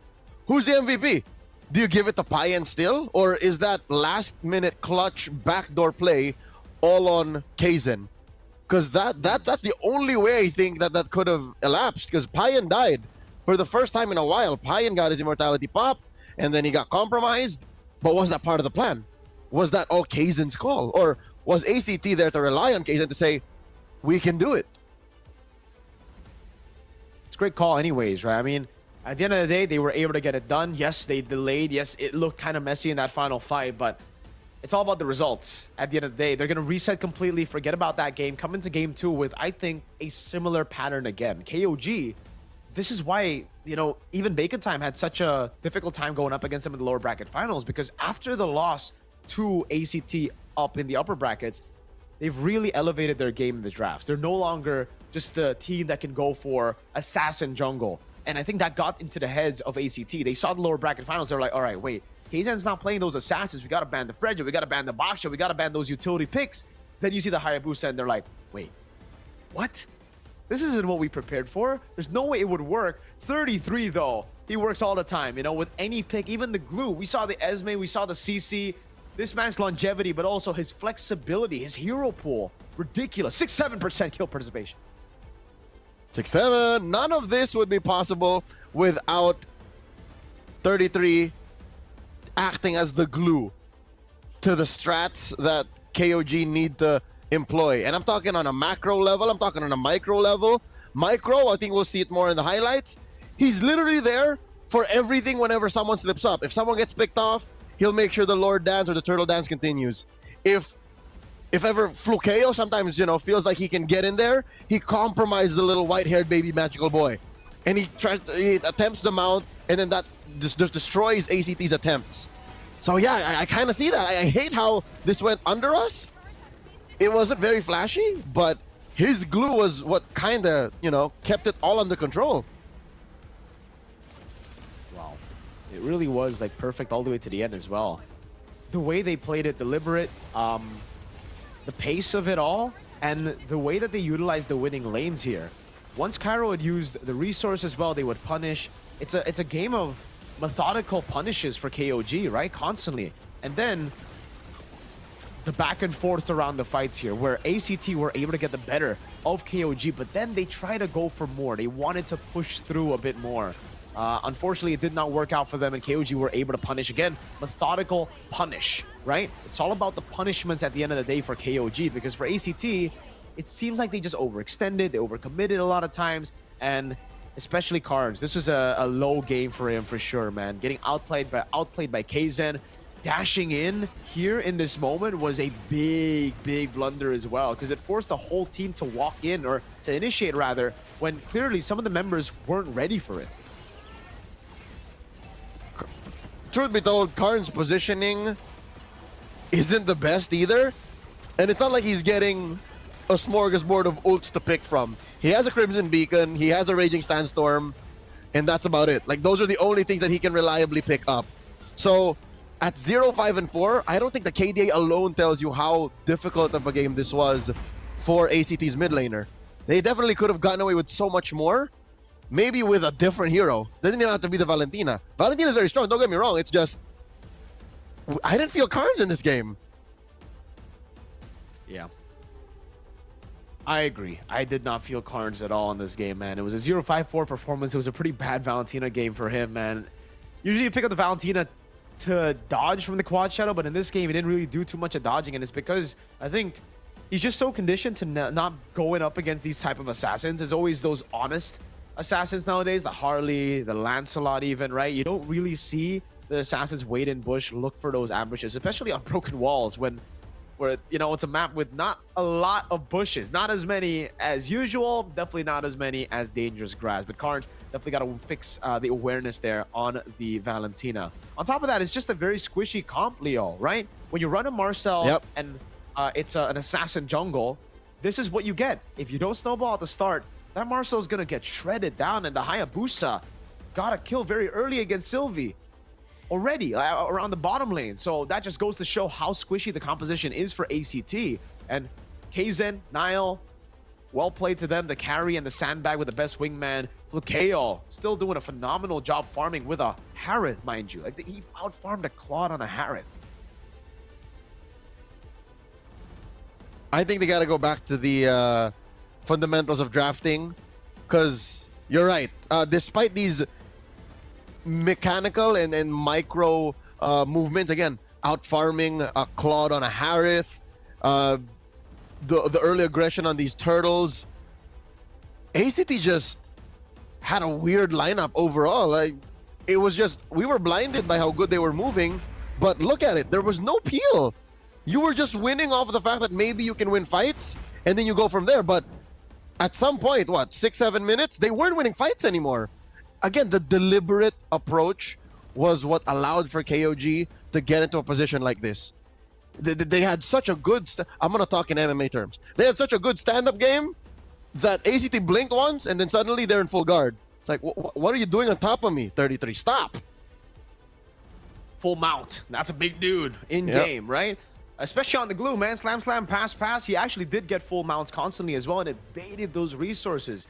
At the end of the day, we saw the Yuzong, and I really have to lean towards, I think the Alice still would have been better. Something to just honker down in the front, can take those slam, slam, pass, pass, can be mounted, but is A-okay, right? Because the sustain gets everybody else in the back to deal more damage at the end of the day. You're there for a longer period of time, especially considering there was only one frontline. And even then, I don't know, I don't want to call Yuzong a frontliner. He's a bruiser, right? Nah. He's meant to go fight, sustain, sure, but not tank. He's a backline hunter, if anything. He's the opposite of a front line. There ain't nobody who's going to hold the front line for you. Not a golden hour. The golden hour gives you, 2 seconds worth of a hold, but you can't even stand in front of that. So, you know what, Twin? I hate to say it, but we were in agreement. This was a weird draft for ACT, and KOG have him by the collar of their shirt. It's just like, what are you going to do? It took a while. Sure, it was a deliberate approach to eventual control, but something has to change for ACT. They watched KOG, yes, but they did not pay attention to where it mattered. And here's what makes it more difficult for our qualifier team, our underdog story that made it to the grand finals, is they don't have time. I don't think they have time. The more the time they take to make these little mistakes that may cost them games, the more KOG just starts rolling through them. And here's the thing, KOG can win from red side. They chose to go blue in game 1, but go red side? I think KOG becomes more deadly in the draft. I agree, Twin. I think for ACT, right now, it's all about making it chaotic. You can't play this deliberate game against KOG. KOG are the veterans. They've been here before. You know, they have the experience with 2-3 imports as well in their roster. Compared to you, you're the open qualifier team. You got here through what? Through team fighting, through playing it quick, through playing around tempo. You got to bring that pace back into the grand finals, right? It's something we saw as well in their win against KOG. You have to bring in your style of play. I don't want to see another bacon time situation where they completely forgot about their win conditions, completely forgot about their own strength, and instead got outdrafted in the way where, again, it is a good draft in the meta, but it's just not their style. So ACT, I'm looking forward to those improvements in game 2. I'm expecting a 4-3 here, so we're here for the long run. We'll see again the adjustments. First, random map draw and the side selection. Where are they going to go? Expanding Rivers for our second map of the day in the grand finals. It's about to get wet and wild in game number 2. All day we haven't seen KOG play through Rivers. Yeah, ACT's blue side. Again, it's their turn to choose. They go blue. Again, blue is just a safer side to gain momentum and tempo from, especially in the draft. Dear Lord. Twin, do you see this? Triple utility jungler bans from ACT. What? Yes, KZen is proficient on the utility jungles, but did you not see what he did on the Hayabusa? I mean, he's my MVP for game 1. Maybe the MVP glue got into their minds, Leo. Oh gosh. KOG, Sora banned out the Freya as well. Now, so many heroes left open. The Phobius is still up for grabs. The Jusin. Is ACT just trying to pick up the Jusin for themselves, take it away from KOG? If KOG banned the Phobius, then up. Okay, I was gonna say something devious is afoot, but no, they take out the Uranus.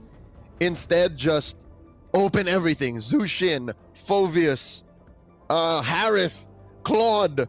By all means, 5 games in, and I think these teams aren't Kalea teams. So maybe no Kalea today. Well, they're definitely Harith team. Sure, we've seen both players in the goal lane, Payan and Flukeo, play the Harith to such a high level. Flukeo, though, there is one adjustment that I need for ACT if they want to make the Harith work, and it's to choose their fights better. In the previous game, they were just going in right after the Lord takes, which is just a lot of times very unnecessary. But KOG, they build around the same thing. If it ain't broke, don't fix it. Go for the same composition. You see the Hayabusa ban later, you pick up something else that's open, you know? Could be the Fredrin again. That was a pretty good game on utility. And finally, we do get to see that ACT Kalea. Okay, all right. That's a Coach connection right there. Sylvia and Zeros. Yep, Coach Shadow may have been listening in, saying, we are a Kalea team. See us bounce back from this point. And KOG did not have to rush the Claude, so that's why they go Khalid, Zushin first, and then finally Payan special. Now the bans. Mid. Force Karn's on a weird hero again. They take out the Zetian. Okay. Zetian gets banned out. It's interesting. I guess because of the matchup, that's the Respect Glue banned out as well. I really hope ACT ban... No, actually, they don't even need to. I was thinking about the counters towards the Kalea. God thought Zetian. Don't matter. Both mid and roam has already been picked up by KOG, and that's kind of the negative that you have for yourself if you go for the lineup that early, the Juicin Khalid. Is it just another Yves ban, or do they respect the gore? Now, ACT have always been very quick to adapt to outside meta, right? And right now, the hottest thing is Gourd, even in ID. With the Kalea, with the Harley, that's crazy. They ban out the Lilia instead, Leo. I think KOG want to give ACT the Gourd because they still have access to the Yuzhong. 33 can just dive the Gourd. And already he has Karn's number. Karn's already is coming from a game wherein he was of very little use. So 33 can already, even before walking into the Land of Dawn, just mad dog him. You know, he can mog him. So one more ban. If this is the Yuzhong, all the more you're sure that this is going to be a Gourd game. See value in me? Let's see it. There you go. It's the Fredrin ban. So it's a total of 4 bans targeted towards KZ. Oh, but no assassin. I'm guessing the Kalea is what they think is enough to deal with KOG's assassin. So, all right, we can see it red 5 again. There's no reason for them to show their cards this early. But what they do need to be careful of is Phoveus is open. Oh, they pick it up. Okay, against the Kalea. Now, what is the response by ACT? What is the winning matchup in XP? Do they go for the, again, Alice? So that they have a tank up front, someone that can hold them down? Is this going to be one of those weird games where the Phoveus actually uses Purify? I don't think so. I mean, I understand why you would think he'd go Purify, but losing the Flicker ability to Dark Wave and Flicker to gap those around these guys, these little magic boys, I think is a bit too much to ask for. Oh yeah, hey look! ACT ended up with the little magical babies again. Okay. So they got 2 picks now, still needing a mid laner. It's not a Gourd. Oh my god. He says go again. Karn says go again. I will try, coach. Let me. And Cairo gets his hands on a Terizla. What is going into the jungle for KOG? I think, yeah, I mean, it's tough either way, right? If you go for the Hayabusa or the Lancelot, you are going to get cooked by the Kalea. Yep. But why not just play around it? You have a Khalid, you have a Phoveus that can bait out the Tsunami Slam before that even happens, and there's no one-shot power for ACT. That's the big problem right now for ACT. It's all magic too. Their only physical damage comes from their XP, who's gonna be building tank. So I think I'm all right if I'm KOG. I still pick up the same pick. And their only combo is like what?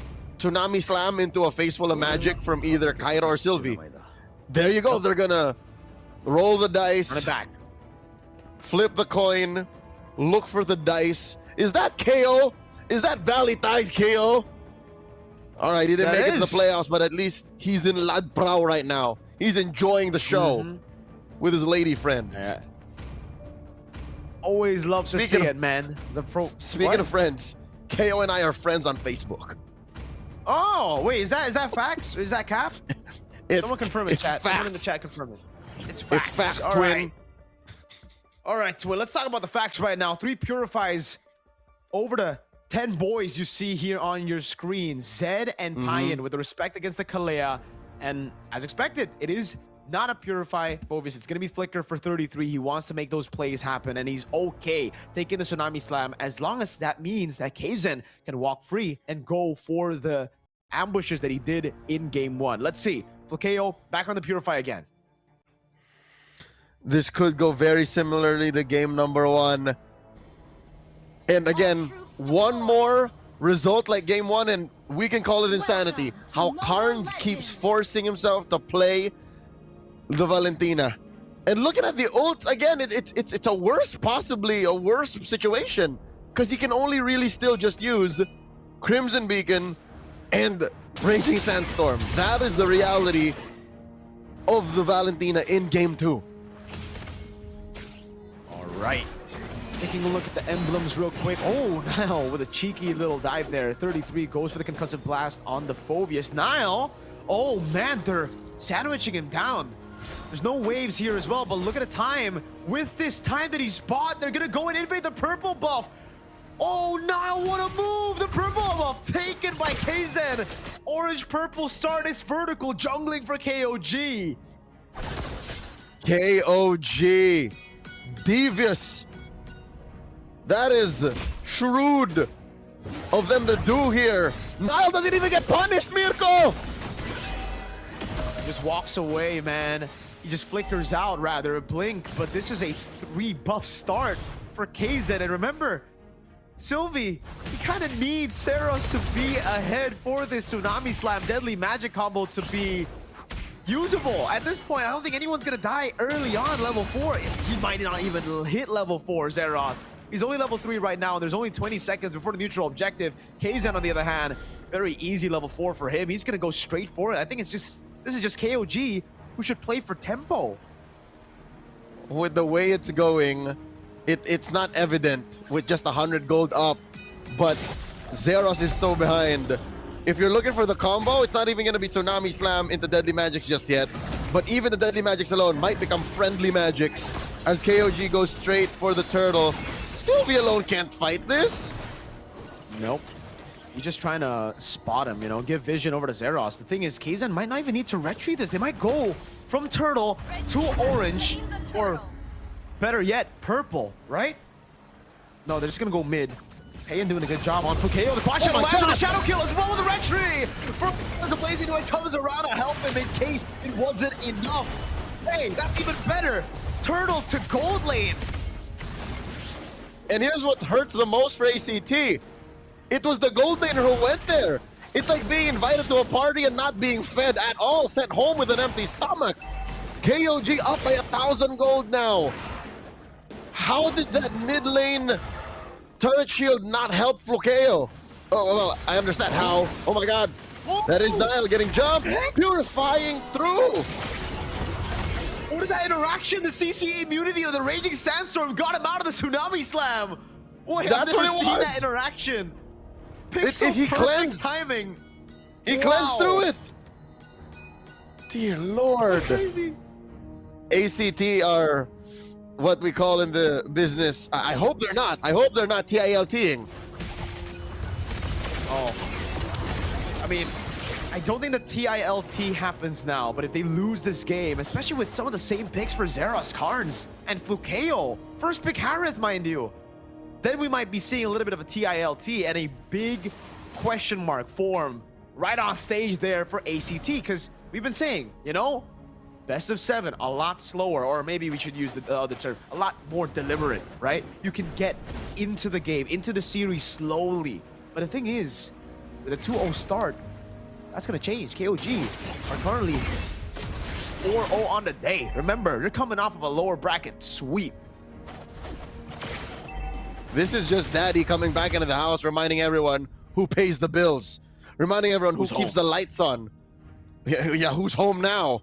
This is Lat Prao, BCC Hall. You know what it is. Orange, still a take for Kaizen. And again, it's not like ACT can take the turtle that fast. And we really haven't seen much action, weirdly enough, Mirko, from the EXP lane. We've seen Flukeo and the Payan leave their lane and then join fights, get killed in the case of Flukeo. But for the EXP laners, all they've been doing is just standing guard. Dang. It's so slow. It's so deliberate. It's so efficient. Like the way they move around the map, the way they abuse the expanding rivers as well, because they go up top, they set the prio, they rotate Payan for double lane, and he might not even stay. He might just go back up top. No, he rotates over, he walks up through the bushes up top, still getting the expanding rivers, and KOG are still the ones holding onto the neutral objective, but they don't commit. It's always the thing about KOG. They never commit on these objectives. They just play it as slow as they can. They frustrate their opponents. They build up that frustration, and it ends up with ACT maybe getting the neutral objective, but then overextending. You know what this reminds me of? At first I thought I would say, oh, it's like a Thai Blacklist. But no, Blacklist never played like this. This reminds me of a Thai Falcons. Falcons are all about the game of attrition. They always play the economy. They always attack you when it matters. And Turtle goes to them! How the heck did Pine get the shadow kill in the back? Oh my god! Kaizen! He followed it through. He got the quad shadow on it, and he patiently waited for the blink back of Saros. 33 trying to cut the waves now. Oh no, Cairo is going in with a hammer. He has the body of Smith, but the penalty zone is going to be canceled. Now the DPZ with Blazing Duet comes through onto Cairo. The Tsunami Slam. Sylvie sacrifices his life for Cairo, but the turret will fall as well as that kill. And here's what's unfortunate about the situation for ACT. They spent battle spells to lose their roamer and the turret anyways. So KOG are now ballooning fourth, 2,000 up. And again, it's all deliberate. It's all calculated. And I think that's what makes it so weird for this very young squad. Again, an average age I'm calculating, most of them are just under 18, if not at 18. And they're playing on such a big stage, playing with the big boys in KOG! Oh, they're just gonna gank a Terizla here. The Lancer Flare, not enough to pick him up just yet. Zeros walks up, and now the Blazing Duet comes in with Payan. Sylvie, you got no flicker, you got no jump. The Raging Sandstorm, but the Tsunami Snap is right there. Good CC immune. Oh, for Sylvie to survive. Oh man, ACT are not used to this kind of MLBB. KOG have unlocked a new playstyle in the playoffs, and Shadowkill finds Carnes!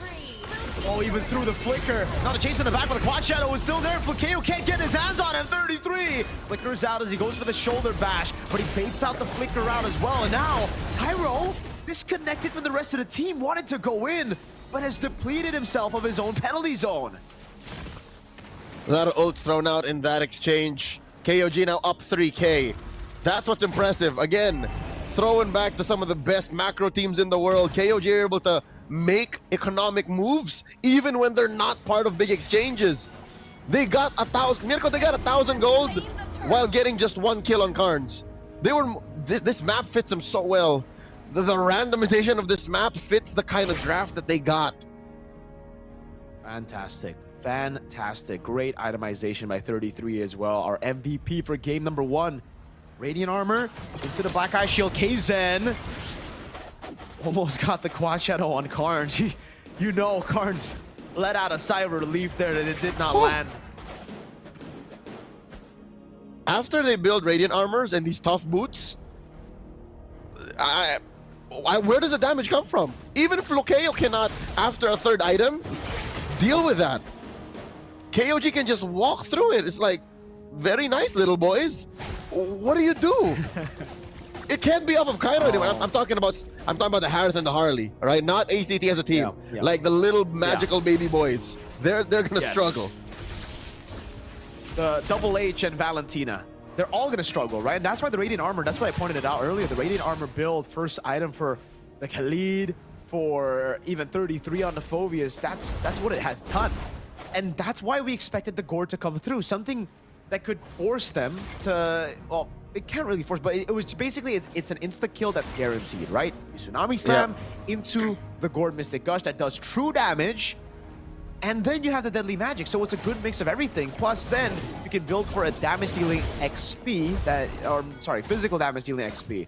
But that's not what they went for. They went for Valentina instead, and just like in Game 1, you gotta question some of these picks from ACT, Leo. The synergy is just not there. This Valentina, Carnes, it's literally just Game 1 all over again, but not as bad because he's not 0-4 by this time. And here's what's difficult. The draft is one thing, execution is another. Even execution, again, the aforementioned deliberate approach to the game, the KOG macro, which seems to be a signature in MSL Thailand. Maybe them and just a few others are able to unlock it. It makes team fighting lineups like ACT act awkward. They are not in their element. This is not a fighting lineup. It's like look at that long lane control. Look at that long lane control. Brilliant. Everything, all the fundamentals are done to it's perfect down to the minute details. 4-0, full objective win. That's a free Lord to KOG. It's like watching a cog in a clock tower. It's just working perfectly. Everything rotating together to tell you the time. And right now the time is all KOG. It's so kings of gamers. It's in the name. They have conquered this style of MLBB, and that's why they've gone 9-0 in the regular season. Sure, ACT shocked them in the opener of the playoffs, but they do find one.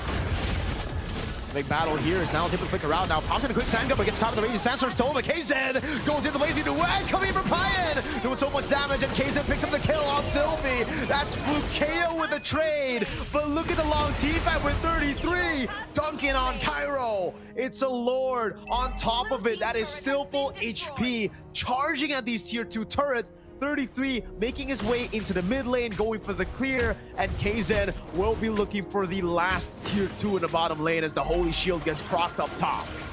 Not just Mirko, he made sure that Seros stayed hungry, and not the nice kind that wins you championships, but the kind that keeps you down as an already starved Harley. They're 3 levels down, and they're not getting any buffs. This purple buff would be a miracle if somehow Seros got it. He has a retribution. KZ is very far off, but that doesn't change the fact that I don't even know where the gold is now.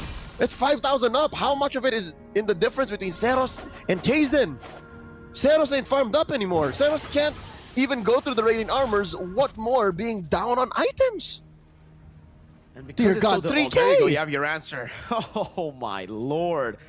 Yo, I gotta give props to KZ. In a game like this, most Hayabusas would just go Sky Piercer, but he refuses to fall under the Sky Piercer regiment, right? He just stays and builds normally. No Sky Piercer. It's almost as if the Sky Piercer wasn't even in the game. They look for a pickoff here. They saw people down below to manage the wave, but unfortunately for COG, ACT have already recalled. The thing is, Leo, the only shutdown, the only bounty that ACT can collect is on KZ, right? Everybody else, there's no bounty at all. So how do you come back in this game? It has to be on KZ. You have to get a crazy pick. But I don't think KZ is that naive to just, as I say that, he got shadows into the bush. Hold on. I don't want to curse him, actually. Mirko, that is the kind of genius KOG is. They play such a deliberate game, a macro-centric approach that even killing them would not solve the issue. You take off 2 or 3 maybe at best, the map still doesn't belong to you. That's just what they have created here. That's the beauty of the draft that they've gotten. Again, through the leadership of Coach Justin, they have introduced, a play style that was first brought in years ago and now is running through the first team in the grand finals. ACT, they're still thinking twice if they can contest. They're actually just going to blitz it down. This is a gamble. Full commitment from KOG. Tsunami Slam, but it's only onto Nile. That's okay. KOG will take it for the Lord. Just for the lead. Zed gets out the Crimson Beacon. KZ with the quad shadow. Now Flukeo. A little bit of damage. Sylvie can't walk up and it's a winning trade again for KOG. They defend in the mid lane here, but ACT want to force it here. Plays it away to win a crown for KO. Caught on the bad spot now. That's with the quad shadow for KZen as he goes in with the kill. KZen with the assassination. Insane targeting on Flukeo. I think they miscalculated how even at 14 minutes, with all your teammates around you, a turret is still a turret. They fought under tier 1. You see how it turned into the M6 Claude skin right there? It was still standing, and it got a lot of free hits. I'd reckon if you look at Flukeo's death replay stats, a good chunk of that damage would be from that turret. So KOG just forced ACT into making a rookie mistake, fighting underneath a turret with no backup plan to take it down. And it is just a forced error constantly, man. KOG, their deliberate playstyles really got ACT acting unwise. Now with the Khalid just walking up, basically baiting Sylvie to go for the Tsunami Stab. The Lord charges in. KZen again jumps in with the Shadow Kill. They're going to look for the pick. Oh, beautifully done. That's the shutdown they were looking for. A bit too aggressive by KZen. And ACT finally get something back, but they lose out on far lane turret. It's a bit too pricey even with the shutdown. Immediately the gold lead gets a chunk out of it. That is the kind of bounty you have on a Hayabusa at 5 kills. So you see now how it went down from almost 6,000 to just a little under 4. KOG have to reconsider how much KZen was willing to go for. You already saw symptoms of this kind of, how do you say, brazen approach to the lead, right? He would quad shadow into a bush, not sure what was in there. Here it happened inside the base. Many a championship, Mirko, was lost because of being in a wall behind like that. We'll find out if KOG still have the discipline to close this one out, right?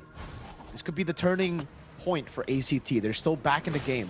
It was a 5,000 gold lead that was constantly building up, now down to a 2.6k gold lead. And we take a look at the items again. Rose Gold Meteor for KZen.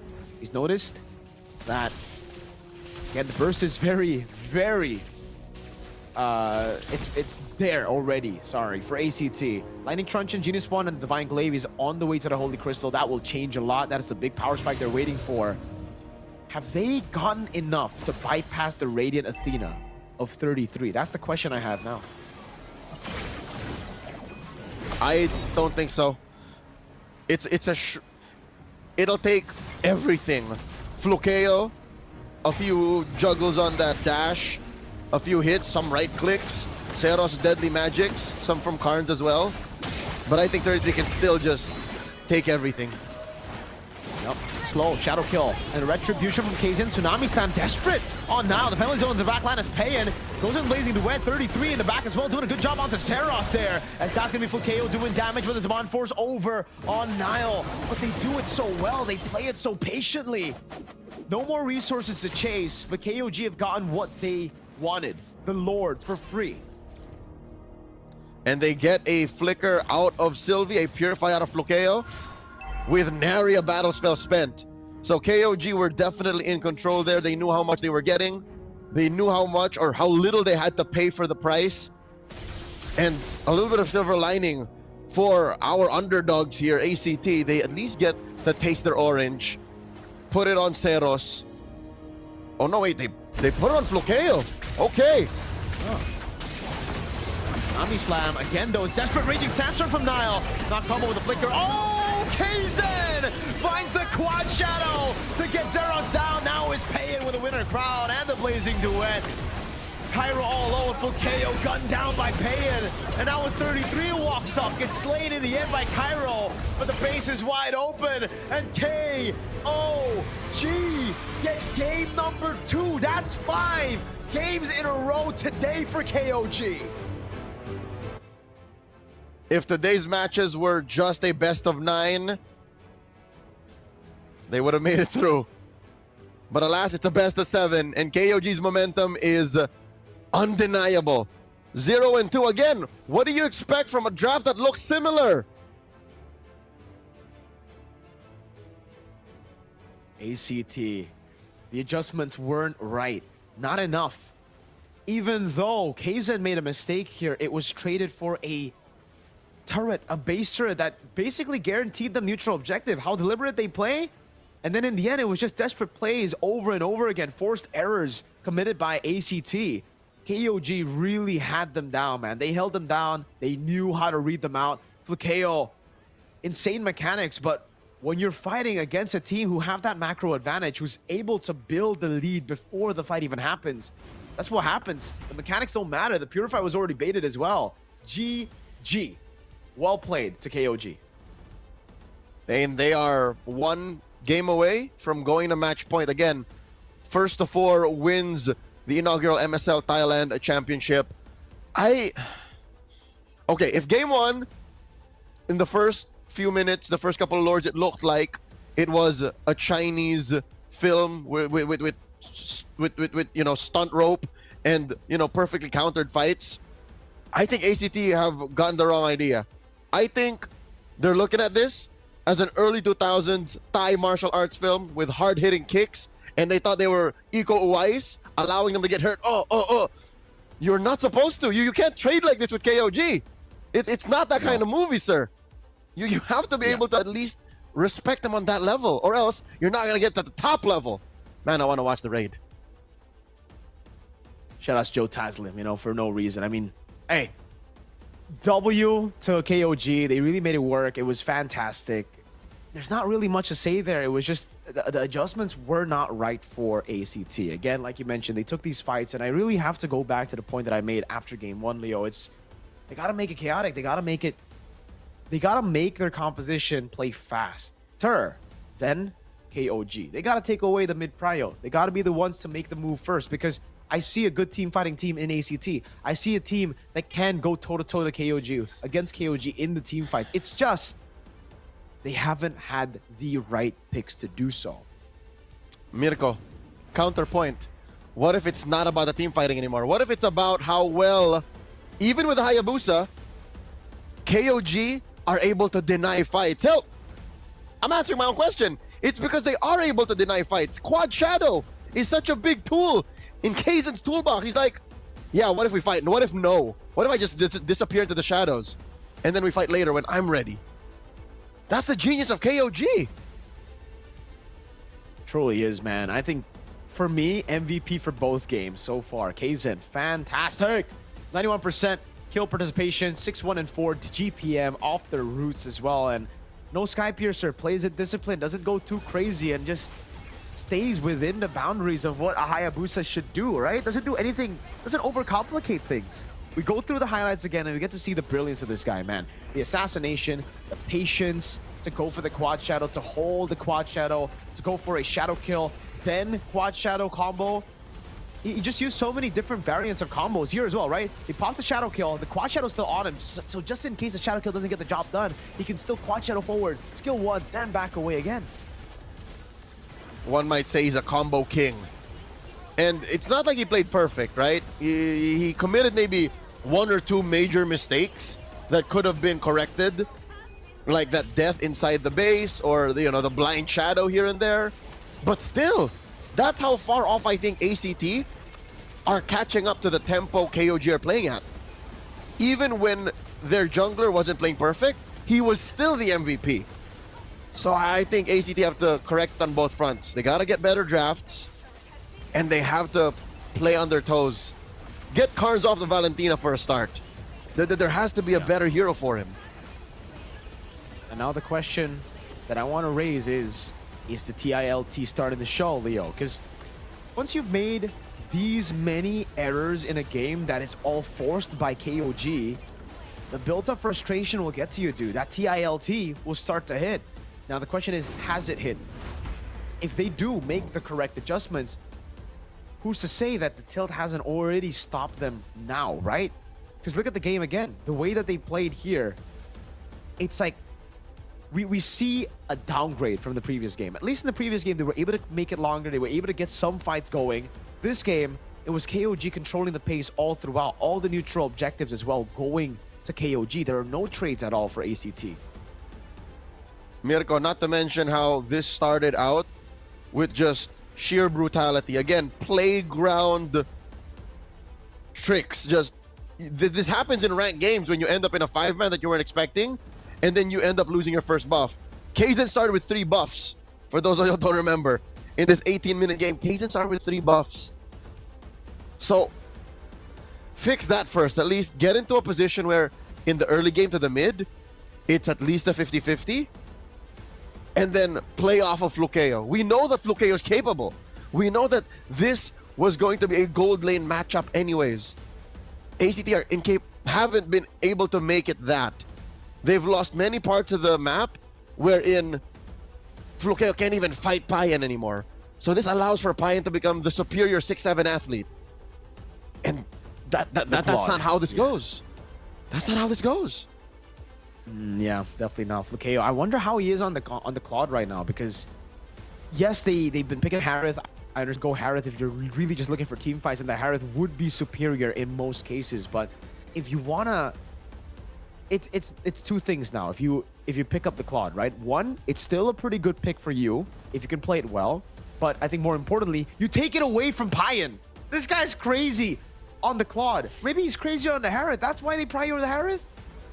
It's a big question mark for sure. Big question mark. Gonna be thrown at Shadow. He's gonna have to figure this out because it's so tough. You deal with the jungle, you ban out all the utilities, you still see the Hayabusa, right? You take the Harith because you don't want Payan on the Harith. You see a Claude and it's played even better than the Harith. If you take the Claude, who's to say they don't just go back to the initial style that is banned away and denied away from him? Okay, since we're on the topic, what if ACT ban the Harith, pick up the Claude, just for good measure, ban the Moskov? I know that's a 3-step process that might not even happen. Takes too much to do that. Where does Payan end up? Like, that's a good question. Like, I think that might be the most logical way to compromise KOG right now. Does he end up on a carry? Does he end up on a Granger? Like, well, where else? At least it's a step. At least it's a way. At least it's effort, right? They got to try to do something different, because if they continue to just do the same thing, which they have done in the last 2 games, ban out Kaizen's utility, I just don't see it. I think he's way deadly on the Assassins right now, right? You got to deal with that. Yes, utility is annoying. Yes, he is a threat on the Guinevere. You can still ban the Guinevere. You can still ban some of the utility jungles. โอ้เป็นยังไงเจอเรา2 คนแบบนี้ นะคะแปลกตากันนิดนึงแต่ว่าขอพักเบรกเกมมันๆกันสักครู่หนึ่งนะคะเพราะว่าตอนนี้เราได้ออนกราวนี่บอกเลยเกมเดือดไงเกม เดือดมากเกมเดือดคนเดือดหัวก็เดือดด้วย หัวเริ่มอุ่นๆละเริ่มอุ่น ใช่นะคะก็ตอนนี้นะคะพวกเรามาทำกิจกรรม ใช่แล้วเพราะว่าคนเยอะมากก็เลยอยากจะวัดกันหน่อยว่าแฟนคลับฝั่งไหนพลังเยอะกว่ากันใช่อันนี้คุณโดยส่วนตัวคุณทีมเชียร์ทีมอะไร ก็ต้อง KOG ดีวะยืนฝั่งนี้เขายืนฝั่งนี้หน้าฉันก็ไม่น้อยหน้าเพราะว่าฉันก็เชียร์ ACT จ้าน อกจากเราจะสู้กันแล้วเดี๋ยวเราให้แฟนคลับเขาวัดเสียงกันหน่อยดีกว่าพี่ปางจะเริ่มก่อนหรือหนูจะเริ่มก่อนเธอเริ่มก่อนให้เกียรติได้เฮ้ยขอดังๆนะอย่าแบบอย่ายอมนะขายหน้านะโอเคขอเสียงแฟนคลับ KOG หน่อยค่ะไม่ยอมไม่ยอมบอกเลยฝั่งนี้ก็ไม่ยอมแพ้เพราะว่าฝั่งนี้นอกจากจะมีเสียงแล้วมีป้ายด้วยอยากให้กล้องแผ่นไปที่ป้ายด้วยนะคะเมื่อกี้เราไม่ได้เล่นเลยเล่นอะไรป้ายเราก็มีป้ายเดี๋ยวเราให้โอกาสโอเคเดี๋ยวขอเสียงก่อนอันนี้ขอเสียง ACT หน่อยค่ะมาพร้อมป้ายก็มีเสียงก็ได้สูสีแต่ว่าอะไรนะเราขอเสียงแล้วเราสัมภาษณ์กันหน่อยดีกว่าไหนพี่ปางเริ่มให้มิ้นก่อนเลยพี่ปาง1 คนหนู1 คนใช่เดี๋ยวเราไปเดินหาให้มิ้นก่อนนี่ดีกว่านี่น้องเผื่อมีใครอยากได้วับแว่นไงเขาชอบถามหาวับแว่นกันเลือกน้องคนนี้เลยดีกว่าสะดวกไหมคะเดี๋ยวนี่มาเป็นตัวแทน KOG ให้พี่เลยขอบคุณค่ะพี่ปางเรามีเหรอคนไหนดีคนนี้อาสาลุกมาเอง เชิญเลยค่ะ เชิญเลย เดี๋ยวแฟนคลับอยู่ด้านนี้ได้เลยค่ะ โอเค แนะนำตัวกันก่อน แนะนำตัวพี่ปังก่อนได้เลยค่ะ ผมชื่อจุนครับผม จุนมาเชียร์ ACT ครับผม เย้ฝั่งหนูบ้างฝั่งหนูบ้าง ชื่อนัตตี้ค่ะ มาเชียร์ KOG ค่ะ นี่ KOG ดิวะนี่เขามีป้ายนะ แล้วป้ายเราอยู่ไหน หนูมีป้ายนะหนูมีป้ายนะ นี่ เฮ้ยรีบแล้วรีบแล้ว มีหลายอันด้วยตายแล้ว เชียร์หลายทีมเชียร์หลายทีม มีหลายอัน น้องรักคุกกี้โอ ไม่ยอมไม่มีใครยอมใครเลย ถามแล้วในทีมเนี่ยเรามีใครเป็นไอดอลไหมหรือว่าเชียร์ใครเป็นพิเศษไหม ก็เชียร์เพิ่งมาเชียร์ครั้งแรกค่ะ แต่โดยภาพรวมก็คือไม่ได้ตามใครเป็นพิเศษ แต่ว่าชอบการเล่นของทีม KOG ใช่รู้สึกว่าเขาแบบเล่นแบบว่าเดินกันแบบทั่วเลนทุกเลนอะไรอย่างเงี้ยค่ะ รู้สึกว่าเขาแบบเป็นทีมเวิร์กที่ดีเลยค่ะ มันเป็นอย่างนี้นี่เองพี่ ผมมาเชียร์พี่ชายผมเองครับฟุกโย 67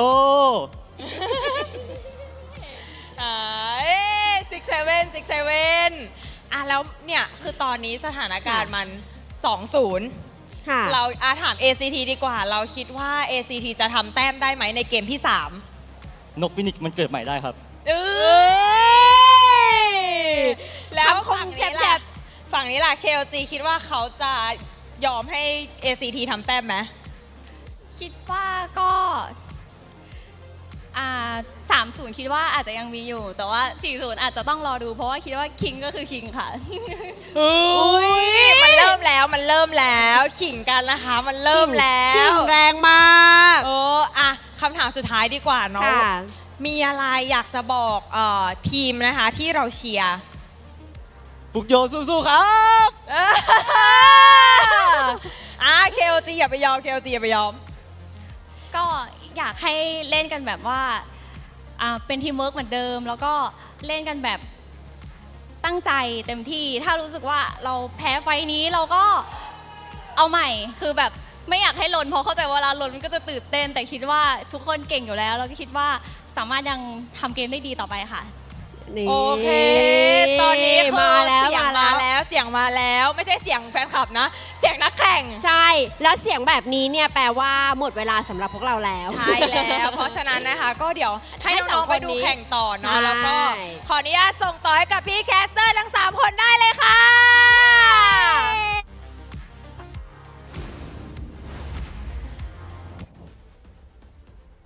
Kapkun Club to Mini Mint and iBaby, despite the shocking start for their fan screaming or cheering showdown. It's good to see that at least ACT fans are still in it. So they haven't lost hope. They are not, as we say, on the TILT yet. Safe to say. Hey, they did a good job. Very, very good job there. Giving them the motivation necessary. See, sometimes, Leo, we talk about the TILT, we think about just the game, but we forget about the audience. We forget about the fans. The fans are such a big component of how the teams actually get extra motivation. And I think Flukeo, especially, after hearing that interview, that one fan who said, Flukeo, I love you, 6'7". That's a big buff for him, dude. He's probably 6'7" right now. He's farming the 6'7" as he continues to grind, maybe, to get game number 3. It all starts there, right? It's step by step, though. They can't be thinking about, game 7 yet. They got to think about game 3, how to get game 3, and then after that, one by one, just one game at a time. Couple of games I think they should think of is game 1 and 2, because they have to make sure not to do whatever they were doing then. There's very little, I think, that's scavengeable or salvageable from those games, because sure, there was some fight in game 1, but I think they need to reset. It has to be a totally different angle. Maybe go for that gold lane trade that we were talking about, but it's gonna cost them, because consider this, to be able to do that, they might have to concede the Freya, which is, in my opinion, and I'm sure you agree. We opened the show with that statement. We opened the show today with that kind of mindset. Freya is dangerous. So it's not as simple. It's not as simple as pinning Payan down. Yeah, you're right. You're right. I don't think they let go of the Freya though. That's something they just don't do, brother man. Let's take a look. Random map draw. It is gonna be dangerous grass. There you go. We got the 6-7s in the building as well, man. Hey, those are Bacon Time supporters. I wonder who they're supporting here. Do you support the team that just beat them, eliminated them today, or do you support the team that eliminated them in the upper bracket? You know what? Well, I think they're just here to celebrate anyways. Because according to, again, our earlier announcement as the series started, they are going to MCCM. So there's a reason for them to just, you know, be here for the vibes. People do that, right? People just stay for the vibes. They do. They do. Hey, people love the vibes, man. So let's take a look at the vibe of this game. KOG, they still ban out the Freya and the Sora. All right, the Hilda gets banned out with the Akai for ACT, so they're still sticking to that Akai ban, but they're already changing a few things, like the Hilda ban at the start. Uranus, so KOG, again, for them, it's always the same approach. It's, if it ain't broke, don't fix it. For ACT, they're the ones that have to make these adjustments here and there. Let's see. Final ban coming in from ACT. Is it still going to be a utility jungler? Guinevere is open. I think the Guinevere... They banned the glue. They've left utility jungles open. Baksha and Guinevere up for grabs. Butterflies born by thy wish. Oh, okay. But KOG go for the Juicin. Okay. Zushin opener. I'm still trying to understand why the Hilda this early. What is that opening up? I don't know, but they go for the Baksha, and I really think the Guinevere is still a very, very good option to take right now for KOG. They can just go Guinevere. Heck, Guinevere Arlet? Me? Oh no, the Fovia's still open. Never mind. No Guinevere Arlet, but take the Guinevere first, right? Pick it up. Then maybe the Claude. I think that works as a way to hide your intent here against ACT. Okay, there's the Gwyn. You get one of them. Oh. So they're giving ACT here an ultimatum. Phobias or bust. And ACT aren't biting. They go for the Zetian, her first showing in the series. And Phobias has got to go. I think KOG get rid of it. Blue 4 or 5. I think so too. I think they ban it out here. The Cho gets banned out as well. They're taking away all the other roamers that can really deal with the Khalid in terms of clear in mid, right? They can level the playing field in the mid lane. They instead ban out the Claude first. Actually, I'm not against that. That's a very, very good ban. Claude wins you games. It has won KOG all 5 of their games here today. So banning it out, oh, sorry, all 4. There was one game where he played Harith, right? So there you go, the Harith, no Claude. They just double down on the Moskov. I still think the Fovia should be the ban out, especially if they are considering an Arlet pick here. So ACT, if they don't ban Arlet, KOG go for the Fovius ban, and it kind of forces ACT to pick it away from KOG. Because if not, KOG get a ridiculous comp, dude. Guinevere Arlet with Harith and Jusin. That seems like an almost auto-win situation. And they let it go. They banned the Marcel. Which, again, is also just as bad. Again, imagine all of that, plus still the chance to get away with that wombo combo. I am the sovereign of the abyss. Oh. They're letting go of the Phobius. Huh. Oh. Yeah. Wait. I wonder what they have. Yeah. Are you... Terizla? Is it... What? Terizla or Esmeralda? I don't think you want to go to Esmeralda against a Baksha, right? I mean, that's a foil. You win one, you lose one. Yeah. Where are we? Okay. This draft has gone... I'm confused as well, yeah. Gone a totally different direction. None of us expected. And mind you, this is KOG choosing to go first. They chose blue. In DG. Yes. They did. All right. I guess we'll just have to find out here. They're definitely not going to be the Arlet, right? The way you pick it up against the Phovius, unless you're that confident in a combo with the Guinevere. Technically, even if you go Arlet against the Phobius, if you're able to lock the Phobius down, it's a-okay. There's no combo with the Guinevere. This is an independent Guinevere that's going to be solo looking for sets. It's just a Hylos and a Juice. I guess it's the Juicin, right? You pick people up and then you hope for the Valor Requiem to be ready. It's just a good stuff Guinevere. It's not necessarily synergizing with anything. It's just good. Huh. ACT, they still need a gold laner. Moskov. That's it. What about the... There you go. Go for the Moskov.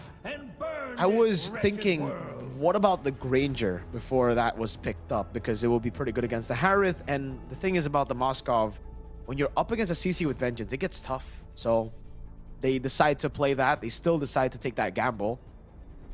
Is this enough for ACT to get a game? Leo, what do you think? What I like about ACT's draft is their respect for KOG's macro.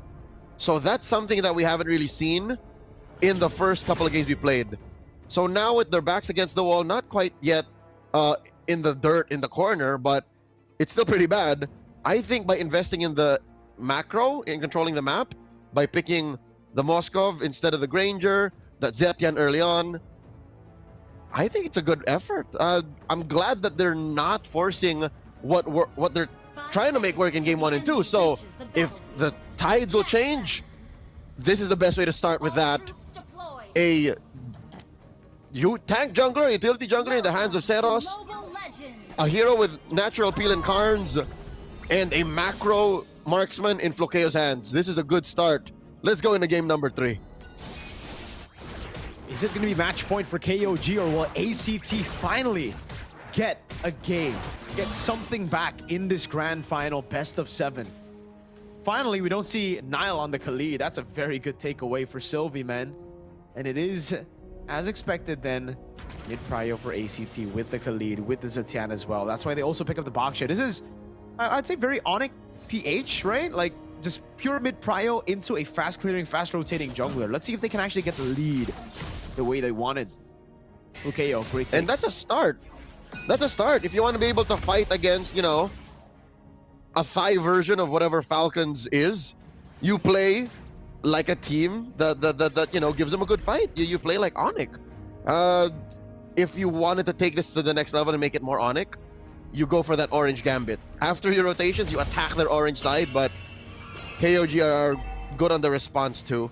So Kaizen cleans up house. 30 seconds to the next turtle, lower quarter. He might even be able to cross to the small camp on Seros. Nope, Seros gonna get to it. Yep. It's just the slow build. Kaizen waiting there. Seros still able to clear it out. So, neutral objective battle here. Really comes down to execution, I feel, right? Especially considering it's an independent Guinevere. It's a Guinevere that has to look for his own sets. ACT can play with tempo. They can rotate to the neutral objective first, but they have to be careful about these extra bushes on dangerous grass where the Guinevere could possibly be waiting, and that's why it's slow. Deliberate, I guess we should use. Zeros goes to the XP Crab. He should be able to take this, and this is good for Kaizen, I feel. He's already gotten the purple buff, and he'll have plenty of time to get back into the neutral objective. Turtle's at half health. Zed's pushing Karns away. No passive on this Zetian anymore. Yep, there you go. Kaizen's walking up. That's going to be the right win as the Lancer Flare picks him up. A kill over as Nile will fall. But it is just a neutral objective. Kaizen! Oh! Vision Migration of the Valor Requiem onto the Khalid. Goes for the kill, gets it. So it's a 1-for-1 and a neutral objective for KOG. SOD no one home. I wonder, in a world where that hit, would Flukeo press the button? Because that was not a fight I think ACT should have forced anyways. But I get it. It's in an effort to protect Seros's purple. And at least they do score the Lethal Wanderer here. So this will at least keep the lead close. 300, 400 gold. But at least it's a better spot than where we were earlier. ACT are doing well to recover. This is a good start. I'd like to see where it pops off though. But here's what I think might happen. There's no real point of popping off, man. Like, of all of them, it's still Flokeo they're waiting on. Flokeo's the main core here. All of them are all just gears in the machine. That's true. So, ACT are going to have to look for some proactive moves. Great juke by Nile there. That's going to be Zaman Force. Good stun with the Raging Sandstorm too. Nile, caught in the Fury of the Phoenix. They're going to go for the damage with the SOD and a final wheel to the face. Nile takes his second death of the game. Niall, we were used to seeing him do this. And again, he's the member of the team that can afford to die as much. 33. Oh my god, War Axe. So, depends on how else the items go, especially for Cairo.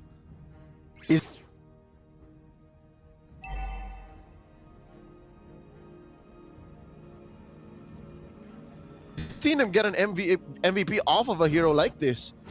He has kicked butt with a CC prior, so let's see. Second turtle spawns, same spot. Right. Neutral objective take. 33 doing a good job zoning. Cairo gets a dark wave on him. Shield unity by Zeros. That's the Battle Rec Room, and the Rec Tree win for KZen still. Spatial migration out of there now as this Lantern Flare picks up Zeros, but KOG again. This is the built-up frustration that I'm saying, man. Like, they never want to fight. They never want to give ACT what they want. ACT are now playing fast, but KOG just go neutral objective, and then they say, no, I'm going back. KOG put ACT in the friend zone. They don't want to fight. They want to be friends. That is counterproductive to what ACT want to do. We'll just take turtles, but we won't fight you. This is... again, what's ruining the approach? They fight for KO! They just bait out the Purify, right? It's all the small wins. Neutral. Oh, KZen. That's a bit crazy.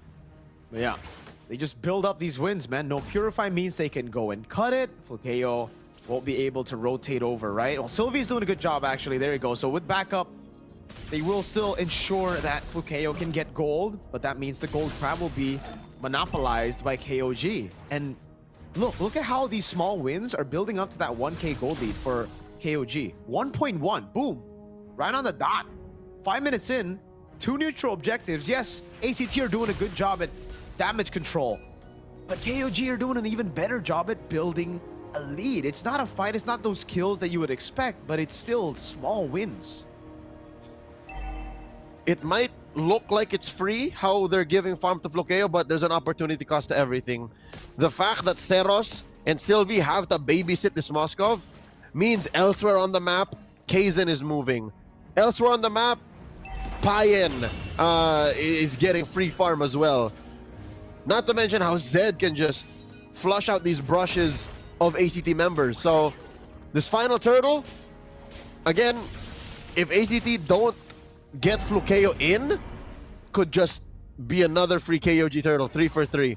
Because Flukeo, again, I mentioned it already, is the only real source of core damage for ACT.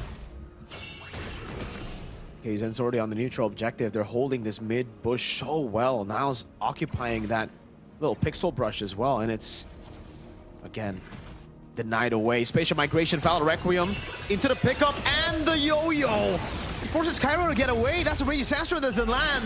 Where's Pathway, and now the Crimson Beacon.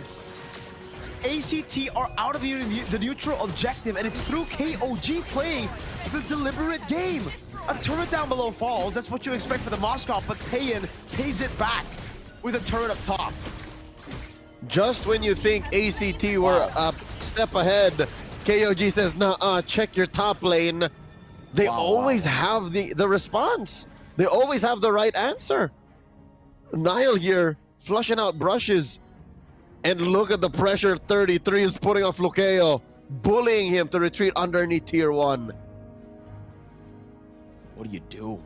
If you're ACT now, you scale. That's the easy answer. But with a Phoveus and a Baksha, much easier said than done here, right? Like, KOG still have ways to shred those frontliners. They have a CC in their composition. They have crazy CC as well. Not the hero, but crowd control with the Lancer Flare and with KZen on the Guinevere.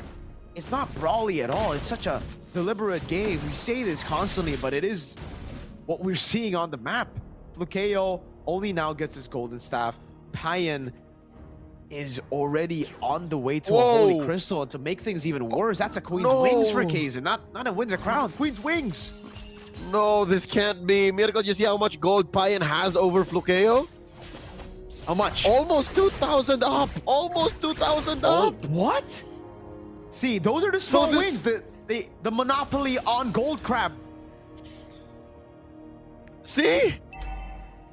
1,200, 1,300. See, so my math may have been slightly off, but still, with no kills on either of them, that just means it's more effective space for KOG on the map. Yes. It's the small things that they do during the neutral game. When there's nothing happening, KOG have been the better team, right? They've been rotating constantly to XP crabs, gold crabs, and it has put them far ahead now because it's those small wins that get them here. 1.7k gold lead, and the XP lead is quite massive. Look at Zeros. 2 levels down against Kaizen. All across the board. It's a level lead for Payan even against Flukeo. Not something you would see all day, man. Like, Moskov usually will have the lead over the Harriet. Sylvie, caught on the bad spot, still able to escape there with the dashes. Now with the Lantern Flare, locks him down. Valor Requiem a bit late to the party. The Fear of the Phoenix locks Kaizen, and now it's going to be the all-in as the Bond Force gets used up, and the SOD lands. With KO in the back, onto Kaizen he goes, with the Queen's Wings is doing work as Kaizen is able to survive, but he moves back in, and Payan blows him up! A double kill! Flukeo was so close to saving the day, to possibly getting a kill on Kaizen. But it all falls for KOG. And now it's Kaizen walking up, getting a stack of that passive on Carnes, forcing him back and getting a free tier 1 in mid and bot. Leo, we gotta bring it up. Is the TILT starting to hit for ACT? If you just isolate that moment, it seemed like it was. Flukeo was so desperate to get the kill. Even Seros was like, just get me in Retry range. I don't care about the level gap. We're gonna make it happen. We're crossing this bridge. But they forgot how high the water was. They forgot how big the gold lead was between these gold laners. And how KOG are just so good at splitting up fights. That could have definitely been an ACT win, but KOG just knew how to delay enough and to force ACT to overcommit. And now they have a Lord. Now the map belongs to them. It's blue. Mirko, Flukeo will have to struggle to get anything out of the map now. Oh man, not just Flukeo, even the utility jungle. Look at that. Zeros baited out already. Flukeo tied up with the current call. The Fear of the Phoenix is baited out, and Flukeo was all alone. He has to purify, but what will it do him? Nothing. Flukeo isolated against 5 members down below as the Lord almost solo took the turret. Kaizen! Spatial migration of the Valor Requiem into the Winter Crown that he just purchased. Sylvie gets away with the quick Sand Guard. Oh, the healing saved him there, and the Holy Shield as well. But they want to go for the base turret, a far lane base turret with the First Lord. Payan already popping into Monfor. He's going to go for the turret right now. It's a full lock onto it as Cairo jumps around with the Infernal Pursuit. And ACT keep it alive. Oh, but KOG, Leo, there's literally no bounty on the map with a 5,000 gold lead. It's the same thing as game 2. You can pick apart this lineup, but at the end of the day, that's not what gets them down. The only thing that could beat them is a mirrored macro play or a clean wipeout. Neither ACT are capable of doing right now. KOG fans are feeling it in the stands. Oh my lord. Mirko, what at least ACT can hold on to, evident in that push down bottom, is the one weakness KOG's lineup has. They have no clear turret killers. There's no wave murderers. They all have to punch these minions the old-fashioned way or slowly burst them down with attacks and skills, but there's no marksman. So that's one thing they can be thankful for. They can at least defend underneath their base. Did they just concede the Lord? That was a retreat from Zeros. I mean, he needs everything he can get. Maybe that's what he thinks he can get. Maybe they don't go for the neutral objective this time around. Oh, I wouldn't blame him. 13 seconds for Zeros, so it's not going to be the end for him. He can still rotate over, but Kaizen's already starting it. And at least now, you can see where Flukeo can be very useful. No, they're not even contesting, right? Yeah, no contest. Nope. Unless... I don't blame him. Zeros? From the side? No, he's on away. Shielded a knee. He tries to go for the ride, man. The Valor Requiem gets used up. The Spatial Migration as well, but now the Fear of the Phoenix catches all of them, but they play it slow. It's just a curtain call. Blitz from 33! And the Spatial Migration. Look at the damage of the Synchro Fission and the Unlead dashes. 33 is melting through the front line of ACT. Tis why the Harith was constantly denied out of Payan's hands. If you thought His Claude was a work of art.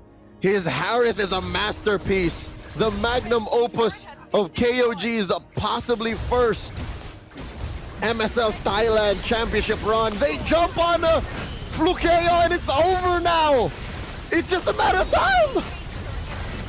Ladies and gentlemen, the match we thought was gonna go all the way, it's match point for KOG! 1 game away from hoisting that MSL Thailand trophy. One more, Payan says, one more. The Kyrie Zed urges the KOG fans in the stands to make noise. What must it feel like to be an ACT fan now? They're in disbelief. I mean, we don't even need to ask the question for KOG fans. Look at them celebrating in the building already. And it was this final fight, right? Like we were talking about the scaling portion of the game. Yes, Seros and Cairo can get tanky, but that's where the CC comes in to shred you down, and it was brilliant. Sylvie falls as well. Folks, if this was a best of 5, it would already be done. There's still a chance. We've seen teams come back before. But do ACT have it in them? A team that made it here through open qualifiers. Mirko, looking at the run of the playoffs so far, no match has gone further than 4. If there is a pattern here, it's that the end is nigh.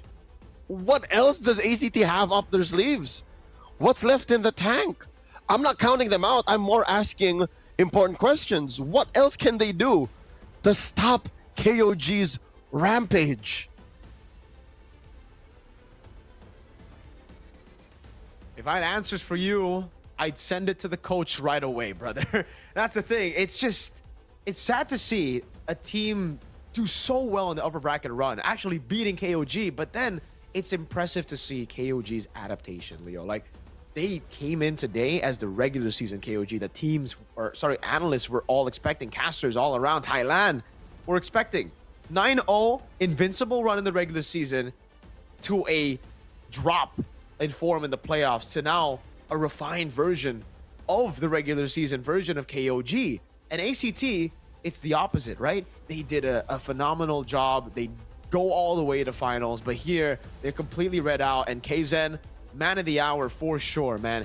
Game number 1, game number 2. For me, even game number 1, even though game number 1 went to 33, it was KZen in my books. Game 3, all 3 games, it was KZen, Leo. It's all him. That's what he's feeling in his hands. The energy, the power, the vibes of what is seemingly, eminently, inevitably his title. He's 1 game away from becoming one of the first MSL Thailand champions. 3-0-5. Didn't die. This is one of KOG's signature moves. One of their major strengths is, number 1, yes, they're very good at this macro-centric playstyle, delaying fights, denying engages, and second is using the map. In broken walls, they picked Barats.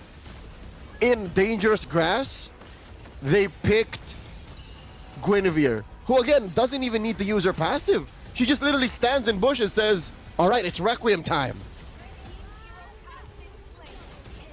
That final play, man, it's just so tilting to see. Flukeo got the SOD. He targeted the right member as well. He went for Kaizen to take away the retribution, but Kaizen survived with a sliver of health thanks to the burst as well from Pan.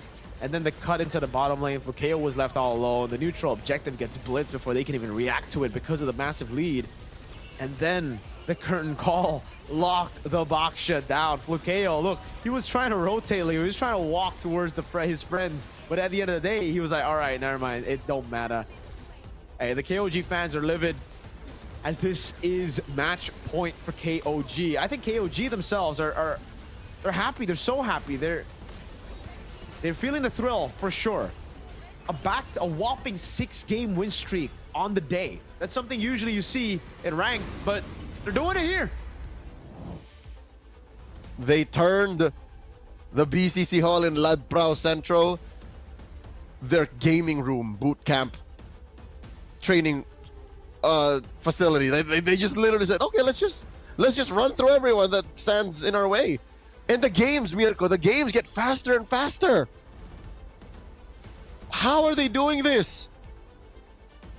It's like they just keep getting better and better. I have no idea. They are getting better though. Like, even in the game time, if you guys look at it, if you guys have been paying attention to it, folks, 20-minute game to an 18-minute or 17-minute game to a 14-minute game. It's 14-minute game. Literally cleaner every single match, every single game they played. Even in their first match, we saw some holes. Bacon Time were able to get a few games, or sorry, not games, a few fights in. They were able to make it close. And then we see the stomp in game 2, the stomp in game 3. And then now here, same thing. KOG starts slow, deliberate. They lure ACT to a false sense of security, and then they tear that hope down to its core. The twins aren't doing too well. Sylvie and Saros, they're lost. And I don't blame them. It's easier said than done to go and step up against KOG. And I'm glad that it's us twins that are just calling the match and not playing against them. Because at this point, we're just asking questions. They are literally questioning themselves. They are looking deep inside, saying, what else can we bring out? Twin, literally, what else can we play? Because we've tried to deny the Claude. We handed him the Harith. That's apparently worse. We've taken Carnes off of the Valentina. Took us 2 games to do that. They've adjusted almost every possible thing. They themselves have played. Seros has played. I'm Seros, by the way. Are you? Silvio. If I'm Seros, you are? Silvio. So you're Sylvie. I've already played the Baxia. You've stolen away the Khalid, and it still didn't work. I have. It did not. Where do they go from here? What? Exactly. That's the thing, right? Like, we've been trying to slowly also read into KOG. What do they need to do? What do they have to do? What do they have to plan out? What changes do they have to make? Gameplay? Draft? At this point, it's everything, right? And it just seems like they've gotten read out. They've gone completely read out already from the first time they met up in the upper brackets. Yes, ACT were able to win, but KOG downloaded their playstyle. They downloaded their style of play, and now we're seeing the execution to that blueprint that KOG have set for ACT. KOG are architects of their own fate. They have erased and rewrote everything in the book to make sure that history states KOG have become the very first champions of MSL Thailand. They have built the blueprints to call this truly their house. And they just have one more game to embrace destiny. One more game, lest ACT turn the page themselves and scribble their names in there. Again, these are kids. They're very young athletes. None of them are older than 18. Eldest possibly maybe 18, but imagine being in this position, man. Imagine facing off against, if you're 18 and 30, imagine being oh man. Imagine looking up to, literally in Cairo's case, looking up at 33, saying, you're my idol, and now I have to fight you in the EXP lane. Could Aura could Aura have played a role in this? For sure. I mean, we have seen it before, right? It's something that, it sounds weird. It sounds weird, like, well, what do you mean aura? What do you mean all this thing? But when you play on stage, it really is all about the aura. It's about the stage presence. It's about going up against names you've seen before. As Leo said, this could very well be kids from the open qualifier that made it, that back in the day when 33 lifted that MSC 2017 trophy, we're watching. And we're idolizing 33, we're idolizing IZ, we're idolizing the IDNS roster, the full Thai roster that did it in their first international. And looking now at themselves and seeing we could do it too. And now it's all about who wants it more, right? Going up against your idols, you gotta lock in, bro. At this point, it's make it or break it. It's 3-0. You've had 3 games now to lock in. Wake up. Is that all you got? Wake up. The dream is over. Wake up. You are on stage. You're living it. There are hundreds of people watching right in front of you, thousands, maybe millions total overall watching, and your ticket to Paris, France is on the line. KOG can basically KOG can smell the baguettes at this point. They smell the freshly baked croissants. Oh, dude. I'm pretty sure Kaizen and Payan are now planning their trip to the Eiffel Tower. Like that's how close they are. Yeah, they're literally a game away, and it doesn't look like it's a far-fetched. It doesn't sound like it's a far-fetched idea that we can say that KOG's got it. They've got it all throughout, and they look composed. Look at them. They're veterans. The reason they've gotten these imports, the 3 imports, and a veteran in XP is because they were banking on the fact that experience would carry them. And so far, in the playoffs, it has, Leo. And I don't think it's just experience. I think it's also wisdom. Oh, yeah. It's the knowledge. The knowledge to say, take this fight. The knowledge to say, that's a worthy trade in the draft. The knowledge to say, we can take this, and you can force this issue. So, what is this? Is this magic? Is he casting a spell? No, because no, Mirko, I'm not gonna lie. That might be what it takes. There has to be something preternatural occurring for this to change, and we have a last-minute substitution. Cairo is out. Piper is coming in. When was the last time we saw Piper? Need? Early on, first match ever. I remember casting a Piper game. So, yeah, that was the last time we saw Piper. That means they've ran through their whole... They made it through to the last stage of the playoffs, to the grand finals first, without Piper. And now suddenly, what's going on with Cairo? Why? I have no idea, Leo, but it's something they need. They need a change of pace. They need a change of something at this point, right? Or it's going to go the same way. A power sub, a super sub moment, perhaps. Something that could really etch his name. I mean, etch the team's name in history. If this were to work, Leo, if this reverse sweep were to happen with Piper in XP. ACT fighting. The fans still believe in the dream. Mirko, I can only imagine the discussions online if Piper were to be able to make this happen. If Piper were even able to get ACT back to Game 6, even just Game 6, I can imagine the ACT fan base going wild. We're going expanding rivers. I want you to, before the draft begins, I want you to put your mind into a place where we're looking at MSL Thailand Week 1, Week 2. How different does Cairo play from Piper? I think for me, Piper's way more aggressive. Early on, especially for the neutral objectives, he's there to just create space for Zeros. That's what made him special. That's what made ACT special early on in the weeks, right? They were aggressive. Maybe that aggression got read out. That fast tempo that I saw got read out, and that's why they struggled in the middle of the season, and that's why they had to bring Cairo. But if we were to think about that again, and we were to go back to a few of the points we made early on in the best of 7, early on in the first few games, we did say ACT need to make it quick. They need to play faster than KOG, and that means it fits the bill. Piper might be the solution to playing faster. It's just now, is it too late, right? You always have to ask that question if you're at match point to bring in someone like this. All right.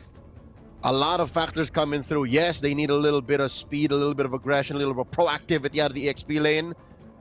We don't know for sure if there might be some aura involved. Again, intimidation out of your idol. 33 to Cairo. But also, something that we haven't mentioned up until now is Piper hot enough? KOG start off here with a Zushin. Is Piper hot enough, Mirko? Because unless he's been doing jumping jacks throughout game 1 to 3, he's just been sitting, he's just been watching, studying KOG. But how are his in-game senses? How are his fingies?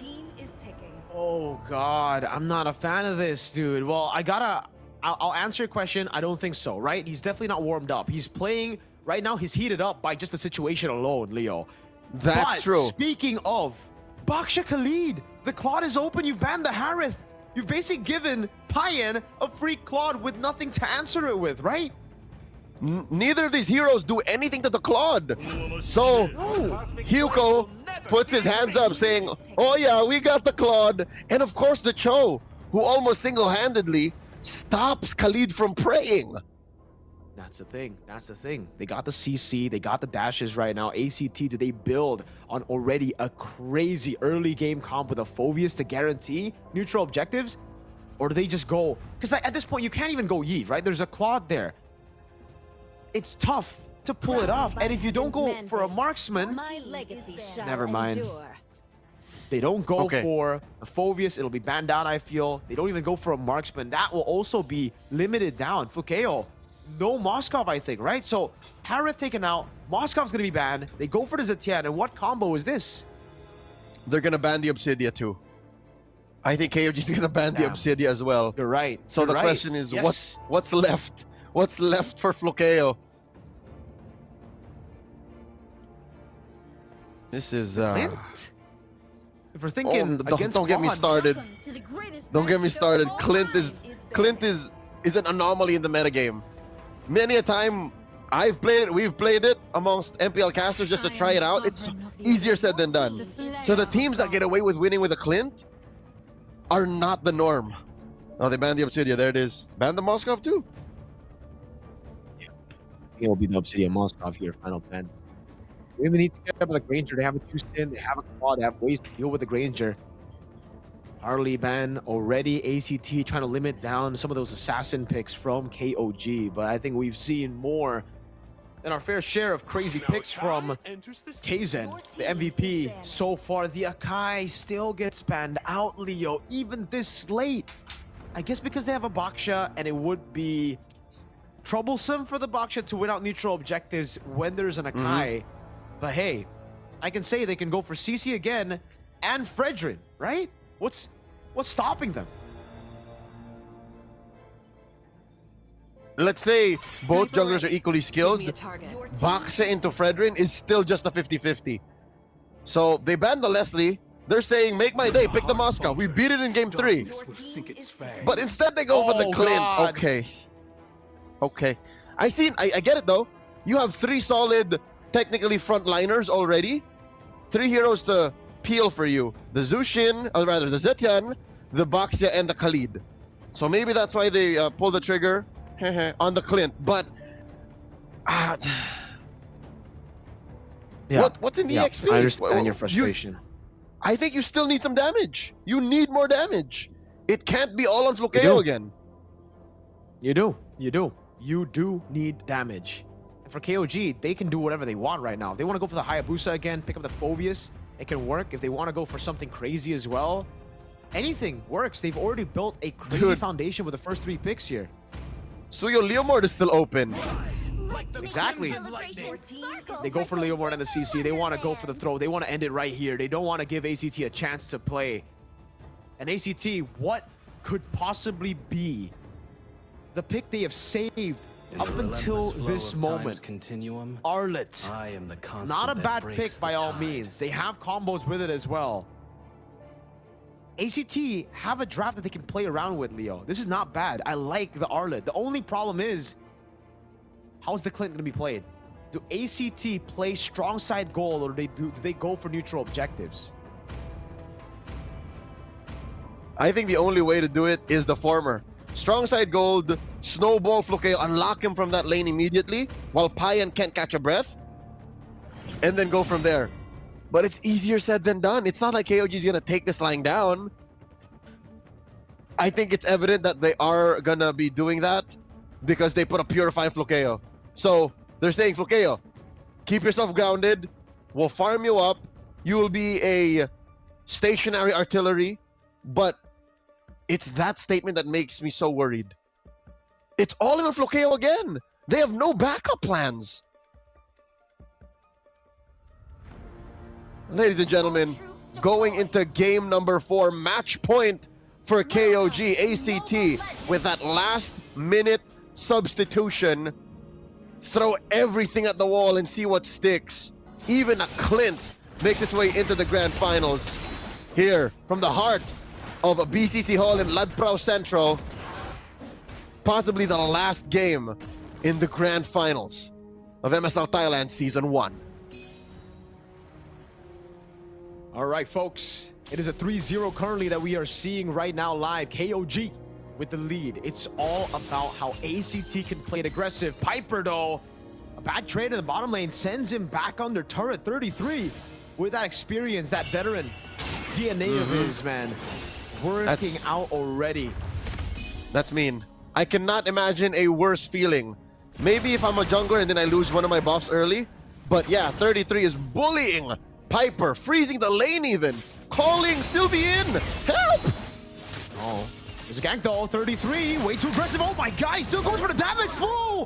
33 gets a kill in the end. Now it's Kaizen with the rotation on Sylvie.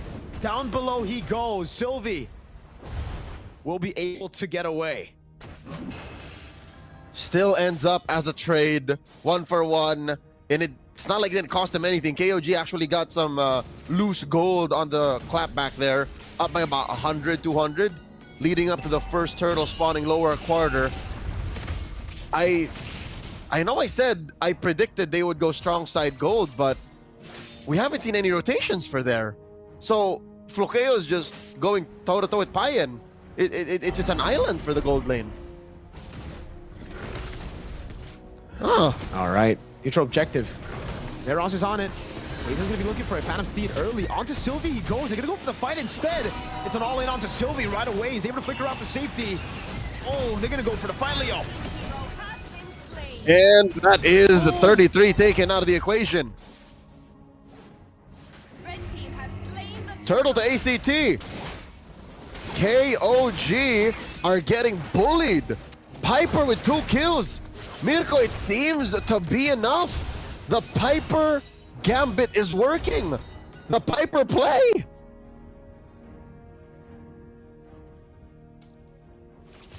Oh, wow. Ladies and gentlemen, ACT may have found their second wind, but off of just their XP laner, now KOG get tested, possibly for the first time in hours today. For the first time since the sun was up. KOG are getting tested. They're down 500 gold. They forced the Raging Sandstorm out of Sylvie. And so far, it's back to regular programming for KOG. They're slowly regaining parts of the map.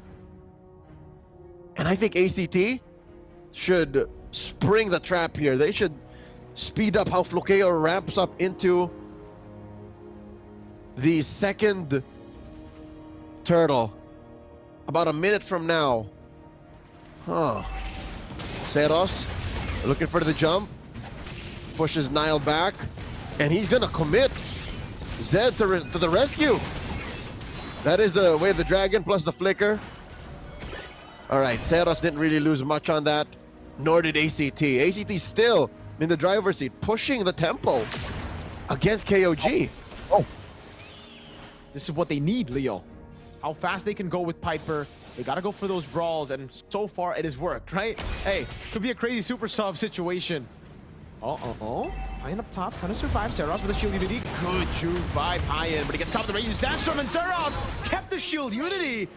A different pace entirely for ACT, out-rotating KOG. Way the dragon, bringing him back. Lancer and Flare comboed in together, throws in under turret, but Sylvie's able to get the quick sand guard in time. And Kaizen cannot help just yet. It should be a free neutral objective to ACT. Hold on now. Oh. Now with walk up, gets to kill Sylvie. Has to flicker out. That means now it's KOG with the lead. KOG are a man up. Zeros looking for targets. Jump style. Dikundo in the red tree, perfectly balanced combo together. Piper with the final slash, but now gets caught with the Lancer Flare, thrown back at everybody, and has to blaze into it even on Piper. He tries to survive, but Kaizen takes him out, and the gold lead is back to basically nothing. They level the playing field. They stopped Piper from running through them. This was key to KOG's success in stabilizing. Again, they lost so much in the gold lane. Payan now has to farm without a tier 1. But with that sequence alone, at least they stopped the bleeding. They're not out of the woods just yet. KOG did get the second turtle. If they secure the third, And they give, oh my God, Flukeo. He's fine. Oh, the clapback from ACT coming in. All right, really find they're it. too deep. Yeah, way too deep. But they baited out Purify. That's already worth it. Nile now can get a free initiation on him. And there you go. You can already see it with the curtain call as well. Nile, not in range though. A bit too aggressive by 33, getting a bit too hasty here. Maybe, I mean, I know they're at match point, but they gotta be very, very patient. They gotta still stay deliberate. And that might be what ACT want. ACT are playing brawly. ACT are forcing engages.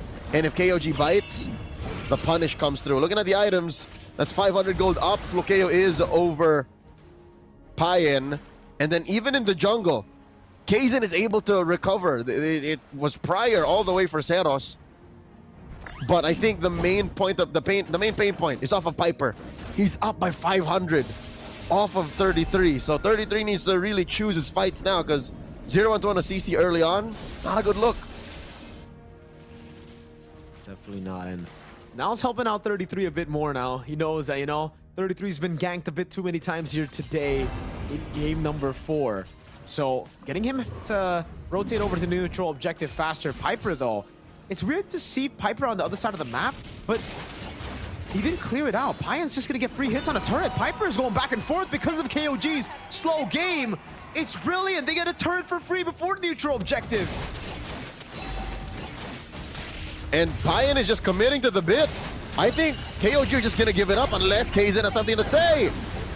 Raging Sandstorm now flickers out of the way. The Fear of the Phoenix locks him down, but Seros is caught all alone, and he gets caught by the Yo-Yos. And yes, as you said, Leo, it will just be a trade. They're okay with it already. A free turret turns into a turret traded for the neutral objective. But now they go back and they continue to farm, to continue the scale. Approaching the mid-game point, 8 minutes in, Flukeo picks up a... are they gonna jump on Sylvie? All right, they're just checking range. 8 minutes in, almost, Flukeo picks up a Malefic gun. The Clint gambit has not paid off. Nary a shadow of the Clint we've seen. Oh! Piper threatening Nile. When will Flukeo join fights? When will ACT say it's ready? Unleash the Sheriff. I think right now they gotta just break the turret down below so that he forces out, he's forced out of laning phase. 33 trying to defend. He actually went for the current call and even the vengeance here. I think a big blunder from 33. Gets cooked. Flukeo picks up the kill on Nile. Goes for the way the dragon. The final smash doesn't land. Nile gonna be caught in the bad spot. Fury of the Phoenix snipes him down from all the way up top. Kaizen walks him down. Able to get the killing spree on Cards. Payen doing some damage as well. Flukeo though doing a lot here with that early game damage. Is it an endless battle? Because that's ridiculous. Yep, Flukeo has an endless battle, has a Malefic gun, possibly on his way to what I can only assume is a Sky Piercer. So not fast, but not slow, just right. Carnes picks up a Divine Glaive. What? Is that his second full item? Or possibly his third? His second full item. Wow. Not a Trunch. Glowing Wand into DG. He knows the team wants to play front to back. He knows it's a pure front to back for them. So it's all about how he can shred KOG's front at this point as well, right? How he can facilitate Flukeo to get those executions with the Sky Piercer now that he's building. So great itemization from Carnes, in my opinion, coming into the neutral objective fight. It's only a 1,000 gold lead, but this is the one that could really explode ACT's lead to a 3-4K, depending on how it goes. Sylvie going up already. Now goes in for the G Kundo on the way to Dragon, straight into the Phantom Steed and the Yo-Yos. But the Fear of the Phoenix comes in as well, and ACT are forced to wait. The current call is already used up as 33 zones him in the back. That's going to be the red tree from Kaizen. Raging Sandstorm, and now it's going to be Payen jumping in, but he's going to get caught with a quick draw. Flukeo flick around, Sky Piercer for Flukeo. KOG running away, but he's going to be chased down by Piper. He gets the stun, and Kaizen will fall. Zeros picks up the shutdown. That is a Pyrrhic victory for KOG's Lord Take. ACT, in my opinion, wins the trade. Now we're feeling Flukeo's wrath. Every flick of the wrist could possibly be a Sky Piercer stack. This is some roundabout way of countering that Claude, but it almost does the same thing as a Leslie, in my opinion. Ranked games, Leslie's eat Claudes alive, and this Clint has done its best impression. Again, yeah. Go ahead, Monkey Man, Little Thief, fire away with your blazing duet, but a single 2 or 3 bullet combo out of a Clint gets rid of the whole HP bar of the Claude almost instantly. He needs a win of nature, dude. He desperately needs a win of nature. Payan, his patient gameplay hasn't really worked out this time around because of the damage. It's just so explosive. So when he's patient, he just gets poked out. Payan, good BMI. Saros, though, goes in for the finish and Raging Sandstorm. Good reaction for the Crimson Beacon now as Nile is able to kite back. Piper's looking for the final slash, but doesn't have the flickers. Kzen is off bounds. He walks away, and it is where ACT will call it quits. They're going to play it safe. They're going to build this Flukeo Skypiercer slowly but surely. There's no reason for them to rush right now. Pressure's on KOG to close things out. Fair. They are down 3K, and it looks like KOG are not in the mindset of forcing anything. They will at least fight to push for this mid lane, but Zeros. look at the back line. Comes from the back. That's going to be the full shield unity onto it. Away the dragon and Payan. Oh, gets taken out by the last shot from Carnes. Raging Sandstorm from Sylvie. And 33 goes to the side all alone. It's Flukeo with 4 Skypiercer stacks now. Kzen tries to get a kill back. Holy Shield still ready. Flukeo doing damage. No Phantom Steed. Wait. Holy Shield is down right after 12 minutes. Leo! Everything is lining up for ACT. They got 2 minutes coming down right now. Fear the Phoenix as well. They're going to go straight for the base right now. It's asking for the all-in from Kzen to try to save the game. He gets the red tree in time, and ACT, have they been a bit too much that they can chew? On the all-in to the back. Flukeo with the damage again. Jikuno on the way to drag it into the Purify, but Flukeo will fall to Kzen, who gets a triple kill. When you thought the 12 minutes on the dot, Cinderella moment of that. Oh my god, they're gonna take down Piper! Uh-oh, Piper with a vengeance. The steed is back up now with the horse. It's 33 who walks up and an unofficial Maniac. Free Lord! Lined up for ACT, but KOG turned it around. Mirko Free Lord! When you thought that 12 minute on the dot, Holy Shield's drop-in moment was a fairy tale ending for possibly going to Game 5. KOG flipped the script. This ain't no fairy tale, son. This is the grand finals of MSL Thailand. And they take the lead. Sure, they lose their mid lane inhibitor, but they now are up almost 1,000 gold with a Lord marching up top. What is going on? Wow. Redeem your codes, folks. RMS-8L2FCD right there. Wind of Nature complete for there Payan. it is. Leo, have they gotten to the timing that they need to end this game now? They have a Lord. All right, maybe not an end, but to regain control of the game. The lead's back in their side. There's no far lane base turret. It was a mid lane base turret, so it doesn't really do much for ACT. It's very defendable. Mid lane penetrations are not a terminal status. It's very defendable, and they lose all of their tier 2s. It's just base turrets left. KOG are in fighting form once again. They've fallen off their throne. They've lost their crown. But just as quickly, they may have found it again. They remember, I am him.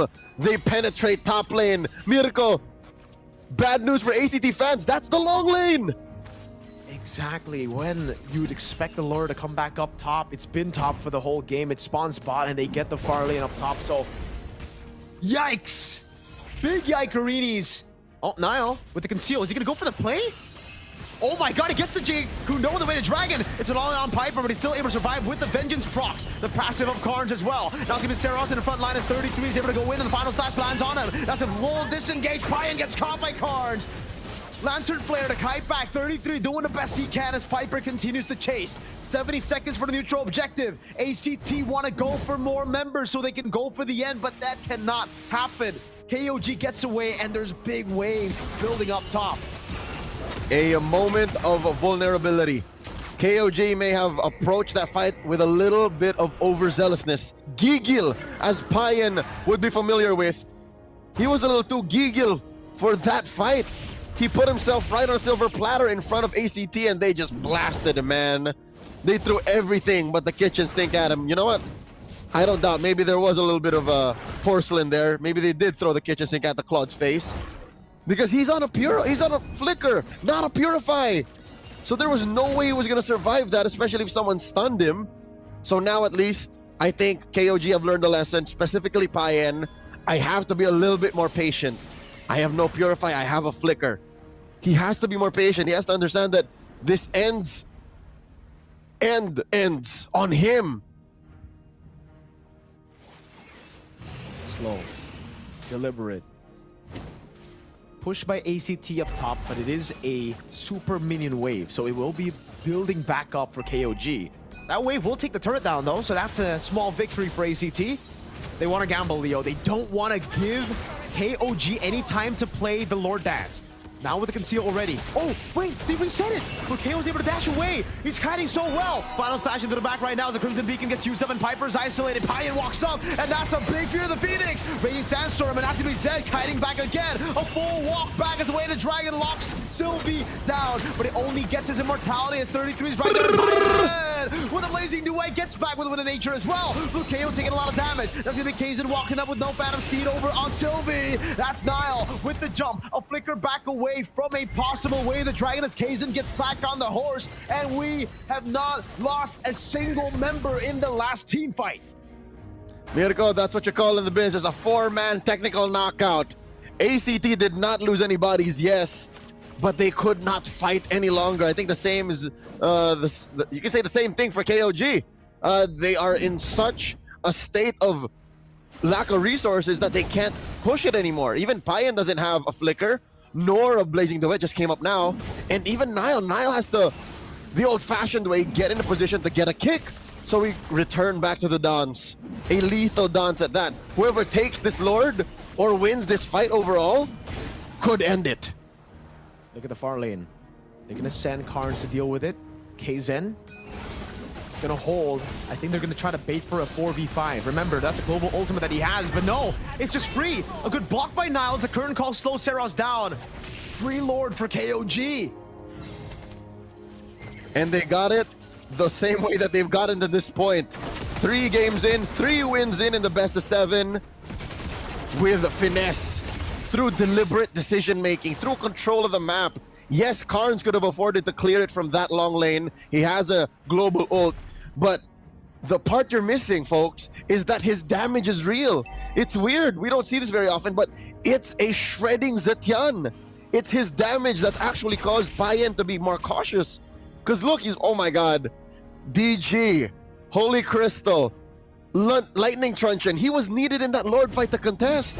And when the city needed him the most, he was in the top lane. And now they have to deal with this 3-lane push. He had to clear it out, man. He has the global ultimate as well, but now it's a winner crown. Whoa, Payen selling the Wind of Nature. The Phantom Steed comes in handy now for Kaizen, but it's going to be down for a while. Lord up top already. Flukeo dealing with it. They're trying to go for the siege in the mid lane, and they are going to get it down slowly but surely.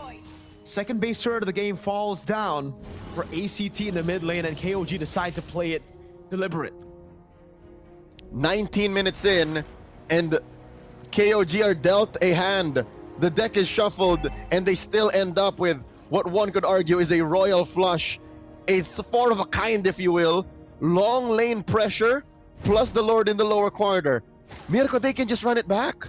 It's up to ACT again to, after Piper's last-minute substitution, after all of the trials and tribulations, the struggles, the many downs, some ups that they've ran through in the best of 7 so far, to find new tricks to try and contest for this Lord. And it's easier said than done because, again, at least now they know for sure one thing. It can't be Karns.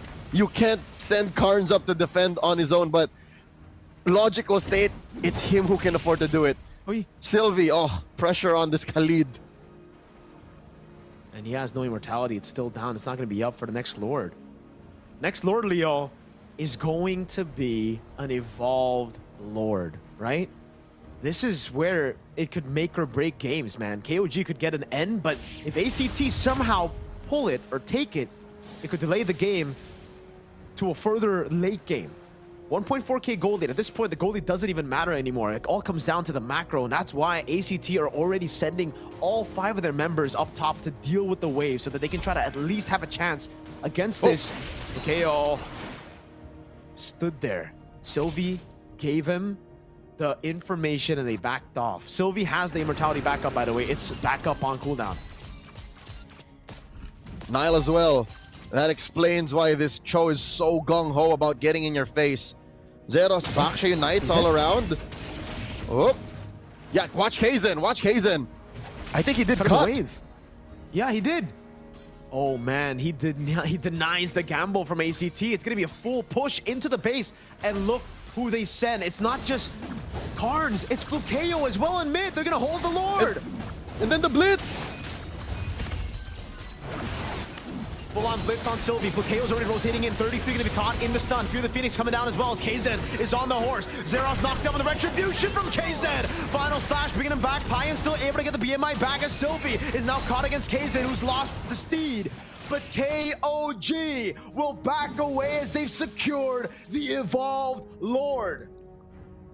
Mirko, not to mention they went 1-for-1 on flickers. They forced it out of Piper. So for the next 2 minutes, there will be no flicker final slashes. And I think this is more important. For the next 2 minutes, Nile may not have a kick, but at least he keeps his own immortality. So he can eat a face full of lead from Flukeo, who, yes, just now picked up a great Dragon Spear, but that's one more body that his bullets have to go through in Nile. It's not as simple anymore. 3-lane push.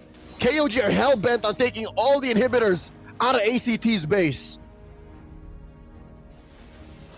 Wave in the bottom lane is cleared out. They have an Evolved Lord. They can just play with the damage reduction of it.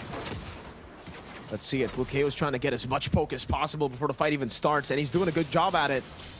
But look at the Lord in the mid lane. It's still very healthy. Now on the back line, he's going to go for the conceal and all in. A 3-man G Kundo as the Fury of the Phoenix gets baited out. And now it's Sylvie with the Raging Sandstorm, stopping them in their tracks. Look at the Lord on the base already. It's a pickup again, and Sarah's going to be down in already as Payan goes in for the damage with the Blazing Duet of the Winter Crown. Piper, walk with the vengeance. Rose Gold Meteor saving him. The base is wide open. They're going to go for the end.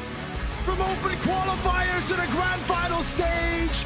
They dared to dream against the Giants, but tonight the kingdom stands untouched. A flawless sweep, a ruthless coronation, and in their inaugural season, KOG win the championship.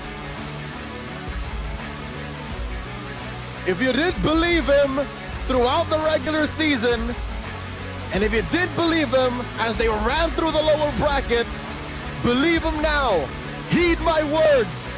KOG with an exclamation point as big as all of BCC Hall in Central Adplause. This is my house.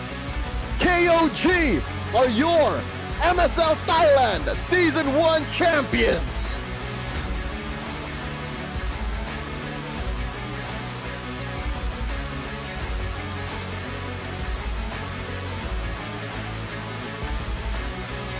And the agony on the faces of ACT. They dared to dream. From open qualifiers to the grand final stage, it looked like everything lined up for this miracle run. But they will have to swallow the bitter pill. They need to improve more. They need to grow. But what a season for these rookies. What a season. And even though they swapped Piper in at the final game, it wasn't enough. They looked better, Leo. We saw improvements, but the veterans were too clean. For years, KOG has been running rounds in Mekong, and now they finally have a league to call their own. This is their league, where they are kings. This is their kingdom, and they conquer all who stand in their way. Some of them thousands of miles away from their home. And here they finally find success. The young man Payan. It's clear that the superior 6'7" athlete is overwhelmed with emotions. And now what lays before them, one last task, Mirko. something that they've imagined for months, worked hard for, countless hours, sleepless nights, blood, sweat, and tears for, is to lift this trophy.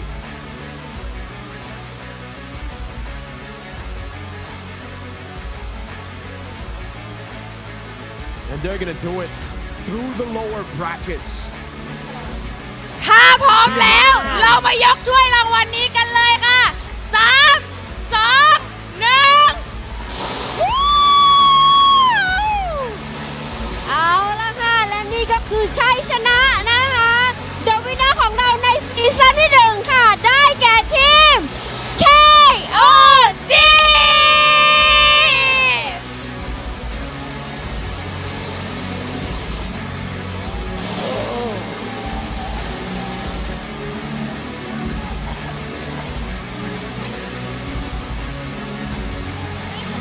ค่ะขอแสดงความยินดีด้วยนะคะ แล้วก็ขอเสียงดังๆอีกครั้งค่ะ ให้กับ KOG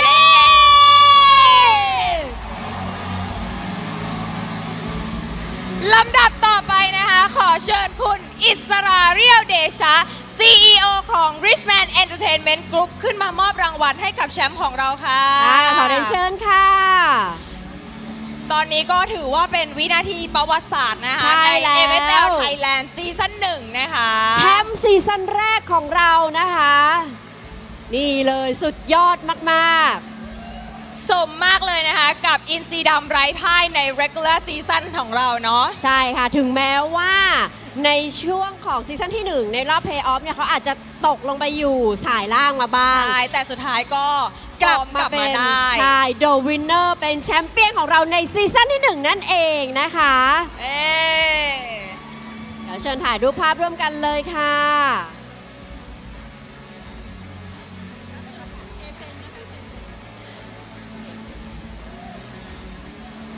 ค่ะมองตรงกล้องกลางได้เลยนะคะกล้องใหญ่นะคะกล้องใหญ่ด้านหลังนะคะมองกล้องใหญ่ด้านหลังค่ะค่ะ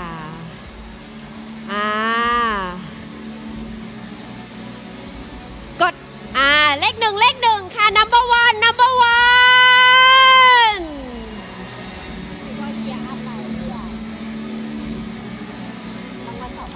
เดี๋ยวเราจะประกาศรางวัลต่อไปนะคะ ต่อไปจะเป็น Final MVP เตรียมดูจอพร้อมกันได้เลยนะคะ Final MVP ได้แก่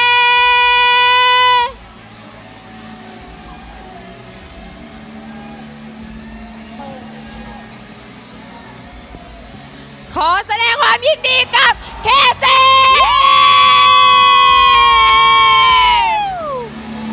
ขอเชิญคุณอิสราเรียวเดชานะคะ มอบรางวัลต่อเลยค่ะ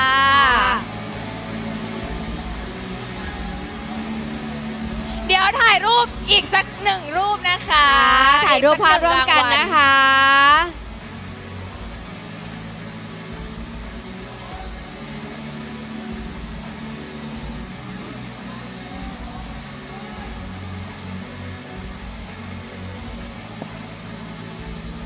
นี่เดี๋ยวเราจะเชิญถ่ายรูปภาพร่วมกัน นี่ต้องบอกเลยว่าแอบเห็นบางคนมีทั้งคราบน้ำตา แล้วรอยยิ้มแห่งความดีใจนะคะ แล้วก็ปลื้มปิติยินดีทุกๆอย่างเลยนะคะเกิดขึ้นที่งาน Playoff ของเราซีซั่น 1 ใช่แล้วค่ะ แล้วก็ยินดีด้วยนะคะกับ KOG เนาะที่จะได้ไปปารีสนะคะ ใช่แล้วค่ะเดี๋ยวขอบคุณคุณโอ๊ตด้วยนะคะ ขอบคุณคุณโอ๊ตมากเลยนะคะ เดี๋ยวเชิญคุณโอ๊ตนะคะ ลงไปพักผ่อนได้เลยค่ะขอบคุณ พักผ่อนได้ เดี๋ยวเรามาสัมภาษณ์แชมป์ซีซั่น 1 ของเรากันดีกว่า เป็นยังไงบ้างถามความรู้สึกกันก่อนเลย ตอนนี้ความรู้สึกตอนนี้ณเวลานี้นาทีนี้เลยตอนนี้เรารู้สึกยังไงบ้าง รู้สึกดีใจมากครับ เพราะว่าพวกเราก็ซ้อมกันมาเยอะมากๆคือวันหนึ่งผมเชื่อว่าเราซ้อมเยอะมากๆจริงครับผมเราซ้อมกันตั้งแต่แบบเที่ยงวันยันแบบตี 2 ตี 3ทุกวัน โอ้โห แล้วก็ เดี๋ยวภ ผ้าเย็นอยากแสดงความรู้สึกผ้าเย็นอยากแสดงความรู้สึก Let's go champion Paris ต่อ ผมรู้สึกว่าสิ่งนี้มันคือรางวัลของผู้ที่ทุ่มเทกับมันครับผมแล้วก็สำหรับ ACT ที่ตบผมตกสายล่าง ผมก็เลยขอบคุณเขาด้วยการส่งเขากลับบ้านครับผม โอ้ย Can you say anything for your feeling right now?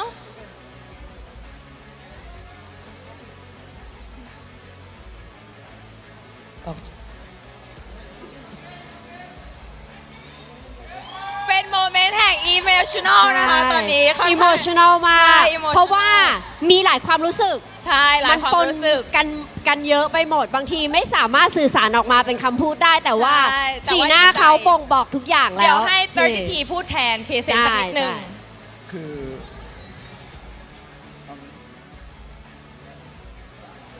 ก็ก่อนแข่ง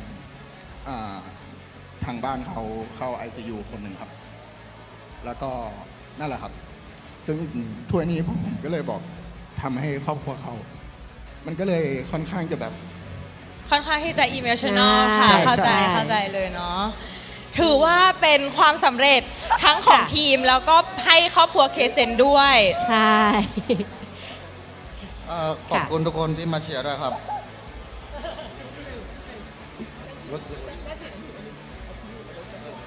just your feeling about like you're winning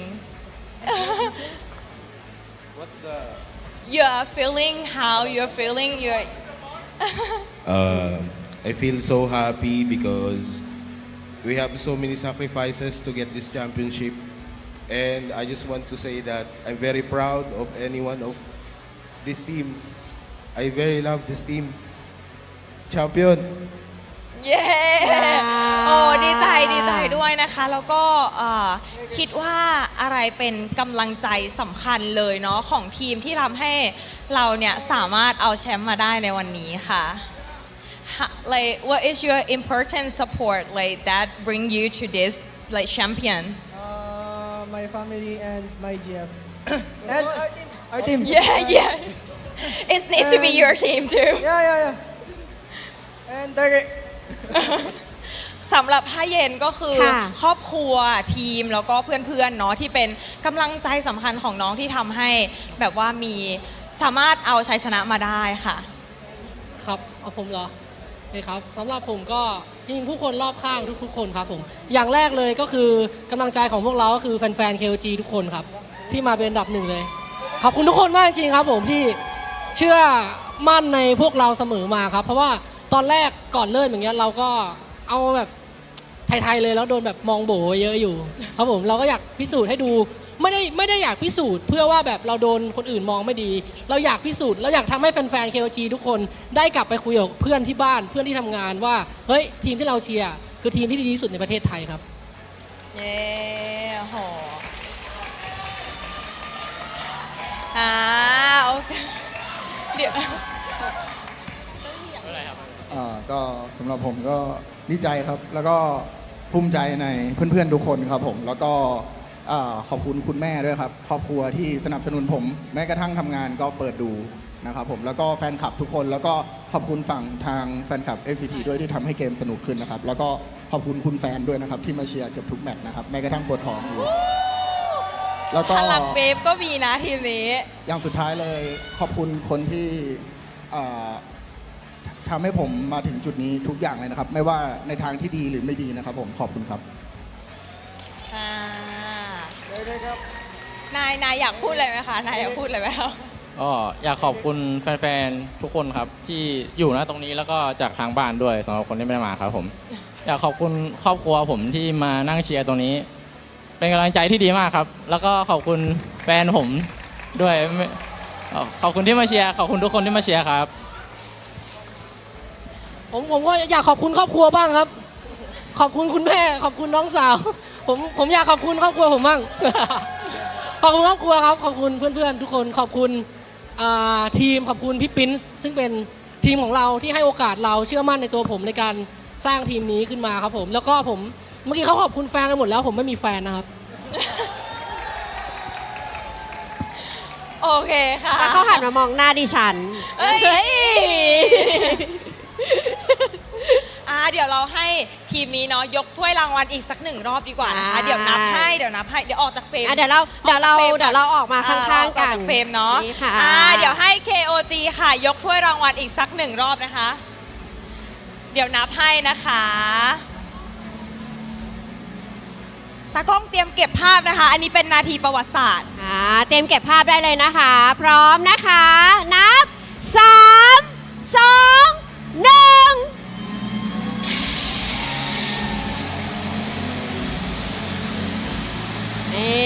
ยินดีด้วยนะคะ เดี๋ยวต้องขออนุญาตค่ะขอบคุณพาร์ทเนอร์นะคะใจดีอย่าง Official Telecommunication Partner 25G ค่ะต้องขอบคุณนะคะสำหรับพาร์ทเนอร์ผู้ใจดีอย่าง Gaming Phone and Sponsor จาก Infinix นะคะ Official Telecommunication Partner True 5G ค่ะ Official Sponsor Ritman Shop Official Gaming Chair Partner DX Racer และสุดท้ายจะขาดไปไม่ได้เลยค่ะกับมูลตุนนะคะที่สนับสนุน MSL Thailand Season 1 ทั้ง 5 สัปดาห์นี้นะคะและรวมถึง Pay Off ในรอบ 3 วันนี้ด้วยค่ะใช่แล้วนะคะก็ถ้าขาดผู้ใหญ่ใจดีท่านใดท่านหนึ่งไปนะคะก็อาจจะไม่ได้มีงาน Pay Off หรือว่างานออฟไลน์ดีๆแบบนี้เกิดขึ้นนะคะและที่ขาดไม่ได้เลยนะคะนั่นก็คือกำลังใจนะคะจากแฟนๆทุกคนทั้งที่มาร่วมงานกับเราในวัน Play Off วันนี้นะคะรวมไปถึงที่ชมอยู่ทางบ้านทุกคนคือแรงผลักดันนะคะเป็นฟันเฟืองเล็กๆที่ทำให้คอมมูนิตี้ของเกม Mobile Legends ของเราเนี่ยก้าวขึ้นมาแล้วก็มีการพัฒนาอย่างต่อเนื่องด้วยนั่นเองนะคะสำหรับวันนี้นะคะก็ดีใจด้วยนะคะกับ KOG King of Gamer Club ค่ะที่ได้เป็นแชมป์ใน MSL Thailand Season 1 นะคะสำหรับวันนี้เนาะเรา2 คนค่ะมินนี่นะคะค่ะแล้วก็มาปาง iBaby ค่ะต้องขอลาไปก่อนนะคะแต่ว่าอย่าลืมนะคะ Mobile Legends Season 2 เนี่ยเราอาจจะได้เจอกันอีกอย่าลืมติดตามนะคะเจอกันได้ใหม่แน่นอน ใช่ค่ะเพราะฉะนั้นขอบคุณและสวัสดีค่ะสวัสดีค่ะ